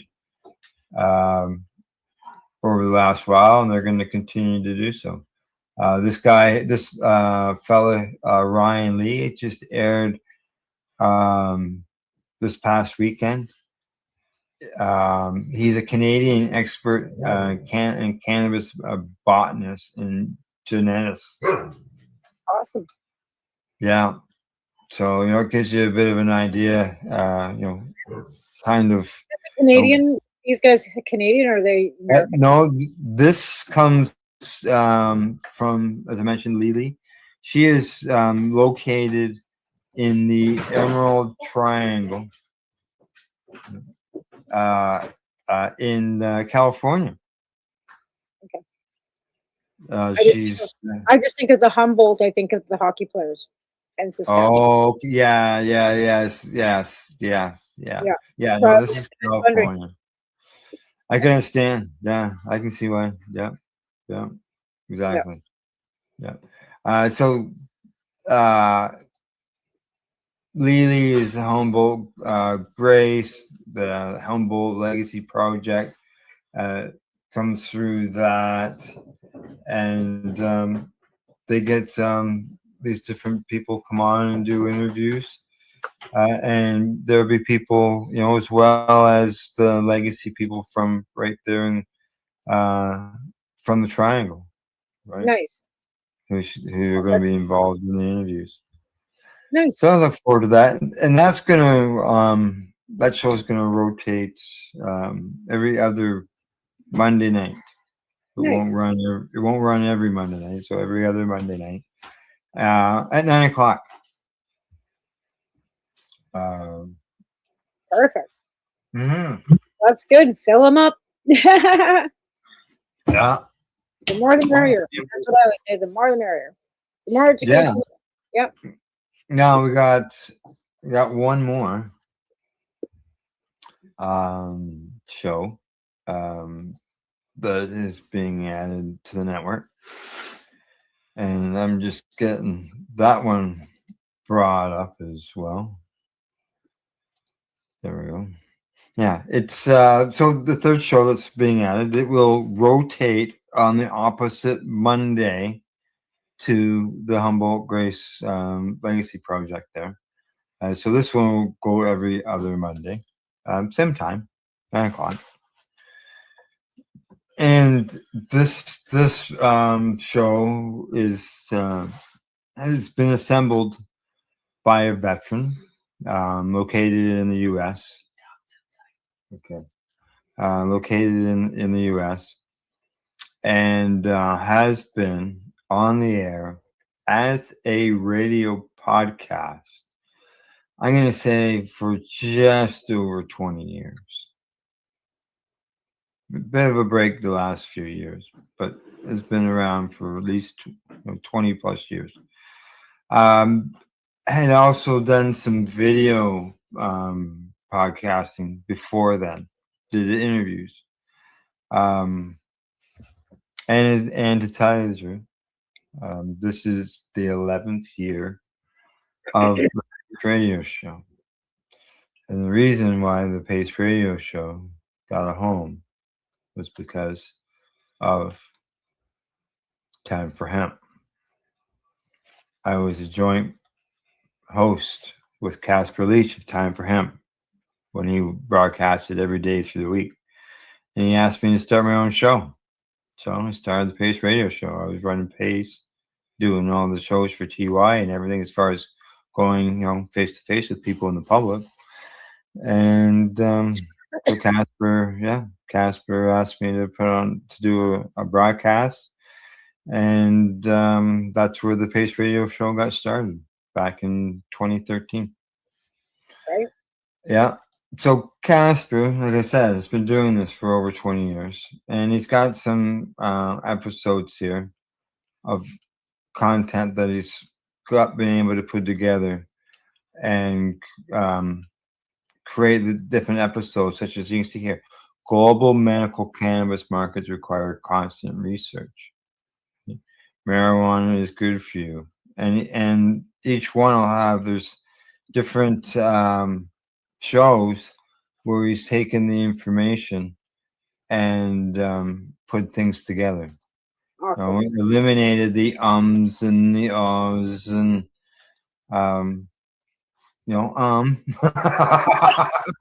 speaking of ums, and clean them all up. There's stuff in there that is older, can be older stuff, but the information is still important and relevant. to today. 30,000 hours of all audio podcasts Wow, is what Time for Hemp has done over the years. that's crazy. Yeah, and so we're gonna have access to that stuff and be able to broadcast it here, as well as there'll be some new stuff. I'll talk to them about coming on next week. Casper and Al Byrne, as I've mentioned his name a couple times. He's working with Casper on this. They have some terrific interviews with some very well-known people in the cannabis community that help spread the word for years, researchers and doctors and stuff. So it'd be good. It's just like, for example, if you took some of Michelle Rainey's stuff and updated it some to, I'm sure that her education could continue. And it's still available on YouTube. Yeah, it is. Right? So, Michelle's medicinal closet. what's that? Michelle's medicinal closet. Yeah. Well, it's all stuff that taught us, and it's still important stuff. So, so Casper has like I said, all that audio, or I'll run it. It won't be like a broadcast, like a human broadcast. It's going to require some picture stuff or whatever. I don't know. Maybe I can generate something with AI. I know that Casper has on his website a 2.5 minute video that was done with AI, and I'll tell you, like I was just like, holy shit! Like I would have like this picture's mouth moved to the audio in the radio broadcast. It was like, real. Yeah. So I don't see me being able to do that. That's I don't creepy. know. Huh? Creepy. It's already creepy enough when you're watching videos and you're not sure if the person's real or not. Yeah, because I turned. I had it on my phone, right? And I turned to Gail and I said, "Hey, look at this." And then I said, I said that's a picture that's talking to you. I saw a human, right? So yeah, she was surprised. Yeah, I was watching like what is it called? I don't know. It's on BBC, but they have robots. Yeah. That's So, fucking let me see. As far as I guess he's got an interview here that he did with Tommy Chong and Dr. Tim Leary. This one here. Okay, this is in the U.S. and have the ability to have that different audience, right? Yeah. But being in Canada, Yeah. like, you don't get the access to these, the people, right? Where we These wish people. that we have such a small population comparably to the United States. Like, Well, here you go. Here you go. He took different interviews and he put them together and created this roots of medicinal cannabis research. And Al Byrne is involved with him on this show. And Dr. Donald Abrams, he's HIV doctor, big on the cannabis. Dr. Ethan Russo. Do I need to say any more? Dr. Russo, for sure. Yeah, exactly. Dr. Dennis Petro. The next one, Dr. Raphael Mushulin. I don't need to say much about him either. We all know about him. Dr. Andrew Well, Mary Lynn Mathry. She's a nurse. I believe she's a veteran, but I'm not 100% sure. I believe she is. Patients Out of Time, I believe she was involved with. Right. And lots of knowledge, obviously, with some of those doctors' names that I mentioned that were on his broadcasts over the years. And I've never looked into Dr. Russo. What is, actual medical credentials are? Are they medical? Are they naturopaths? Like, what are oh, okay. Well, if you what just do they, what do they, what are their stances on other just medications, right? well, I can 'Cause I don't tell wanna, you. like, I'm all for a doctor that's all about, like, helping people get Okay. access and information about cannabis.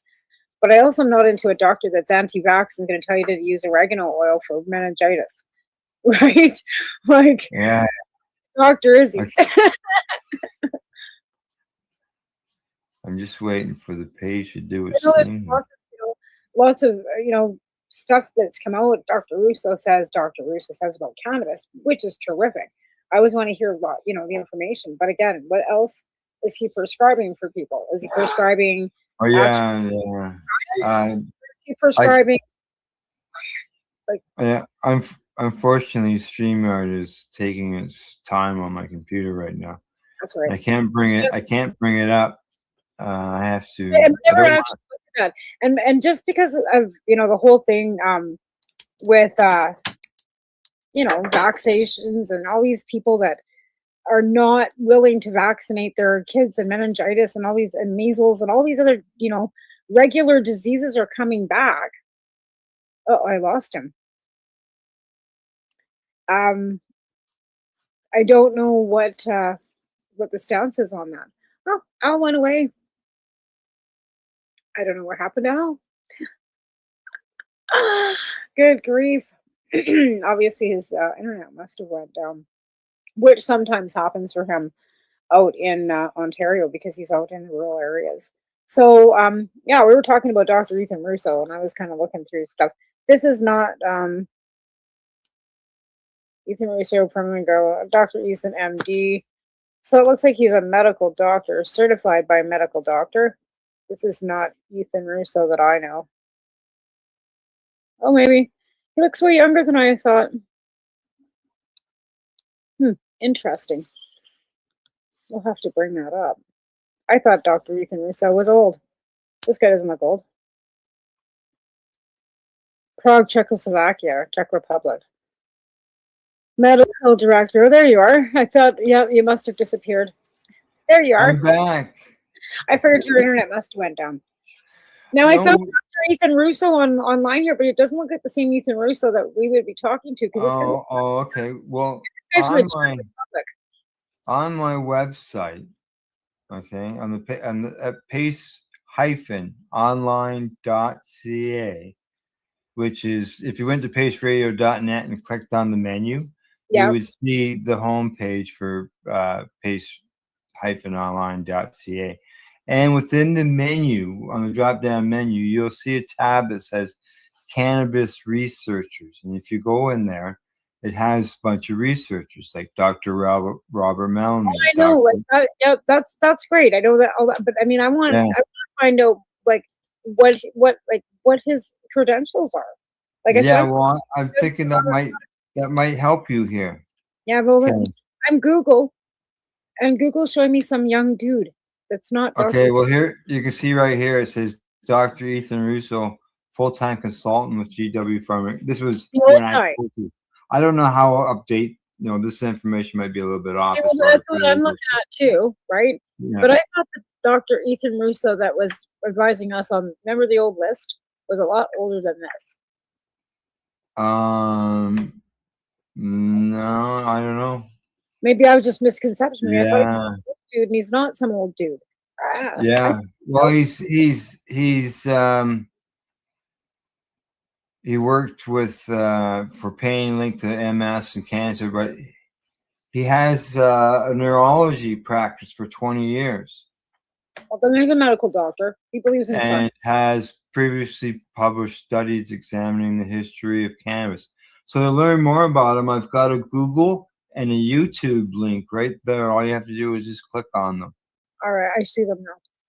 All right. He's talking about hypermesis syndrome, cannabinoid hypermesis syndrome. I don't know what he's talked about lately or today or anything like that, but that's some information on him. I know. Okay. Is what but I got all kinds of doctors listed on here. Even Dr. William Brooke O'Shaughnessy. You know what he discovered? No. He discovered. Okay, there we are. Back in here. Okay, in about 1940s. Okay, 1840. 1840s. So like 185 years ago or 183 years ago. Okay. It says right here. O'Shaughnessy established his reputation by successfully relieving the pain of rheumatism and stilling the convulsions of an infant with cannabis. The convulsions of an infant. Right. I look at that as like this guy knew back then that there was a benefit to cannabis. And They say the old LDS Mormons out here at Bountiful, the polygamists, they all have, and I've used CBD oils and tinctures and stuff with cannabis for decades, for menopause, menstrual pain, for. I've been told that, but you do divorce too, apparently. Okay, there we go. Well, there we go. We talked about the microwave weed. That's still just ridiculous to me. We discussed some old 420s. And there are events happening in Toronto. There is the Canna Crawl that's going on in Hamilton. But yeah, there's no organized that I'm aware of. Yonge and Dundas Square or Nathan Phillips Square is in the past. I don't know of anything that's organized. Some people might just show up, see what's going on, right? Yeah, I don't know. I haven't heard anything. Let's set the Global Marijuana March. That's why you see me doing some promos, trying to, let people know what's still going on out there. Because just because legalization and COVID doesn't mean that cannabis law reform needs to come to an end. We still need to change laws. Right? Shouldn't be any laws. Yeah. Right? Yeah. Okay. Other than that, it's just about the bottom of the hour, and time for us to say goodbye. Right? How was the dib? It's awesome. That's why I'm chewing on candy, because now I got the munchies.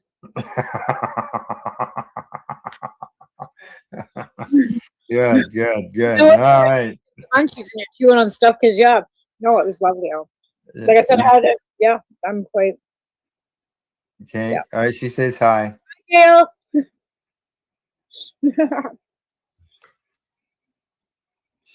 I think maybe she's in the shower. All right. She's around here somewhere. Maybe she took the dog out. Yeah. All right. Other than that, we're done. We're heading home, and we'll be back next week. See everybody on Monday. Huh? Monday, Coffee with Marijuana. I'll see everybody then. And yes, exactly. Your broadcast, and I'll talk to Casper about joining us next week. That'd be terrific. And other than that, thanks to our sponsors, Legacy420.com, Campbellford Lifestyle Shop, and Limestone City Hydroponics.ca, who are a sponsor of the Toronto Global Marijuana March. Yay. This year. Thanks to everybody for tuning in to the broadcast. And before, as we say goodbye, here's just a reminder about the Indigenous Legacy 420 event. See you later. Bye-bye. Hey, what are you doing this 420? Whatever you're doing, make sure to stop into Legacy 420, because the Indigenous owned and operated organic medical cannabis company is having an Indigenous themed 420 celebration. When you arrive, stop into the vending area featuring the local artisans and check out the fish, corn soup, Indian tacos, and other Indigenous foods that are being prepared throughout the day. Whatever you do, Also, make sure to bring your pets, as they have their own area to bounce around in. And while you're there, take some time to talk to Ollie Dog, who will answer all your pet-related cannabis questions. And for you, don't forget to check out the free cannabis-infused samples this 420. Make sure to stop into 346 York Road on the Tioga Mohawk territory, home of Legacy 420, where the Indigenous medical cannabis legacy continues.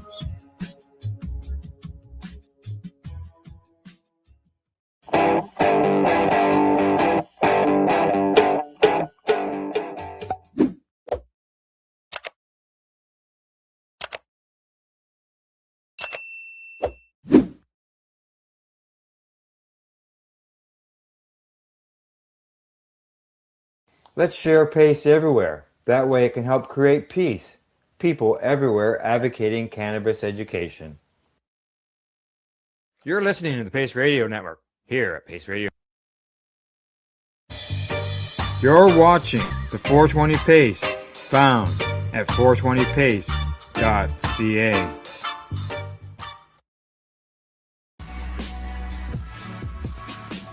Tune in Fridays at 7 p.m. Eastern Time on 420radio.ca.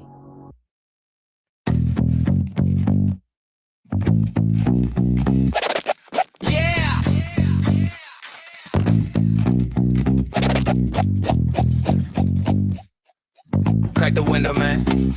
Crack the window, man. It's funky in there. Got that loud in the jar smell hitting through the glass. Pass once, eyes low, whole crew finna crash. Ash on my shirt, got burns on the couch. Neighbor at the door like, what's that about? Sticky on my fingers when I break that nug. Whole block know when we spark that thug. That funk in the room got the paint all wavy. Head so hazy, talking slow, move lazy. Yeah, stanky weed in the air, yeah. Funk so thick you can taste that flavor. Roll it up, pass that share. We don't rush nothing, we just tilt that prayer. Stanky weed in the air, yeah. Whoa, whole place jump when the smell get there. We just flow, don't care. Stanky, stanky, stanky in the air. Back porch vibes, old boombox knocking. 2 puffs in, whole crew start rocking. Cousin in the corner trying to freestyle sloppy. Laugh so hard that the ash hit the lobby. Grease on the pan, cooking snacks at 2. Munchie run wild when the pack came through. Eyes like slits, but the grin real wide. Got funk in my lungs, got love in my stride. Stanky weed in the air, yeah. Funk so thick you can taste that flavor. Roll it up, pass that share. We don't rush nothing, we just tilt that prayer. Stanky weed in the air, whoa. Whole place jump when the smell get there. We just float, don't care. Stanky, stanky, stanky in the air. Got me sinking in the sofa, mind on mute. Homie talking about life like a old kung fu. Hit that. Room smell rich like $100 bill stack. Room smell rich like $100 bill stack. Stanky weed in the air, yeah. Funk so thick you can taste that flavor. Roll it up, pass that share. We don't rush nothing, we just tilt that prayer. Stanky weed in the air, whoa. Whole place jump when the smell get there. We just flow, don't care. Stanky, stanky, stanky in the air.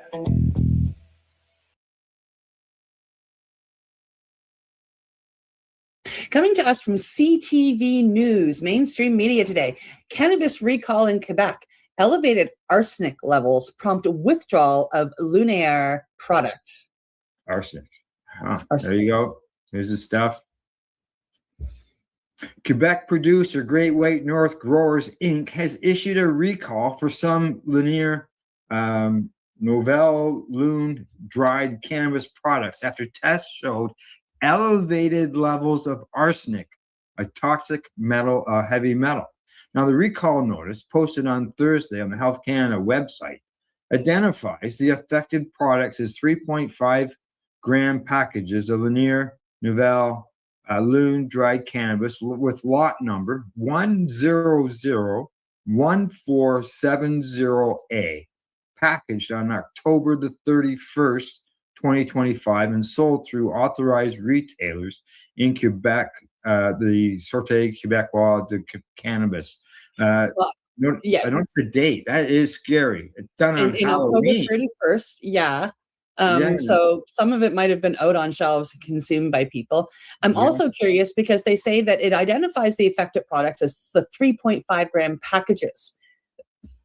Does it only come in 3.5 grams? Does it come in singles? Yeah. Does it come in pre-rolls? Does it come in bigger packages? Because that Good tells me that question. it might be the packaging.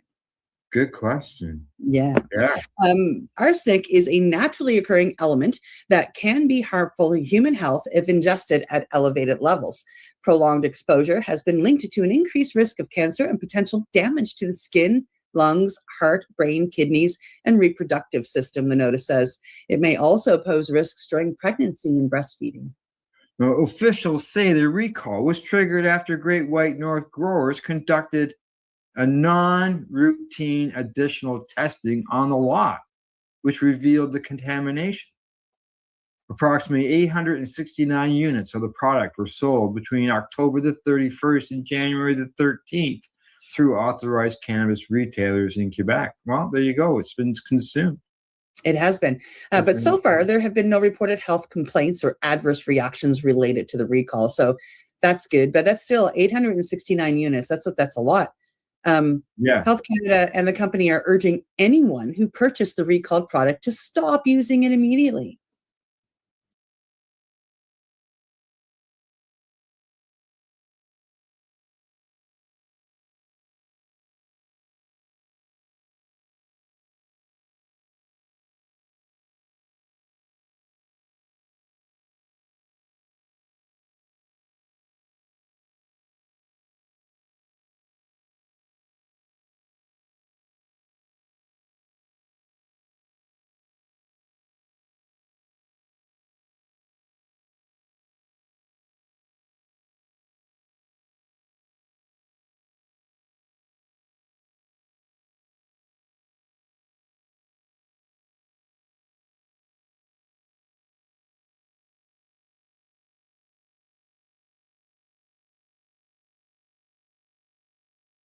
The opinions of the individuals during this broadcast are their own and may not be the opinions of their group or other organizations they may be involved with. All medical advice during our broadcast is not a medical opinion and should be checked with your medical physician.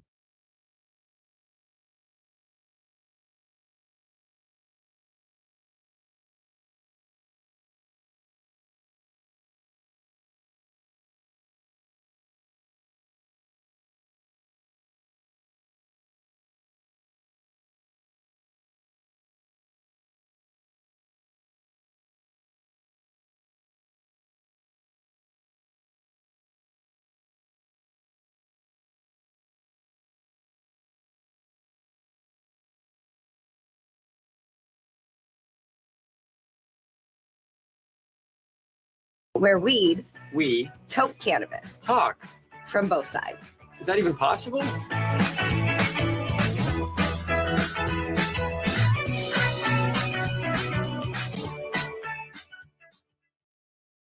This podcast is for adults only, should not be used as a meal replacement, and may contain nuts.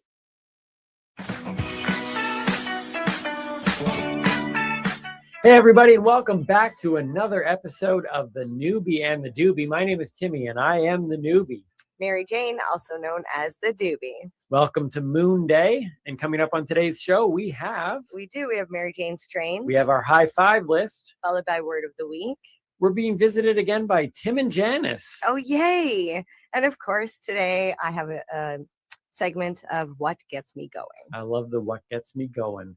Well, we're in for another great episode. I choose my words fairly wisely, I guess. But right at the very beginning, I was like, welcome back.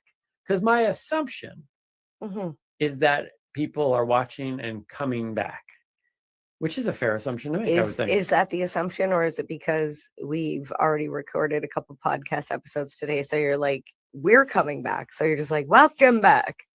Yeah, no. Maybe. Okay. Maybe. Yeah. But either way, we would like to hope that you've seen a couple episodes and you're enjoying yourself and you've found your way here. Yeah, and I would encourage you, if you have, let us know. We've been receiving some great feedback, and it would be nice to know who else out there has been enjoying the podcast, whether in audio form or in video. Or not enjoying the podcast. I prefer the video form, quite frankly. I mean, we work a lot on some of our Absolutely. Yeah. The Yeah. video, I've had people reach out to me and be like, oh, I love the podcast. And I'm like, that's great. And, someone said they went for a walk and just had it in their ears. And they said it was really great to jog to. And I thought, oh, but you're missing the best part because you're not getting the visual, I want to say stimulation from all the craziness that It's a can good happen. word. Like, look at this outfit.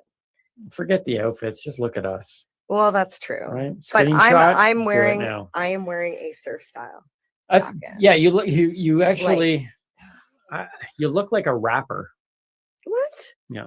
I look like I'm from the 90s. You look. This is from the 90s. Yeah. No, it's classic 90s. You look like a 90s rapper. But an outer space 90s rapper, because I noticed you even have like a spaceman necklace. Well, it's space day, so I had to bring my little astronaut. Space day and moon day, depending on which way you wanted to kind of go with it. Yeah. Yeah. So who's the guy on your necklace? Who is that guy? He's just an astronaut. He's just astronaut guy? Yeah. Can we call him Astro Boy? You can call him whatever you want. All right, Astro Boy it is. And I love the jacket. Thank you. So that was the most spaciest thing you had? Yeah, really it started from the pants. Darn my it. space pajama pants. Yeah. And I forgot my pants. you forgot to put your pants on. I forgot my space pants. Oh. Darn it. I thought you had on them under your jeans and you were going to do like some classic. Yeah, reveal. that would have been a good reveal, when that would have made sense for all the hype that we said about how you should watch it on YouTube. But at least you can That's see your true. pants. But I should have had my pants on. Yeah, so then I went with because there's a little bit of blue somewhere here. Yeah. So I went with the blue t-shirt, which is the super soft, was it the $5 softie from Derek Tennant. Thank you. Yes, 14 from sleeves. when he came down and did the tour. Yeah. And it's awesome because Derek he lives simply and he literally wears, he has 7 shirts? 7 shirts. And each shirt says the day of the week. So I you own always know 7 what day it shirts. is when you have Derek around. I own 7 shirts, but they don't say the days. I think I've gone one level simpler. Yes. It's just like, which black shirt? That one. That one I can do. Well, see, I like this shirt because it just says today. 'Cause And every you day- can wear it every day because every day is today. Every day is today. I just actually noticed, men, this is something to maybe make note of every once in a while. I'm going to give you a tip. I did notice that your eyes match your shirt and your jacket. Oh, that's interesting because this is just the classic MJ eye makeup with the purple eyeshadow and the blue eyeliner. Yeah, see, because at first it That's didn't. sad that you didn't know that that's Well, classic no, MJ, no. Here's the thing. It's I'm just kidding. It's what I'm used to seeing. Yes. So it didn't stand out right. But then as we began focusing on your outfit, all of a sudden it visually clicked. Okay. See what I did there, men? Right? Do that every once in a while. It looks fantastic. Thank you. I am sad. I might put on the pants later. I just want to point out this is the actual jacket that I had when I was a kid.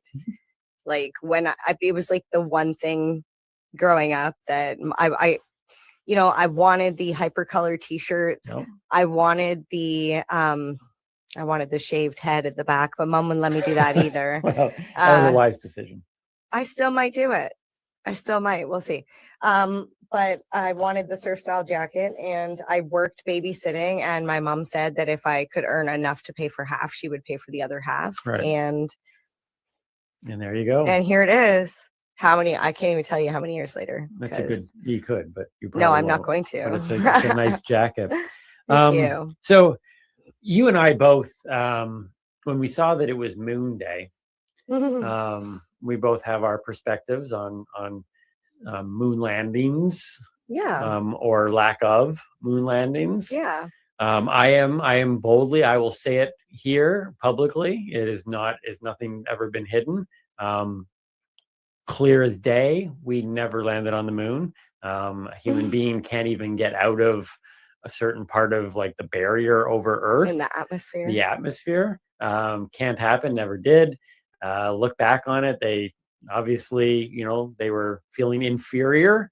America was feeling inferior. They needed a big win. They sped up the process. Fantastic theatrical event took place. It was amazing.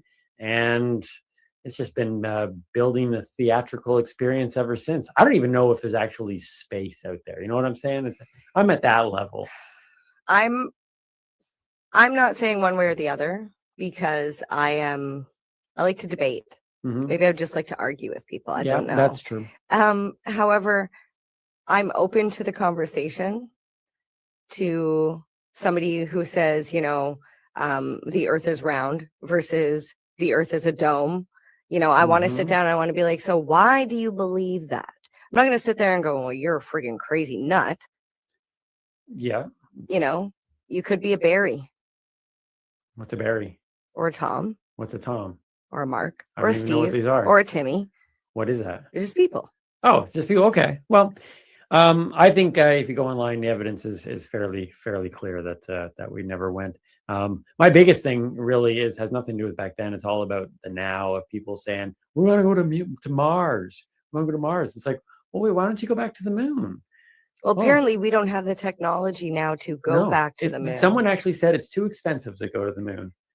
So you're telling me back all those times but we can go further to Mars. I heard multiple countries this past year sent rovers to Mars. Multiple countries. Because Mars would have been close to the Earth, where they would have been able to send something there. Yeah, they send rovers. Past the moon. If space is out there, they can send all these things. I don't think human beings going there, but here's I don't understand it. That's why would you I'll go sit there? down and talk to You know why they're going to Mars? You know why they're going to Mars? Because nobody can like prove they're not going to Mars. We'd be able to prove in a heartbeat whether or not they went to the moon. That would be a great way to fraud, to get a lot of money, right? Like the government or whoever's paying for all this stuff. Look, I know there could be a bunch of people listening to the show now who think the moon landing was real and are going to cease listening to our show, but we got to be us. You know what? And to those people, you got to be you. And I got to be me. And like I say to those people, I say, bring your points. All right. Bring your evidence. I would like to see, and let's just have a conversation. Here's my problem. My problem is that people have said, well, when they get to Mars and they broadcast it back, then you'll have to believe them. And I'll be like, I don't have to believe them. Transformers. You know the Transformers, like Optimus Prime. Okay, I wasn't sure if you're talking about those green boxes. No, Transformers, the robots. Okay. That were found on the dark side of the moon, according to the movie. Okay. The movie / documentary. Yep. They come to Earth, interact with real people. Now, I am not going to say that I believe in the Transformers. Okay. But when I watched that movie, it was seamless. It looked like Transformers were side by side with human beings. So from this point on in history, there is no reason that whole thing of I'll see it when I believe it. I was just thinking that. You can't believe anything even if you see it anymore. And if I believe that they faked and they had the technology to fake the original moon landing, and they're 20 years ahead of us in technology, the government has stuff that's at least have you decade seen ahead. deep fakes? Yes. So I didn't know what this was until TikTok had. I'm like, oh, Tom Cruise is on TikTok, and I wondered why he wasn't verified. Yeah. It wasn't Tom Cruise. No, it came out that it was somebody who looked not even very similar. Okay. He had brown hair and he was he just learned his mannerisms, and they use this software program. Yeah. I'm sure you've heard or seen Obama saying that Trump's whatever. And you're like, oh my God, Obama said that? No, he didn't. It's a deep fake. Right? We could be deep fakes right now. Oh my goodness. That's what I'm going to say. Anytime anybody has any footage of me saying anything wildly inappropriate, like maybe the moon landing didn't happen. There is. I'm just going to say it was a deep fake. There is no way to verify anymore that something is even genuinely true unless they take me to Mars. But I can't believe it if I see it. I can't believe it if I hear it. You literally, there's the reality. People could be watching this right now on YouTube. From Mars? Well, they from would. The space station. Let's say this. If there are aliens on Mars, they are definitely watching our show. Why wouldn't they? But my point is that if they were watching this show now, we could easily not be in a studio room. Mhm. In fact, both of us might not even be in the same room. So you can do that stuff now. So I don't believe we landed on the moon. I believe that they refuse to go back to the moon because they know it can't be done. So Mhm. therefore, they're going to say we're going to go to Mars, because by the time they put a human being on a Mars ship and sends them off, they say it's going to take them 10 years to get there. By the time they get there, they're going to have technology so good that they'll be able to fake a Mars landing that's going to blow our minds. I don't know. I'm really confused with what's going on space-wise, because I've heard a couple different stories that concern me. One is that they were looking for like 100 people to Mhm. go up to Mars and like live and like repopulate or whatever. And like you were Yeah. going to be like lucky if you got chosen. And then there's this other thing where they're going to allow, I think it's like 20 just people, regular citizens, fly a spaceship with no crew. I'm like, if that's true, we're literally sending these people up into space to die. Yeah. Because astronauts go through school, they go through training, they go through, like, it's not like, hey, I'm going to hop on a plane and go to If anyone some could be other an country. astronaut, why not? Is it going to get to the point where people are going to be able to pay to board a spaceship to go up to the space station and stay in like a hotel? Maybe. Now that I would go to that. That would, that would change a lot.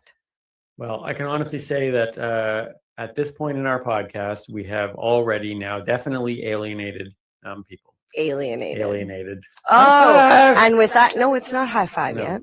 It's the strain of the week. The Mary, Or yes, it's the Mary Jane strain. MJ's strain. Mary Jane strain. Mary Jane's strain. Don't say MJ. No. I'm just kidding. Okay, so Mary Jane's, I'm not really. She didn't want to come across as being truly threatening at that point. MJ is not threatening. No, MJ's not. Mary Jane's Jane might strains. be. We're starting with Mary Jane strains today. Yes. What do you got? I've got very related to the topic, moon or Mhm. aliens. It's alien sin mint cookies. And it's from a company called Black Market. Okay, so Now- you can't just go right into it now. Say the name again. Okay, so what? The This company name of is the Black strain. Market. No, the strain is called. Okay, I just want to point out that it is a legal company, even though their name is Black Market. Okay, that's Okay. important. Okay. Okay, it's called Alien Alien Sin Mint Sin Mint. Cookies. Okay, so it's got alien and sin in the same. Well, instead of thing. like thin mint cookies, right? Okay. All right. So it is an indica dominant hybrid. Okay.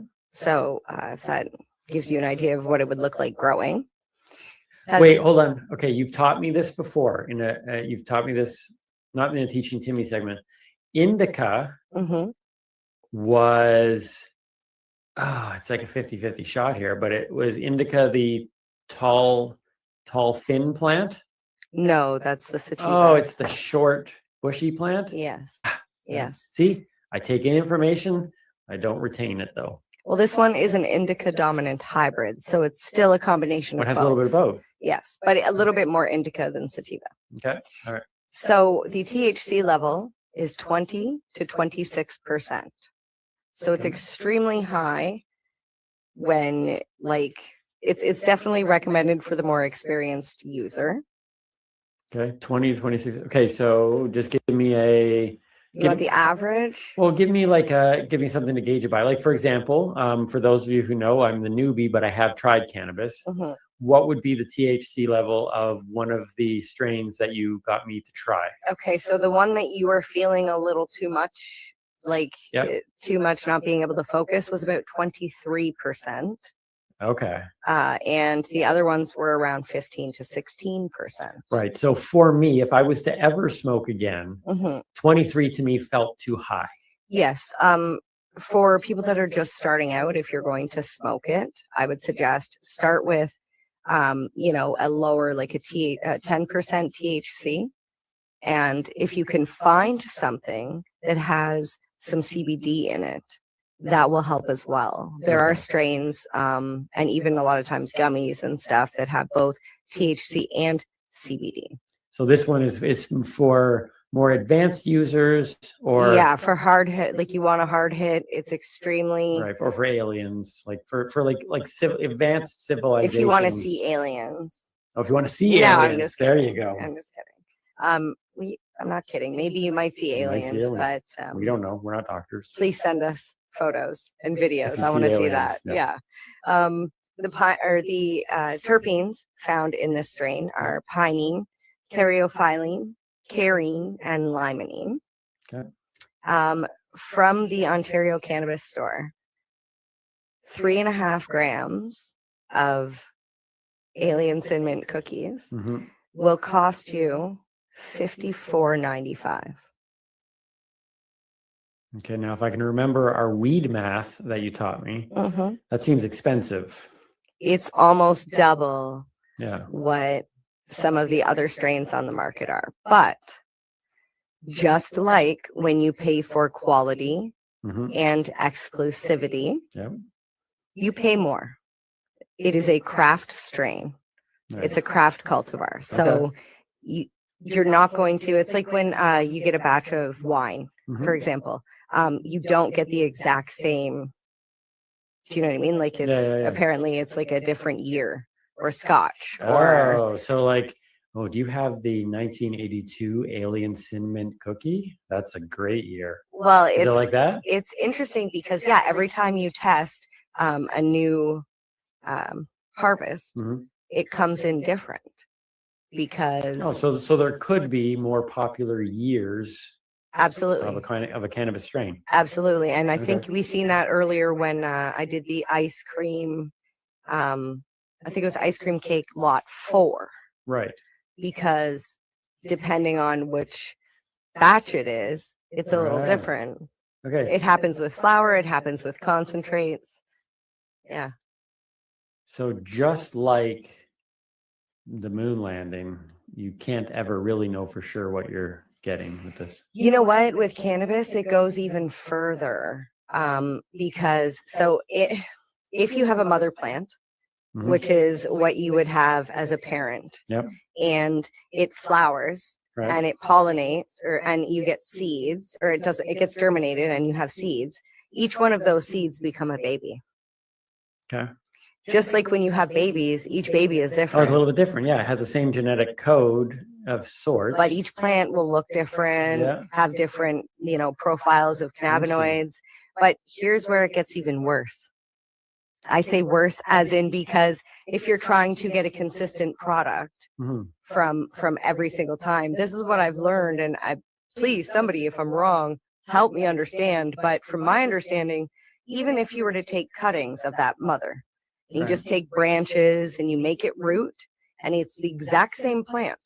It's like taking my arm and putting it so it roots and it grows another plant, another me, except just like in nature versus nurture, where you put me or the plant, we'll say where you put the plant, Mhm. because obviously my arm's not going to grow a whole other person. But Obviously. but if you were to put that same plant in a different environment, Mhm. the outcome will be different.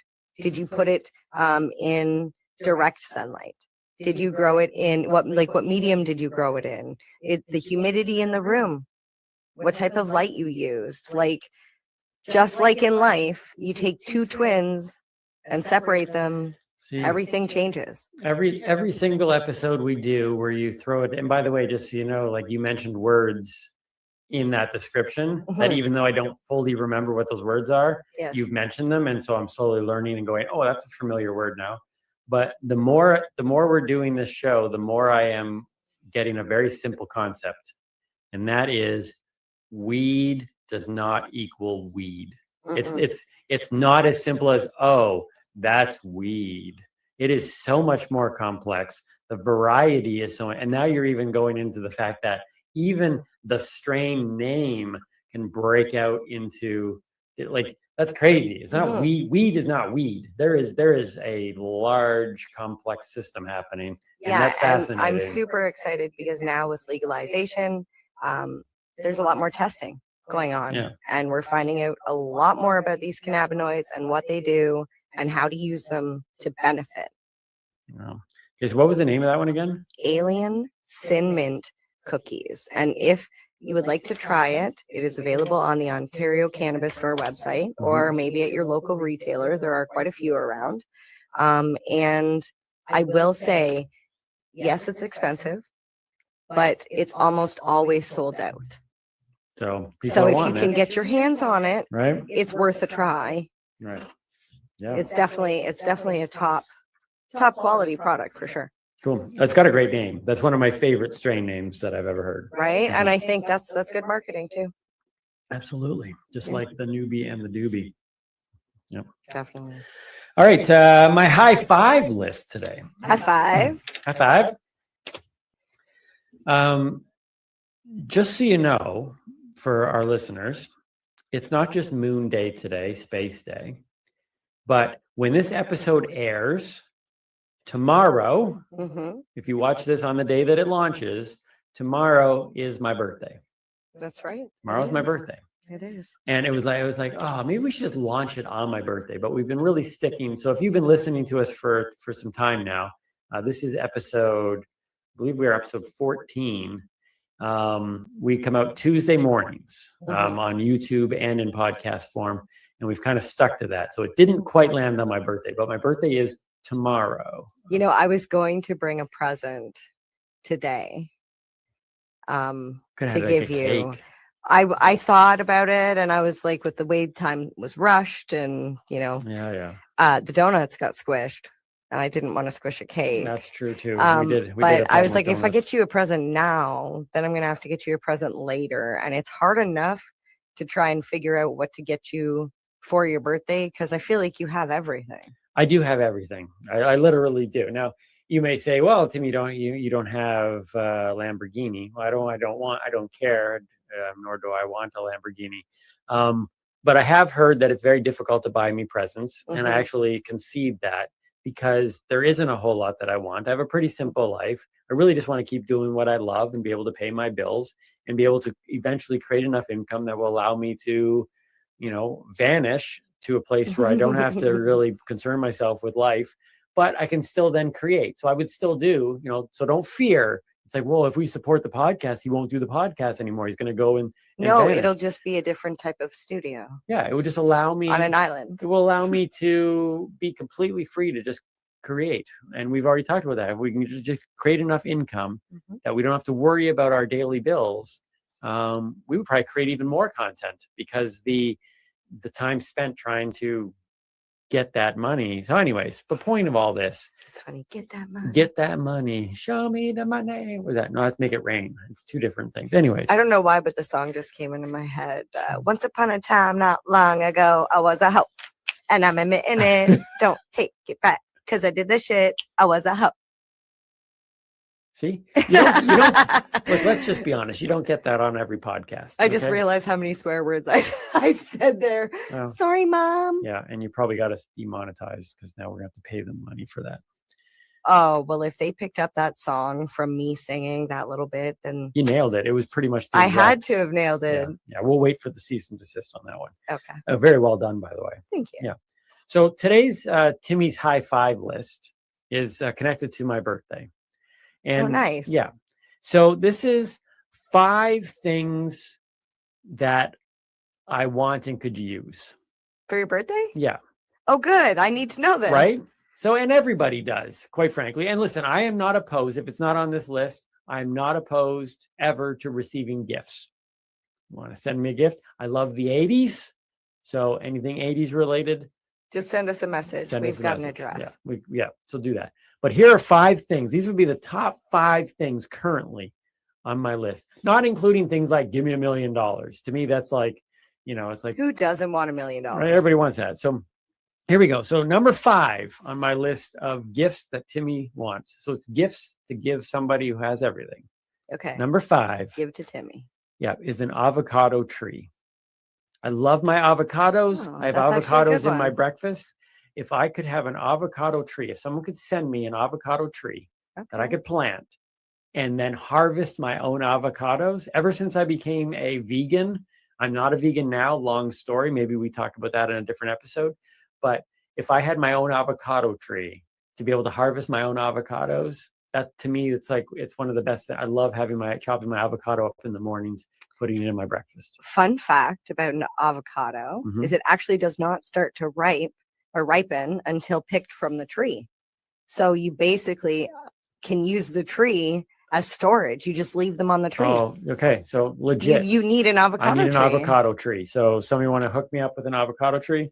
That would be awesome. Number 4 on my list is sorry, I switched one just recently. Number 4 on my list is the Batman suit that Michael Keaton wore in the 1989 Batman movie. So I have a cowl. Mhm. I have the. Yeah, we've seen that on Embrace Your Geekness Day. Yes, last episode. Yes. I showed my my Batman cowl, and it's a exact replica of the 1989 Batman. I would love the entire suit. That would be a gift that I would really appreciate. So if anybody can find I feel bad it. that I did see that online, but it was like maybe $4,000. Yeah, it was expensive. So if we want to start a fund, that's what I would get. Number 3 on my list would be access, keeping in line with Space Day, Moon Day, access to Area 40. 49? 40. No, what is it? It's 51. Area 51. Area 41. 80 what? I want to go in and just see. Like, if there is nothing there, if all this, alien stuff and moon landings, if moon landings happened and aliens aren't real and blah, blah, just let me in the door. Let me go in. That's all I'm at for a birthday gift. I think that's a fair birthday gift. Mm-hmm. Yes? Yeah, absolutely. All right. Sorry, the fly. I know you're watching a bug. I know you're watching a bug. All right, here we go. Yeah, no more bug. Now we're down to the big ones though. Number 2 on my list, Timmy's high five, okay, of gifts that you can get me. Okay. Sorry, what was the last one? I was busy killing that bug. Area 51. I want access to Area 51. So we can just storm there. Avocado tree, Batman suit, Area 51. Okay. Okay. And number 2 is I would love to just an evening, a dinner, a afternoon hangout with Alyssa Milano. Okay. If someone can arrange that. Can I be there? You could be there. Okay. I wrote a book and I autographed it for Alyssa Milano, and I met her once and I gave her the book and she smiled. And so I know that she read it. Okay. But we haven't been able to connect ever since then. I don't know if that's. Yeah, that's the way But she it works. smiled when you gave it to her? Yes. So I know that she probably read it at that point, but you can check Okay. online. I have pictures of that, but I would like to actually spend time with her. So if anybody knows her and can reach out and just say, hey, the star of Newbie and Doobie, one of the stars. Mhm, I heard it. Look at that. I already said it. Let's just say it. No. If you say it enough times, maybe it'll become reality. That's awkward.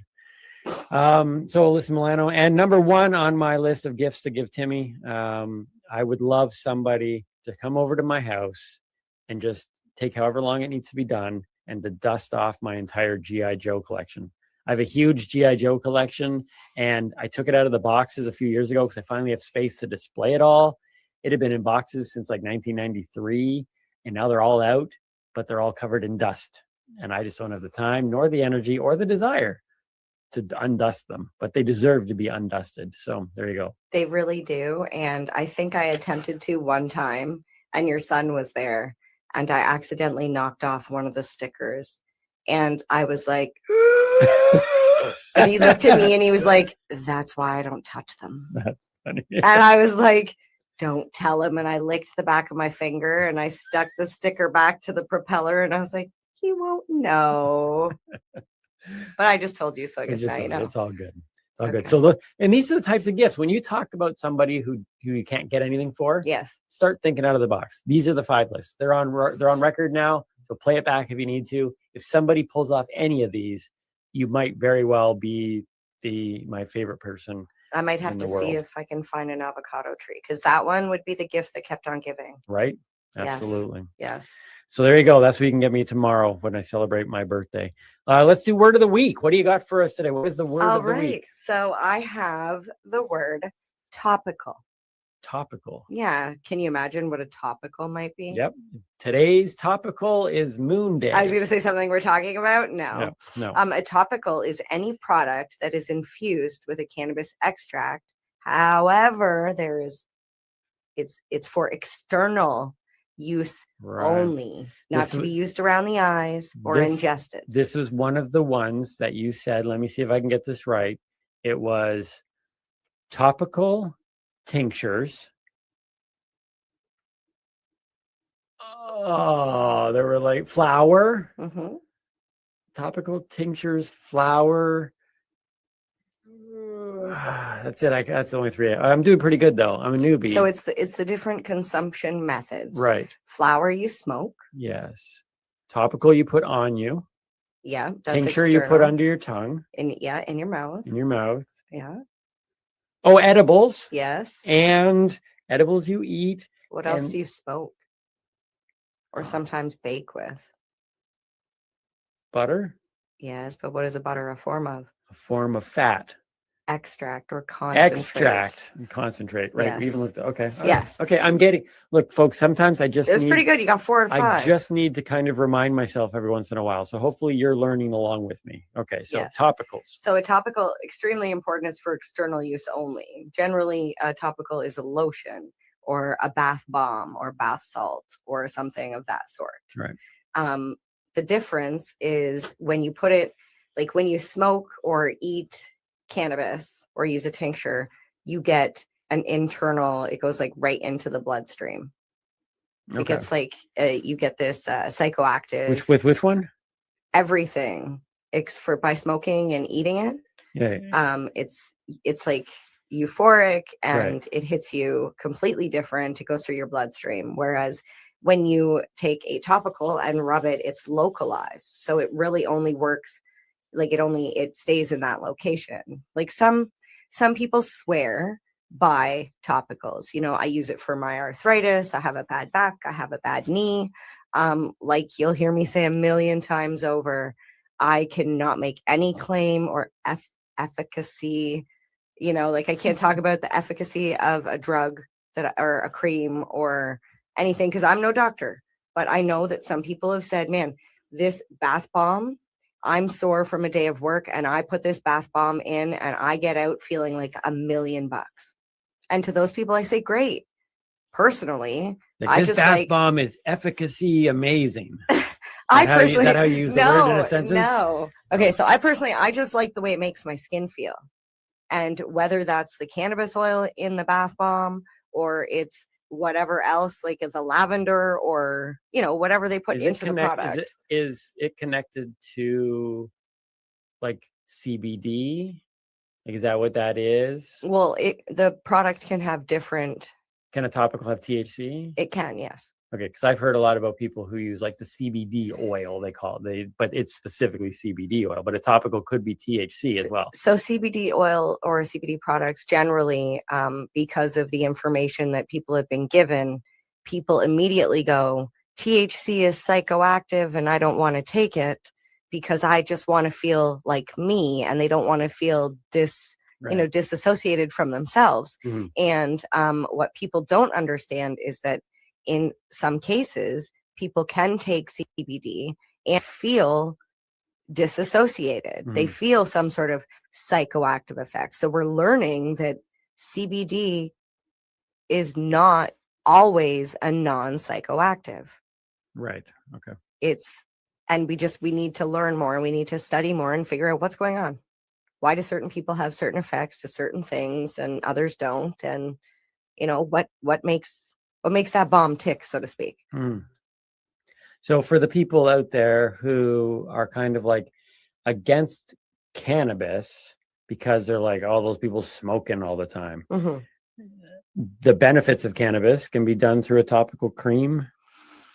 I know many people that use multiple combinations of these methods of consumption where, you know, an edible or a tincture takes longer to take effect, but it lasts for a lot longer. So somebody who works in an office job, who's sitting at their desk for like, you know, X amount of hours, they only get a lunch, they have X amount of hours. Sometimes they'll take a little capsule, like an oil capsule, and just swallow it.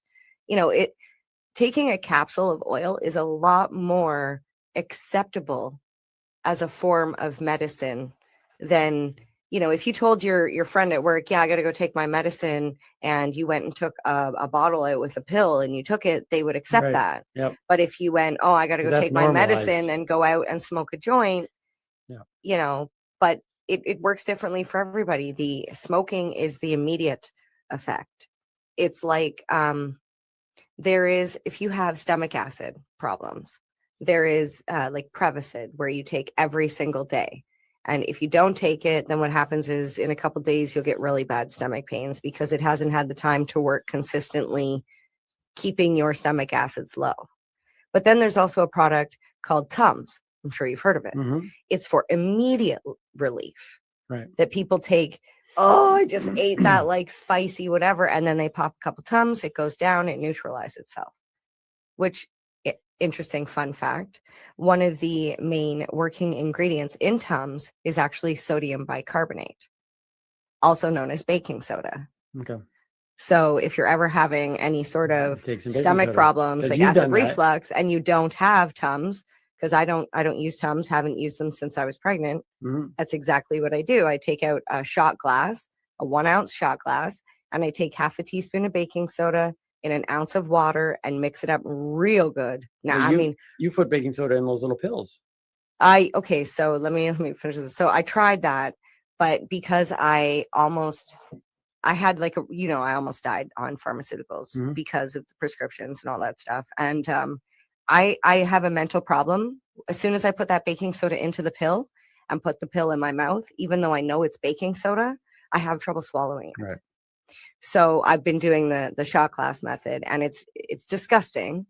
It's super salty, and that's why I say you really got to mix it up good. Like I'm stirring this as I'm getting ready to take it like a shot, and I shoot it back like you would like a vodka shot, and then instead of chasing it with pop, I would chase it with water. And what that does is it pushes the baking soda stuff down into my stomach, which immediately starts like going to work and neutralizing all the acid, and a lot of like gas comes up, and I feel better. Cool. So on the topical thing, I know that's a lot of information there. no, it's all good. I'm sure there's people out there that are struggling with that same sort of thing. Can you get high with a topical? Absolutely not. I mean, you could eat it, but you probably get really sick. Yeah, you probably wouldn't want to eat it. No. Warning label on that. No, you don't. Don't eat. Like a Tide Pod. Yeah, don't Not eat. for consumption. I'm surprised they don't have that on like a chainsaw. Do not eat. Well, it's funny because right here it says external use only. Letters. Yeah, That's bold funny. letters. All right. I'm sorry, I gotta take this off. I'm like sweating. I don't know if you can see the beads dripping down my mustache. You thought I was gonna say forehead. No? Yeah. Okay, once again, man. Or you it's a can see trap. it. Trap. It's a trap. It's a It's a trap. It's a trap. Run! It's a trap. It's funny. Trap. Okay. So topicals. Yeah. So let me try to run through this one more time here, and then we're going to bring in our friends Tim and Janice. Oh yay! So topicals, tinctures, flour, edibles, and why it's that last one that I can't get. Is it because I gave you 2 words? Extracts. Extracts or concentrate. There you go. That's all you needed. Sweet. Good job. I'm getting this thing. Soon I won't even be a newbie at that point. I know. You'll Just be like- teaching. It'll be like the doobie and the non-consuming doobie. You know what we need to do? That doesn't flow as well, though. We need to bring on another newbie and have you teach them what you know. Oh, newbie versus newbie. That would be a nice segment. Bring Yeah. on a newbie and have their- so for those of you who did not see the episode a little while ago where we introduced you to Tim and Janice. Yes. I'm sorry. Yeah, it's too bad. You should go back and see that episode. It was their first time attempting to chat about cannabis. I know, it's funny. I'm like, here's the topic of the show. If you could just do something around that. They're like, yeah, we got it. We got it. We got it. They So always let's got it, hope. though. Let's hope. Yeah, We gave them the topic of space. that's right. Because today we told them today was Space Day. Well, it's moon. Wait, did we say Moon Day or Space Day? I think we said Space Day. Oh no, I hope this didn't cause any confusion. All right. Well, the last thing that Tim and Janice need is confusing messages. But that's true. let's see what Tim and Janice have for us today on one more episode of Tim and Janice. Hi, I'm Tim. And I'm Janice. Today we are going to be talking about space. So without further ado, take it away, Tim. Fun fact, an organized kitchen is the #1 step to an organized life. I like to go big spoon, little spoon, big fork, little fork. Tim. Yes, Janice? Not inner space, outer space. Fun fact, a coordinated and well-groomed lawn is the 2nd step to an organized life. I like to go blue gnome, yellow gnome, then blue gnome, yellow gnome, blue gnome, yellow gnome, blue gnome, yellow gnome, blue gnome. Should we have said Moon Day? I don't even know. I have no words. We should have said Moon Day. I think that might. I think it. Yeah, I wondered that because I was like, we said space, and then I was a little. Yeah. Tim and Janice, the couple that you keeps hate on to giving. love. That's how you describe it. The hate to love. Yeah, the couple you hate to love. Hashtag Team Blue and Yellow. If you want to see more of Tim and Janice, you can go on to TikTok as their primary home, or the TikTok, as they would say. Yes. And it's Tim_and_Janice. Yeah, spelled the boring way, because she's nice. Janice with a C. Yeah, Jan nice. Jan nice. Oh, Jan nice. Oh, very nice. Yeah. Very nice. Yes. So Tim and Janice on TikTok, check them out, and we give. We're always excited. We'll bring them back on for some other things. We'll just be a little more clear in what we want them to talk about. Yes. Although it is funny. I don't know. Maybe we should tell them nothing. To say, bring us some information. Oh, that's a good idea. Maybe Next time we we should bring tell them them to on- just be like, give us a fun fact. Yeah, just give us a fun fact. We don't even care. That's what we'll do next time. That's So awesome. this now brings us Oh, yes. to what gets me going. Not get what gets me going. What gets it's what me gets going. you going. Which is so funny because I don't know if I've said this before, but you said, MJ, let's do this segment called What Gets Me Going. And I'm like, no, I got nothing. And it's very apparent that a lot of stuff gets me going because I sit down and I'm like, oh, you know what gets me going? And I think I've already got my next one picked out. No, I was because of what I do know about you. Mm-hmm. It wasn't difficult when I said we should do this segment called What Gets Me Going. Mm-hmm. And I knew full well you could find I have info. very strong opinions, You do. one way or the other. And it's good. And I will voice those opinions. Yep. However, I also believe that I am the kind of person that will listen to other people's opinions because I'm open to discussion. So, that being said, I'm going to jump right into it. What gets you going? Okay, so today I'm going to talk about, I don't know how to word this exactly, but there is differences in the regulations and rules around cannabis and alcohol in Canada, specifically Ontario, because we're in Ontario and that's what I focused on. So we have the AGCO. Okay. The Alcohol and Gaming Commission of Ontario. They control alcohol, gaming, right, in Ontario. They're the and commission cannabis, which of is funny alcohol. because you figured it would be alcohol, gaming, and cannabis in Ontario. But I'm pretty sure they've been the AGCO for a lot longer than cannabis was legal. But anyways, so there's the LCBO, Liquor Control Board of Ontario. Yep. Then you have the OCS, the Ontario Cannabis Store. Right. Which is funny because there's no physical store. Right. Didn't they just get a big fancy new logo a little while ago? When they first came out, you had to bring that up. Oh, wait, that could because be I showed- another what gets me going. Maybe we shouldn't go there. It really, yeah. So they The spent fancy way logo. too much money on this logo.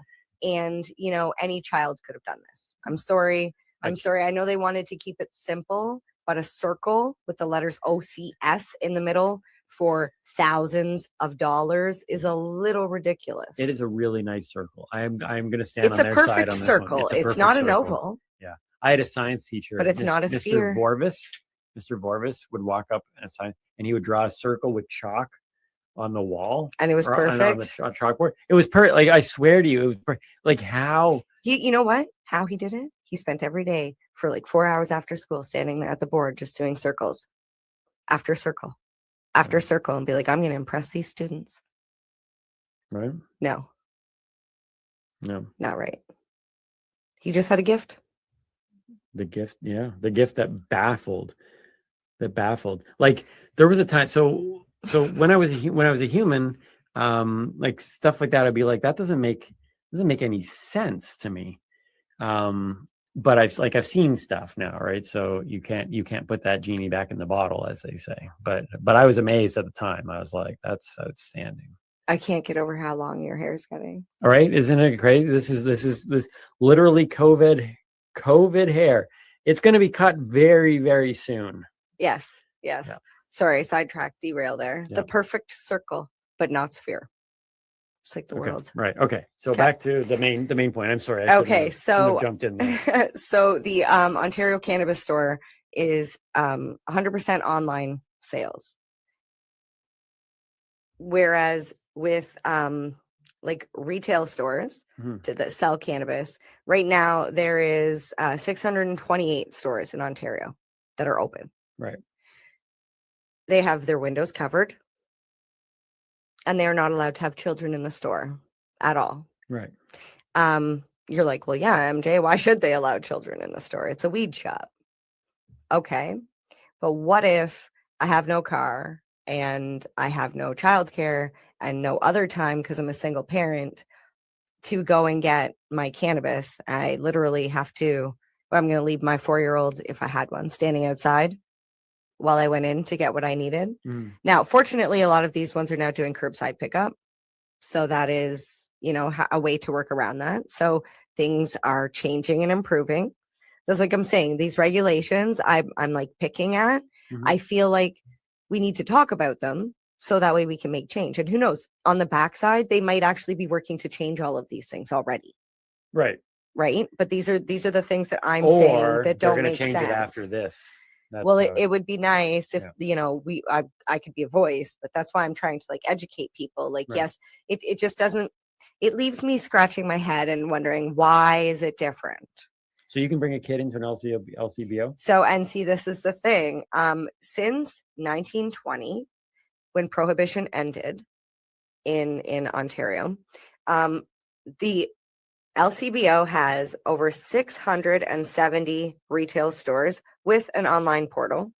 You're like, yeah, okay, so it's about even 628, 670.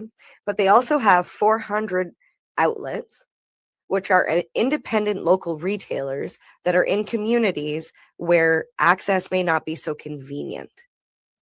Okay. Now, let's keep in mind we're talking about alcohol, which is technically, it's a poison.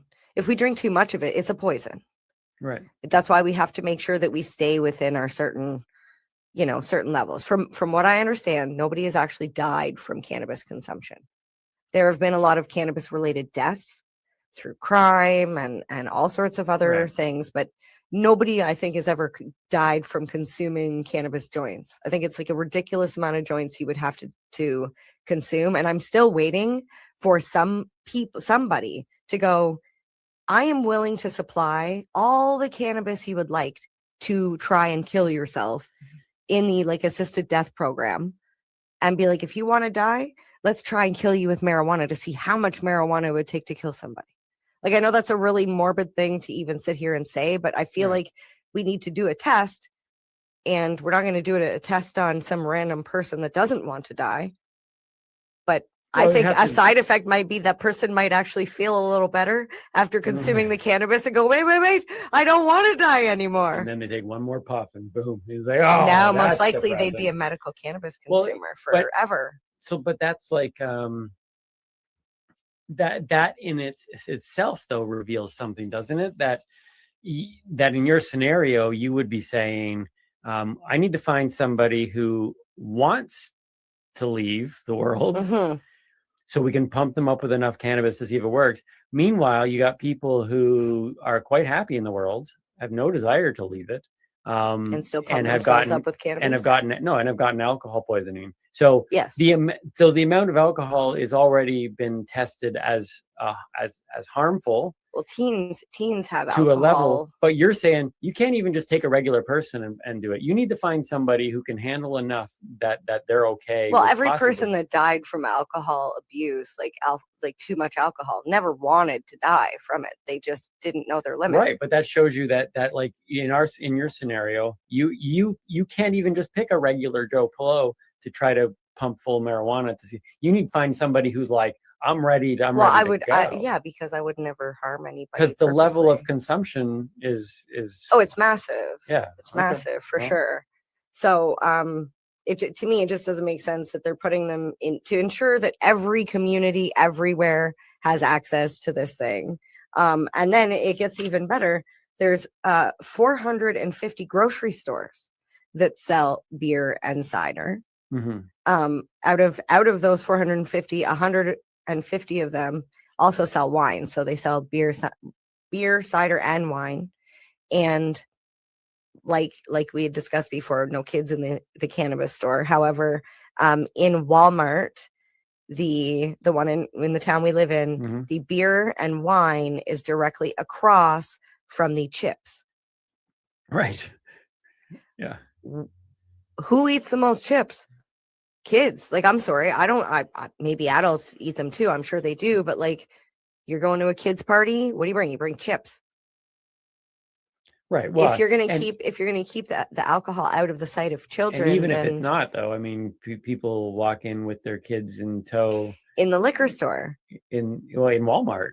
So even if the chips aren't just consumed by children, parents obviously is going to have their child. And well, look that's right the thing. over it. There's no barrier. You can literally just Yeah. walk right past, Yep. and all the alcohol is there. It's a teenager could pick it up and shove it in their jacket or in their bag and walk out with it. Like that's concerning to me. Yeah, there's almost 900 manufacturer retail stores as well on alcohol, and I don't even know what a manufacturer retail store is. I asked Alexa, and she's getting pretty dumb in her old age. I might have to. I would assume it's fix that. It's like those wine stores, right? Where you can make your own wine and then they sell it as well. I would think something like that. Make your own beer. Maybe, yeah, okay, that makes right? sense. Make your own beer. That makes sense. Yeah. Okay. But yeah, I don't think we have anything like that for cannabis yet. No, you don't have like a come there- cut your own No, pot? it would probably be bring your flour and Right. we'll help you turn it into a concentrate. Okay, We'll help you make it yeah. into a butter or an oil. Yeah, okay. So Yeah. there's nothing like that. So you're saying there's a discrepancy, and so it looks good on the first surface of how many retail shops there are currently. Yeah. But in terms of But then when you how delve those are into accessed it, and yeah. how other options And like I said, the Ontario Cannabis Store is done strictly online. So it's done through a mail model system. Not like I'm a mail mail model. models, but like, the mail, like through the mail, old school mail. If I wanted to be a model, I could have been, but I chose not to. Want to into comedy. I say old school mail, but like a guy shows up at your house and he like checks your ID. Mhm. And you get a like email or a text message that says your like courier will arrive from this time to this time. And like it's definitely more convenient than back in the day when you had to call Buddy, Yeah, buddy. because this guy's actually reliable. Right. However, let's talk minors. Let's jump into minors. Okay. Because we were talking about kids in the store. Yeah. So in Ontario, this is something I didn't know. I knew you had to be 19 to drink. However, I did not know that if you're a minor, but you're at home and you're in the care of your parent or guardian, and they say it's allowable, you are allowed by law to have a drink. However, you cannot, as a child, you cannot you cannot open it or mix it or pour it. Right. Your parent has to literally hand you the cup, bottle, whatever, opened, and you can drink it. Now that I was like, okay, I've heard of like maybe sometimes parents give their kids wine at, dinner. Most of the time you don't like it. It's wine or champagne and it tastes like crap. But at a restaurant, you are the same thing from 16 to 19. You're allowed to drink legally.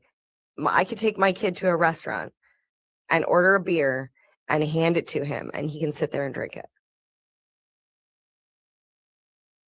Now, the minimum fine for buying or giving a child, a minor, alcohol, doesn't even matter if they're 18 and you know this kid, whatever, $500 if it's not your own child. Yeah, fair enough. Okay. Now, and you said you weren't going to have enough information for what gets. I know going. I got like a couple cue cards here. So recreationally in Canada, same thing, 19 years. Okay. You have to be 19. However, other than medically, there are no exceptions. None. Mhm. If you are caught giving a child, does not matter if it's your own child, somebody else's kid, same thing. Penalty is up to 14 years of jail in jail. And the weird thing that I found is when I was doing the research for this, when I researched giving alcohol to a minor in Ontario, it says you will be fined a minimum of $500. And when you search cannabis, it says you will receive up to a maximum of 14 years. So I don't understand why they give the maximum for the cannabis and the minimum for the alcohol. It's almost like, well, the alcohol is more like a, we'll give you this slap on the wrist. But if you dare give a kid a joint or a cookie or, anything, Right. you're going to prison for 14 years. You could get a slap on the wrist, but they're promoting the maximum. Exactly. They're putting the fear into you that it's 14 years. Yeah. Now, with all of that being said, I have a 16-year-old who has asked me about cannabis, and I will give him and every other child the same response. You're not meant to have cannabis or alcohol before you're 19. That's just the way it is. That's the way the law says it is. And unless medically you need cannabis, it shouldn't be a thing, because there are, like we talked about with Maddie, when I was younger, I didn't think about the growth and development of my brain. And I'm extremely fortunate that I'm sitting here and not drooling and I'm actually able to have a conversation, like I want to say an educated conversation, but I couldn't think of the word. So don't know how educated that was, but you get my point. Mhm. So it's not something I promote, but I just would like to see the differences. Like even sex stores don't have their windows covered anymore. Right. Like you can look right through the window and see blow up dolls and We've Justin spent Bieber some time staring in windows before, and Spencer's, the store Spencer's. I was mortified one day because they have the posters and the wallets and the tie-dye t-shirts and the sex toys and the lingerie, like literally all in the same area. And my kid was like, what is that? And I look at it and I was like, oh my God. 7-year-old looking at like a toy, an adult toy. And I was like, oh my God, how did this even get in here?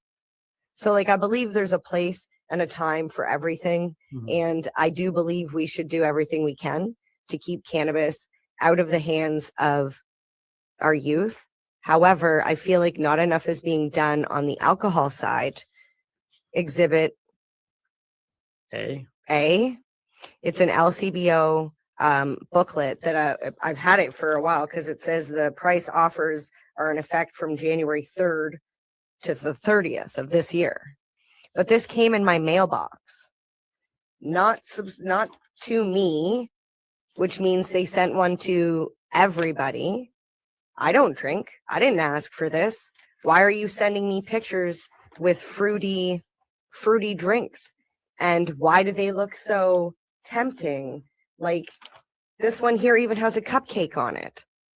If we're trying to not appeal to younger audiences, then why are we putting a cupcake on it? We're adults. We don't need to see the dang cupcake. I like cupcakes. So do children. Hmm. Maybe it's because they know that none of this stuff actually tastes good. Maybe. I don't know. It's like tobacco ads back in the day. They used to promote a certain lifestyle and a certain, you're not a man like me if you don't smoke Marlboros or whatever it was. Meanwhile, they all died of lung cancer, throat cancer, whatever. And now they're like, oh no, smoking's bad. We don't see smoking ads, and you definitely wouldn't see a booklet come to your house. So anyways, that's what gets me going. That certainly did. Okay. Can I do one more thing before we go? Sure. Okay. Let's do that. Okay. You This think has like to I'm going to do- stop you now. I know. This has to do with carry limits, cannabis carry limits. All right. And I just learned this because I'm working as a legal bud tender Yep. or as a bud tender in a legal store. And I knew you're only allowed to carry 30 grams of cannabis on you, but that's dried flower. So there was always a lot of confusion for me of what happens when I have brownies or, topical, for Mhm. example. So 30 grams of dried flower is the equivalent to 150 grams of fresh cannabis. So Mhm. if you have like plants, Mhm. 450 grams of edible product.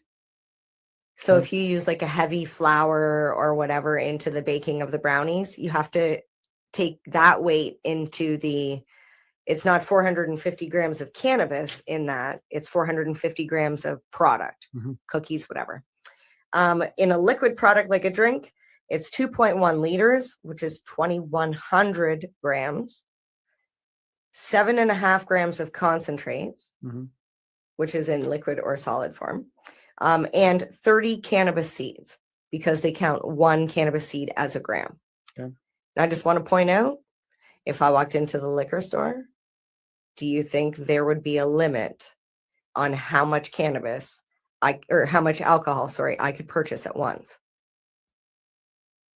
I don't know. I don't buy alcohol either. There's not. People have gone in and bought enough alcohol for their weddings, for their backyard parties, it's enough alcohol for 200 people. And nobody ever asked them, what are you buying all this booze for? I mean, maybe they do, but when you get told it's for a wedding, it's just moved on.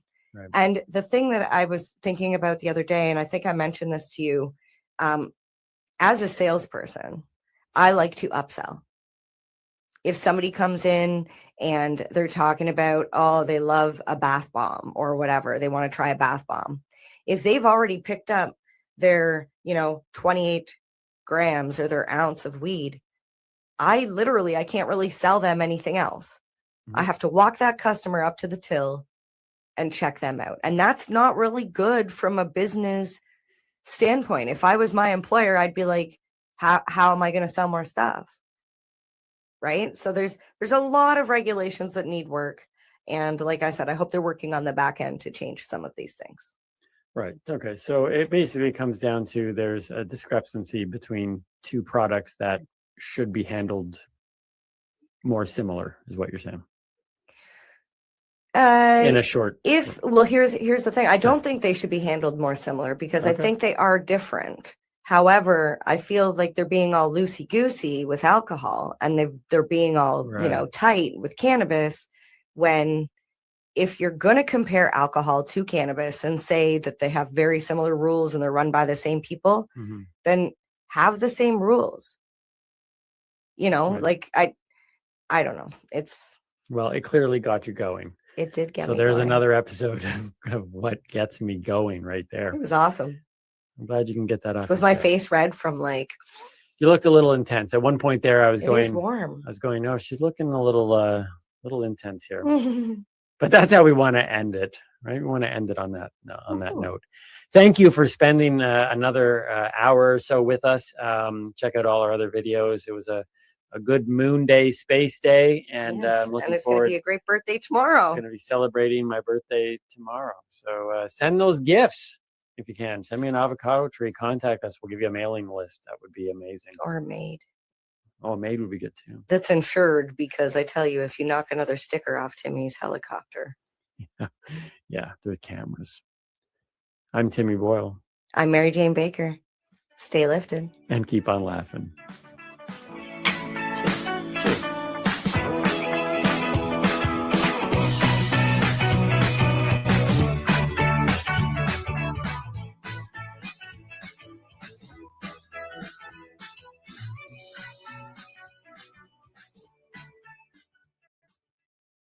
Opinions of the individuals during this broadcast are their own and may not be the opinions of their group or other organizations they may be involved with.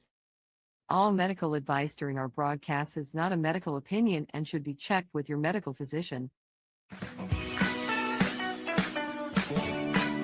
Hi, I'm Timmy. And I'm Mary Jane.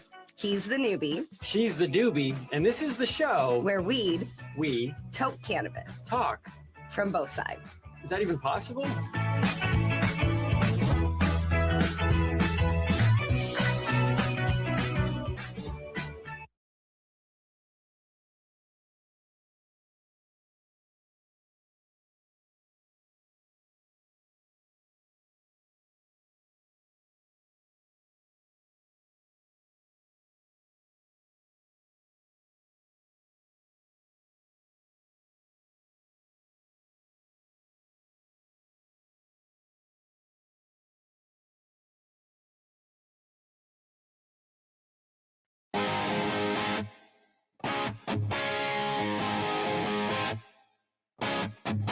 Cannabis leaf on my lanyard, box of TY by my feet, exhibitors and large crowds to educate. Cannabis plants on display, real green, yes, real green. Old man stops, says what you selling.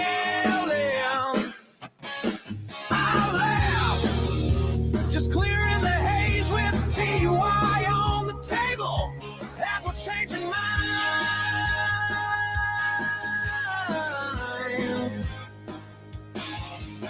Cannabis plants at the Home and Garden Show. TY pages in your hand. Take it home. Learn about natural medicine. Watch your knowledge grow. Yeah, we bring the truth and patient stories where they never thought it would ever go. Cannabis plants at the Home and Garden Show.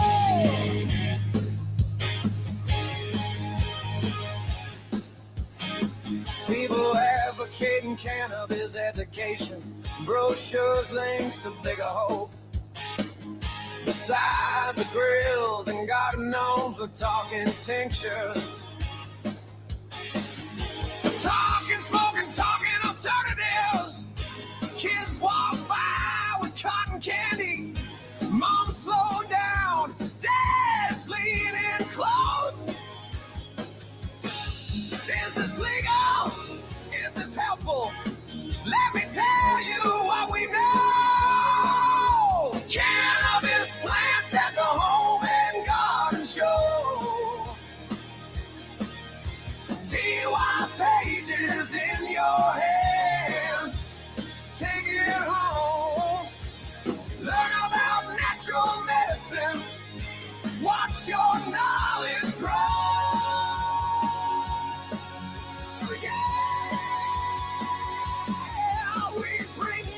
Truth and patient stories where they never thought it would ever go.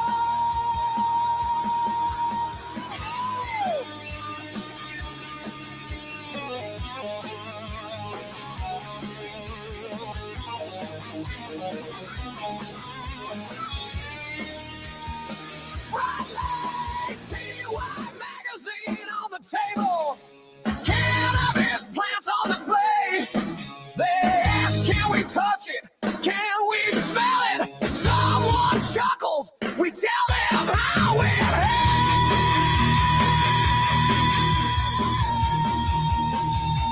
helps. We're not hiding in a corner. We're right here in the flow. Hand to hand, heart to heart with TY magazine. At the Home and Garden Show.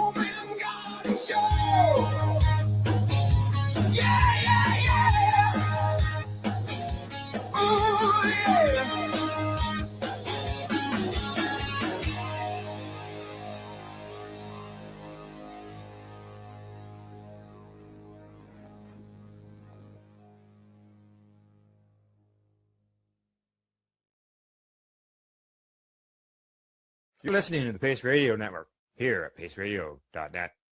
The views expressed by the individuals during this broadcast are their own opinions, and they may not be the same as those of their group or other organizations they may be involved with. All medical advice during our broadcast is not a medical opinion and should be checked with your medical physician.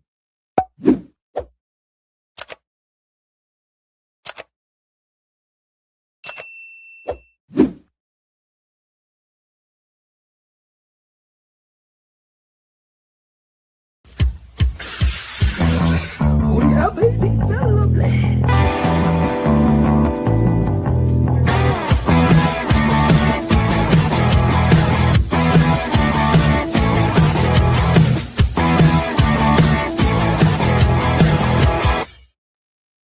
Good morning and welcome to Psychedelics and Cannabis Educational News for January the 29th. We're live here at paceradio.net and 420pace.ca. Good morning, Rev Cindy. How you doing? Good morning, Al. Oh my God, January 29th. We are already at the end of January. Yes, yeah, exactly. We're already 1/12 done of 2026. That's insane. Wow. Oh, I know. Yeah, you know, people used to always tell me when you get older, the time goes by faster. Now that I am older, I have to agree. You're right. Crazy. Crazy. Oh, I know. It is. It is crazy. And so is the snow that just keeps coming down. My only hope is we have like some pretty major snow happening, and I'm kind of hoping it goes into Groundhog Day. So there's no sun and no way in hell that groundhog can see its shadow. And that means it's going to end early. Let's keep our fingers crossed. Yeah, I can tell you around here, there's too much snow. Yeah. He wouldn't find his way out of the hole. All right, Yeah. what do you say we get on with the news? We might as well. All right, first story of the day comes to us from CBC News. Mi'kmaq bans drafting own law amid province's cannabis outlet crackdown. Exactly right. First Nations chiefs in Nova Scotia are developing their own law and regulations on the retail sale of cannabis on reserves in defiance of a provincial crackdown on unlicensed outlets. Member 2 Chief Terry Paul, who speaks for the Assembly of Nova Scotia Mi'kmaq chiefs on the subject, said the First Nations are opposed to provincial regulations of cannabis sales and are exercising their right to self-government. They say we can establish regulations ourselves, of course, in concert with the provincial and federal governments to make sure that the laws are compatible, but we have a right to do that, he says. Now, it goes on to say that the Member 2 has been developing its own cannabis law since 2021, and other bans have been as well, according to Paul. Goes on to say that there are some that are working on them too, but we've met lately as an assembly of chiefs, and we have been discussing having a common cannabis law throughout the province. Now, many are on reserve land, and some Mi'kmaq feel that they are being targeted, although the province denies them. Now, earlier this month, Justice Minister Scott Armstrong said that the province intends to continue enforcing the Cannabis Control Act. Armstrong said that under provincial law, First Nations can sell cannabis products under the same rules as the Nova Scotia Liquor Corporation and keep the proceeds. Now, Paul says that Wagamatuk First Nation was considering that, but has since agreed with the other bands that that model is unacceptable. He says, we need to be able to exercise our right of self-government. It's the principle of it, that we have the right to do that, Paul says. Now, in an email statement, Houston's office says that the status quo is not working, and the province simply wants to treat cannabis the same way that it treats alcohol. There you go, Cindy.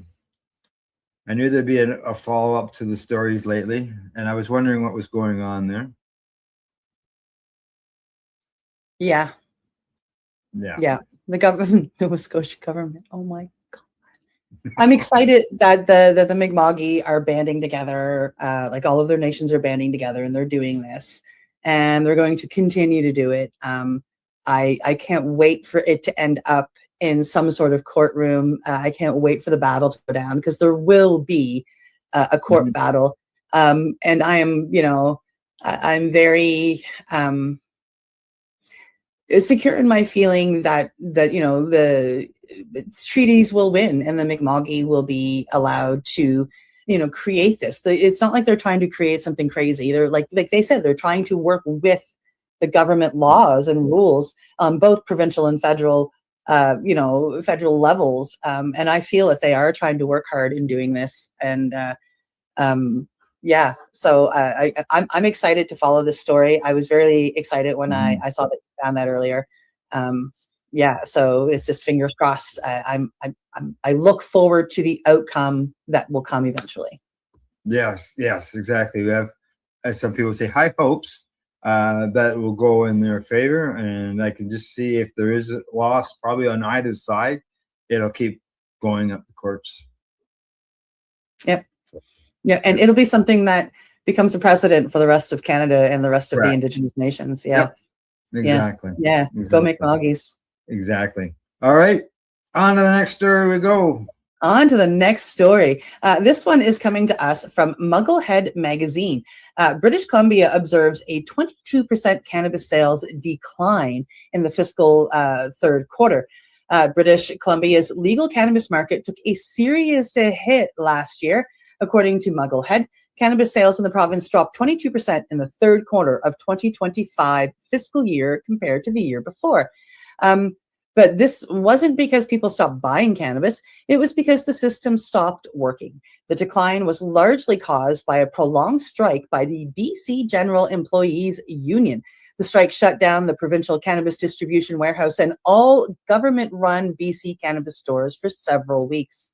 With no product moving through the official supply chain, both retailers and consumers were left scrambling. As a result, legal sales numbers plummeted, and Canada's national cannabis sales figures also dipped because BC plays such a large role in the market.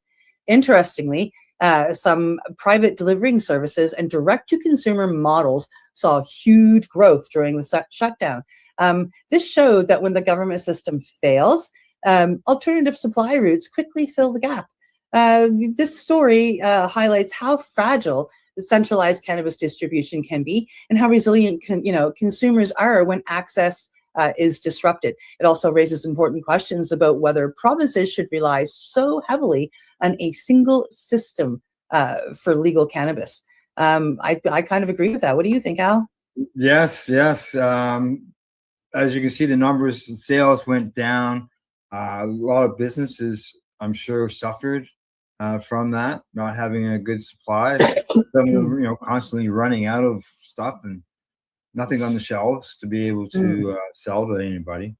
And I know that they have the direct system as well, which helped, but it obviously wasn't the answer to everything, right? Yeah. So, and that's, strikes are going to happen, unfortunately. They are. Some people, right? So, yeah, something to think about. That's right. All righty. From that, we're going to move on to our next story. This one comes to us from MJ Biz Daily. Headline says, Trump Republicans backing Arizona marijuana adult sales repeal. Yes, repeal. Now, in defiance of President Donald Trump, two prominent Arizona Republicans said they're opposed to cannabis rescheduling and are keen on recriminalizing adult use cannabis sales. Arizona is the third state, along with Massachusetts and Maine, where a voter initiative funded by a prominent anti-legalization group proposes eliminating adult use sales, which is $1 billion market according to the most recent data available. Now, interviews with Marijuana Moment, U.S. Rep. Andy Biggs and U.S. Rep. Paul Gosar signal support for repealing adult use sales. and cast doubt on downgrading cannabis status under federal law. Now, Gosar backed the sales repeal bill and told Marijuana Moment that he hopes to ask the president to reconsider cannabis rescheduling. Now, on top of that, Gosar explained or claimed that an unruly cannabis industry has disobeyed the rules and resisted every which way with the regulations. Now, Attorney General Pam Bondi has yet to act on the executive order, which directed her to reclassify cannabis in the most expeditious way. Now, Biggs, who told Marijuana Moment that he's inclined to support the repeal bill, added that he opposes rescheduling because cannabis users are more likely to need welfare benefits. The repeal effort would need to collect nearly 256,000 signatures by July of 2026 to qualify for the November 2026 ballot. Cindy, the stigmatization continues. Wow. I'm just Cannabis users are people on welfare. Like, some people will never learn. Yeah, no, that just kind of insulting, to be honest. It is. Exactly. You know, I mean, hopefully straight they up, don't that- get their signatures. Yeah. Hopefully but yeah, that's not good. It'd be interesting. It must be interesting in caucus meetings when if they ever talk about the cannabis file. If because there's some people that are for it, and obviously there's some reps that are against it as well. Yeah. And as you said what's that? As we said the other day, just because you legalize where you are now doesn't mean that it can stay there. No, because there's people fighting against bringing them back to the old ways of doing things. Right? Yeah, I'm baffled. I really don't even know what to think about that, to be honest. Yeah, exactly. So, all righty. Next story. This story is coming to us from Green State. Microdosing psychedelics jumps in the US, according to a 2025 report. A new report shows that psychedelic microdosing is no longer a fringe practice. It's becoming mainstream. According to Green State, the 2025 RAND Psychedelic Survey estimates that about 10 million Americans have microdosed psychedelics in the past year. Microdosing involves taking very small, subperceptual amounts of a substance like psilocybin mushrooms or LSD. Users say they do it to boost creativity, improve focus, reduce anxiety, and support emotional well-being without having a full psychedelic experience. The report found that psilocybin is now the most commonly used psychedelic in the US, and its popularity continues to rise. Researchers believe the numbers are increasing not only because more people are using psychedelics, but because stigma is decreasing and people are more willing to admit it. The surge comes alongside growing legalization and decriminalization efforts across cities and states. As public awareness expands and clinical research continues, psychedelics are being discussed more openly as mental health tools rather than taboo substances. For policymakers, the takeaway is clear. Millions of people are already engaging with psychedelics, often without legal frameworks, medical guidance, or regulation. This raises urgent questions about safety, access, education, and how society should responsibly integrate these medicines. What do you think, Al? Interesting. And as more people are learning about psychedelics and more research gets out there, more information gets out there, obviously more people are trying it as an alternative to normal pharmaceutical medicines. Absolutely. Now there's one there. They list the top 5. The top 5. MDMA, the magic mushrooms, MDMA, ketamine, LSD is in there. There's another mushroom. It's called the Amida Amanita muscaria. Yeah. Yeah. It's not necessarily psychedelic in the same sense that psilocybin is. It doesn't contain psilocybin, but it's a very healing medicine that can bring on its own psychedelic state. It's what we see a lot of it popping up usually around pictures of it around Christmas, because it's the red one with the white dots on it. Yeah. Yeah, I know that one. Seen that all over the place. All over the place. Yes, exactly. All right. It's time for us to take a break. We'll be back in about 3 minutes as you get to hear from those who make our voices louder. You're listening to the Pace Radio Network here at paceradio.net. Camelford Lifestyle Shop. Open Monday to Friday from 10 till 7 p.m. or by chance. Check out our flags, our t-shirts, plus our hats, and look of that supply of rolling papers, plus much more. We've got bongs and your favorite herbal vaporizers. Look at all the incense we have, as well as for those who collect knives, check out these knives in our collection. And while you're here, stop in to see Shay at the piercing room, where you can get poked by Shay. Daily deals, check them out. Camelford Lifestyle Shop, 17 Bridge Street West, Camelford, Ontario.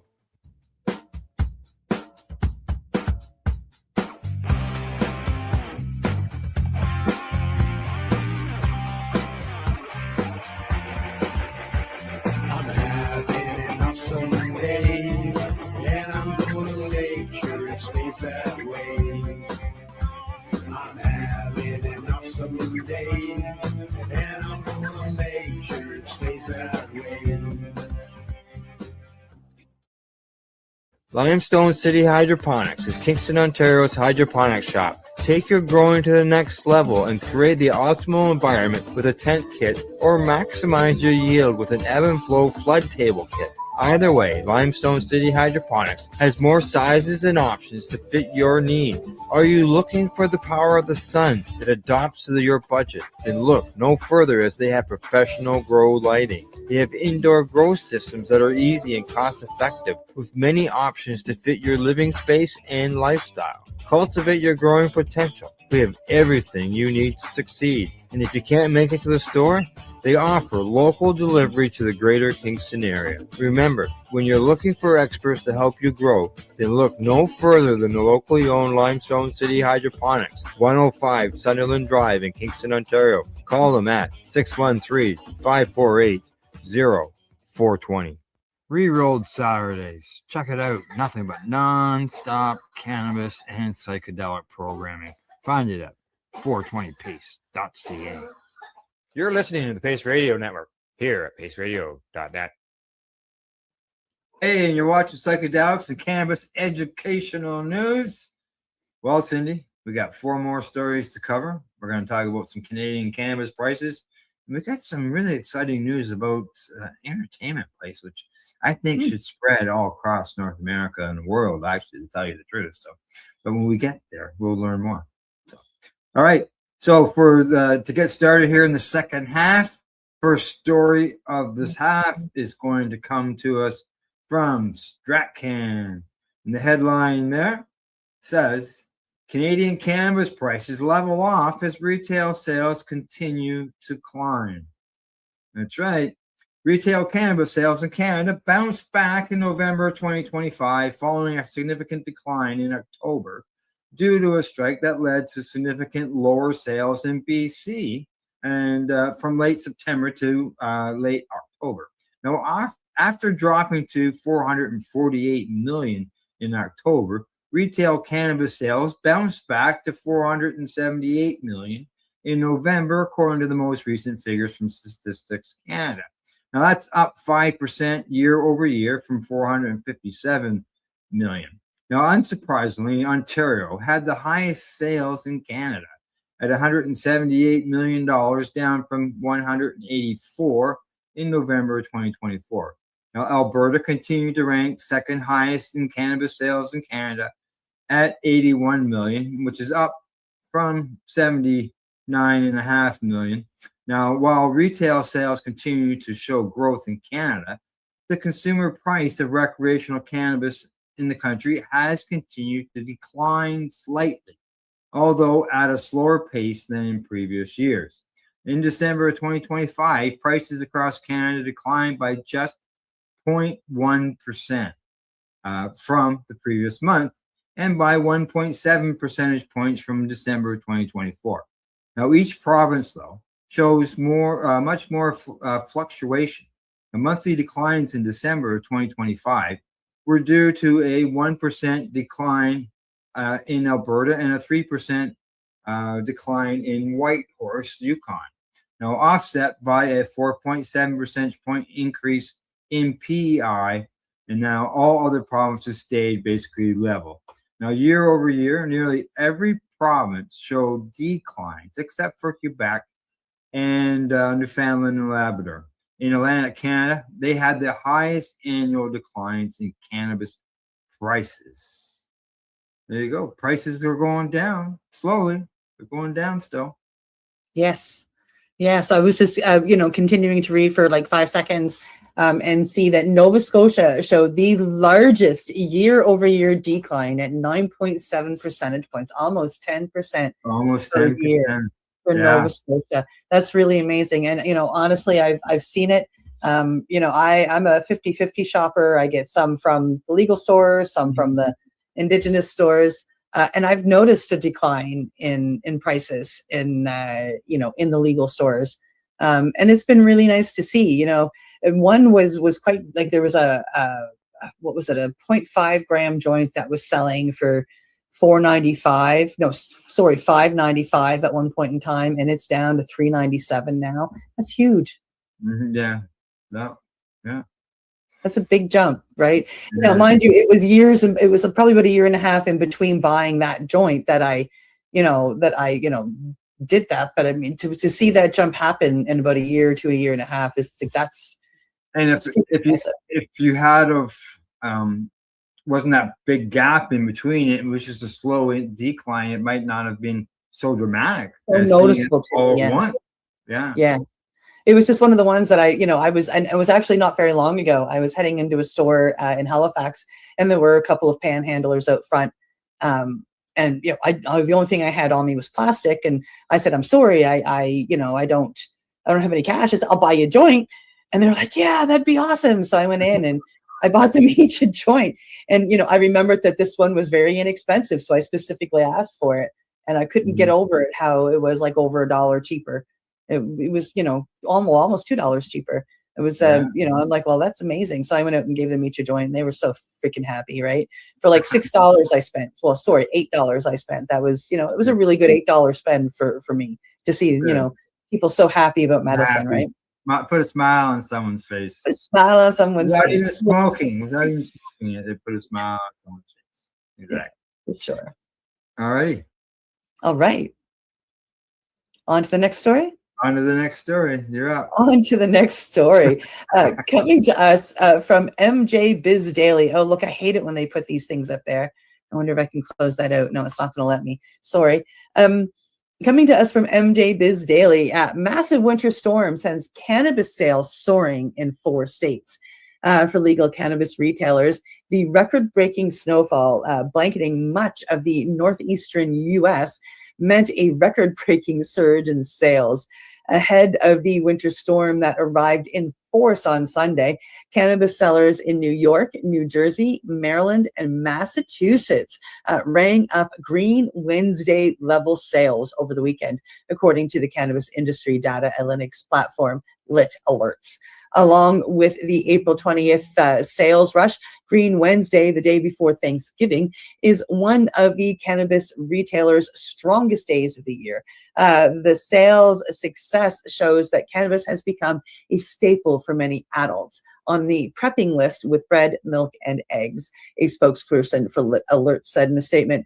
In New York, where snow falls in excess of a foot contributed to Governor Kelly O'Toole declaring a state of emergency, cannabis retailers saw a rush of customers stocking up on cannabis alongside essentials like the breads, the eggs, and milk, of course, according to New York Post.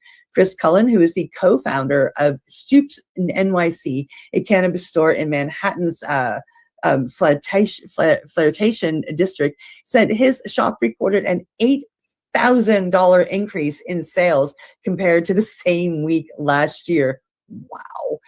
It's eggs, bread, milk, and cannabis, he told the Post. Cannabis has become the new staple. At the cannabis place, a retailer with locations in Queens and Jersey City, New Jersey, sales doubled with cannabis-infused chocolates nearly selling out, CEO Osbert told the Post. It's 100% because of the storm, he said, and continued to say, we doubled our staff to meet the demand. Since its adult use cannabis sales launched in December of 2022, 578 cannabis retailers opened across the state, including 245 in New York City alone. They're still not coming close to Toronto yet, though. Legal cannabis sales in New York topped $1.5 billion in 2025. And again, I say, Al, that they have yet to come close to Toronto, Canada. No, not when it comes to numbers of stores, that's for sure. But they've still got good numbers, even though every once in a while something bad comes up out of New York. The Cannabis Control Board situation that they got set up there. Someone's getting fired or something's going on. It's always in the news. But those numbers are look good to me. No, they speak volumes, and it's just going to grow from here. Like, I mean, New York is a very busy city. And if they start offering cannabis tourism, people like me, once, I know it's safe for Canadians to go there, I'm already thinking like, oh, someday, like, I'd love to go down there and do a tour of some of the first cannabis dispensaries that opened up when it all changed. And this was all because of the storm. People were anticipating being snowed in now we could, celebrate the sales and all that stuff, but there might be other people on the other side of the spectrum saying, well, if it's in with the milk and the bread, then, and it's a staple, does that mean they're addicted to cannabis? Somebody's going to come out saying that eventually. Yeah. There's a group that comes to mind. So, yeah. See what happens down the road as things go on. Hopefully, things get even better than what those numbers are. Oh, well, fingers crossed, right? Like, I mean, you see all this happening down in the States, as you've read earlier. Trump put this forward to reschedule cannabis, and people are arguing, and it's made some people so mad that they're pushing for their states to recriminalize the plant again. Yeah. So it's nice to see this coming out of New York versus the recriminalization. But the people who want it recriminalized are right across the country, and I'm sure we have those in our country as well. And it's for some reason it gave them a louder voice, or made them want to get louder.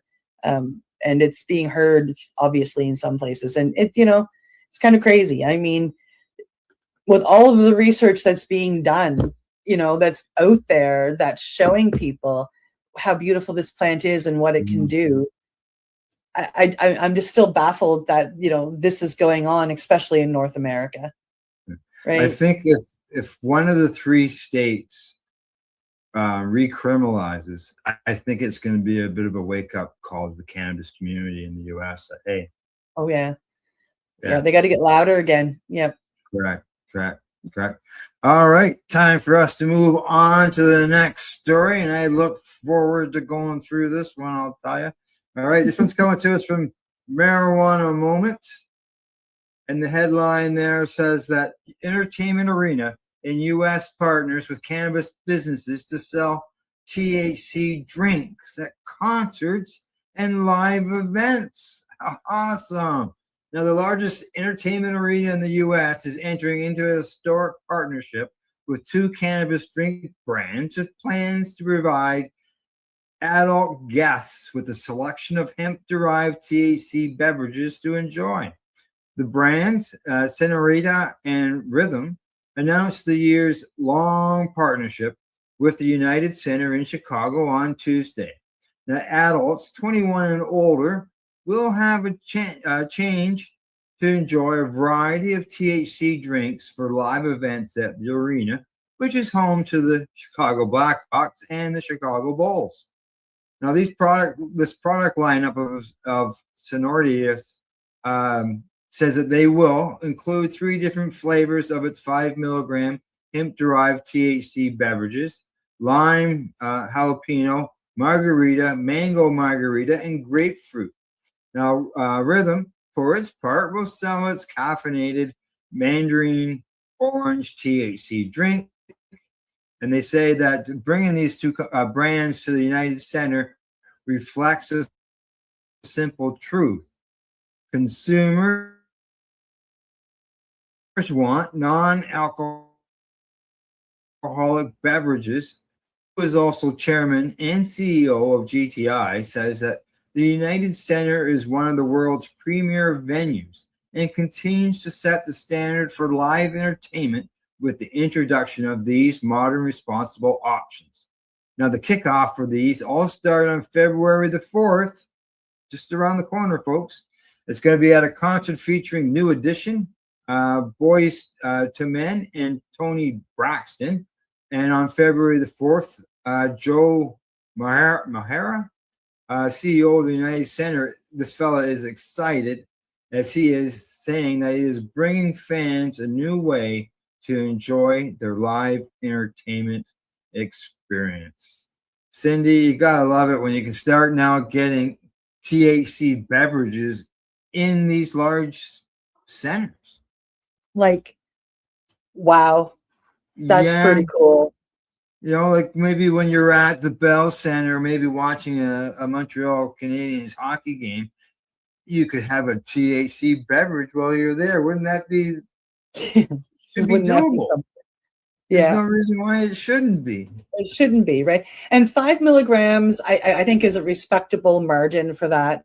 Maybe offer 5 and 10, but 5 milligrams is a good start point for that. If somebody's going to be there for the duration of the evening, watching a show or a game or something, they're going to have, probably 2, 3, 4, 5 of these, throughout the evening. Because, like they're the size of a little can pop, right? Like they're not a big drink. It's like or it's like a little poured drink, right? Like they're not big. It's not massive. And being at a stadium, that's one of the ways that they make money is they make money on the concessions. So that they're going to overprice it and they're going to sell weak drinks to be able to draw you back for more.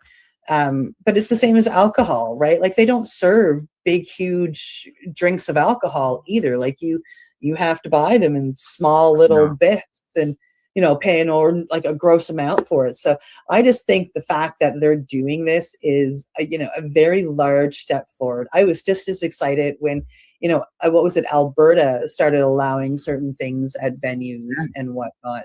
Right. And then there's a restaurant out in Maple Ridge, British Columbia, that when the deck is open, you're allowed to use your cannabis on the deck when you're there enjoying a meal.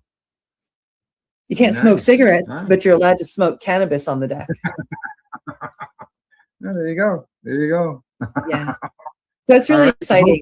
Makes me want to go down to Chicago, right? I'm not shocked that it's in Chicago first. That's really cool. Well, it takes one place to do it. One. Yep. Right. And then others will see that. And they start talking amongst each other. And when they start saying that, hey, we sold X amount of THC beverages last year. Yeah. This is our bottom line from it. Yeah. Yeah. Mm-hmm. Something else when it comes to cannabis and entertainment, sort of kind of together. I don't know if you saw, but Edmonton, Alberta is about to get their first big, huge, massive cannabis lounge with the new Amsterdam Cafe soon to be opening up there. They just put up their sign yesterday. It's super exciting news for Canada too. Good. Yes, exactly. All righty. On to our next story.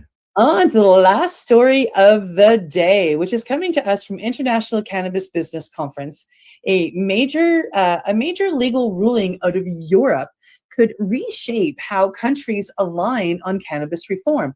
According to International Cannabis Business Conference, the European Union's top court has ruled that Hungary is violated the EU law by opposing the bloc's official position on cannabis at the United Nations. Back in 2020, the UN voted to remove cannabis from its most restrictive category, recognizing its medical value. The EU had agreed on a unified position supporting that change. However, Hungary broke ranks and voted against it, prompting legal action from the European Commission. The EU court found that Hungary violated the principle of sincere cooperation, which requires member states to act together in international matters. The ruling says Hungary had no right to undermine the EU's agreed stance, and as a result, Hungary must now pay the legal costs. This decision strengthens the EU's authority when it comes to drug policy and international representation.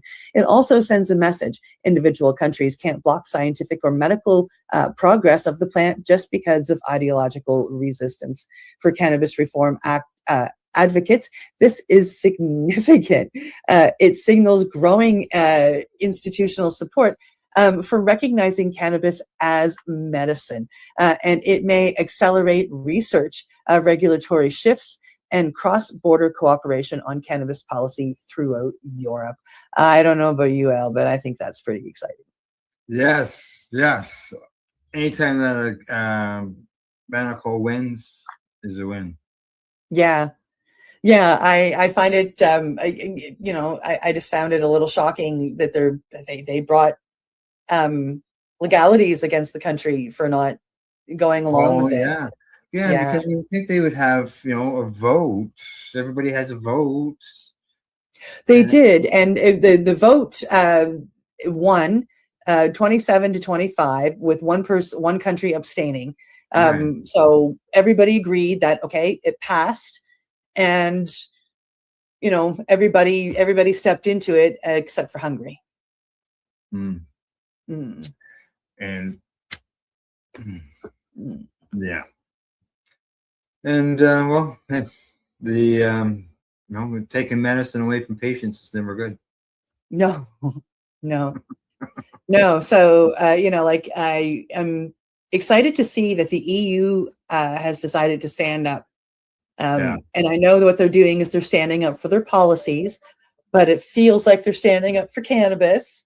And it's really it's nice to see. And, I truly do believe that as things go forward, that will be a loud voice. Yeah, especially in the past, it's always been against it, had a position against it. And, they changed that. Right?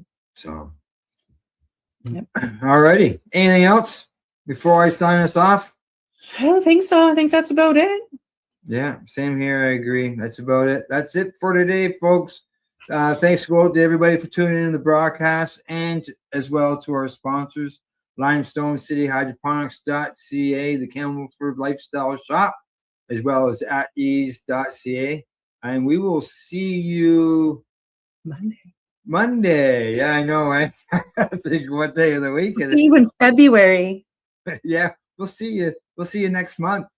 As always, don't forget to educate, medicate, and do not incarcerate. You're listening to the Pace Radio Network here at paceradio.net.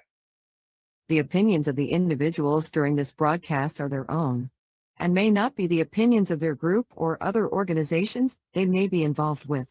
All medical advice during our broadcast is not a medical opinion and should be checked with your medical physician. Enjoy the buzz of legalization with Campbellford Lifestyle Shop. From lights to plant nutrients, books, consumption accessories, and more. We've got all your basics to grow or consume cannabis. Visit our info center or take a look at our piercing services and body jewelry, now available in-store through Campbellford Lifestyle Shop, 17 Bridge Street West, Campbellford. Limestone City Hydroponics is Kingston, Ontario's hydroponics shop. Take your growing to the next level and create the optimal environment with a tent kit, or maximize your yield with an ebb and flow flood table kit. Either way, Limestone City Hydroponics has more sizes and options to fit your needs. Are you looking for the power of the sun that adapts to your budget? Then look no further, as they have professional grow lighting. They have indoor grow systems that are easy and cost effective, with many options to fit your living space and lifestyle. Cultivate your growing potential. We have everything you need to succeed. And if you can't make it to the store, they offer local delivery to the greater Kingston area. Remember, when you're looking for experts to help you grow, then look no further than the locally owned Limestone City Hydroponics, 105 Sunderland Drive in Kingston, Ontario. Call them at 613-548-0420. We are people advocating cannabis education here at paceradio.net. You're watching the 420 Pace, found at 420pace.ca.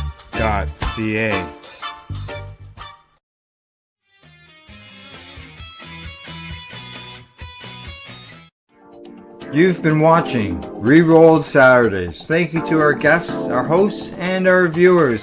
Up next, Rerolled Saturday Nighttime Edition. It gets started at 4 p.m. See you then.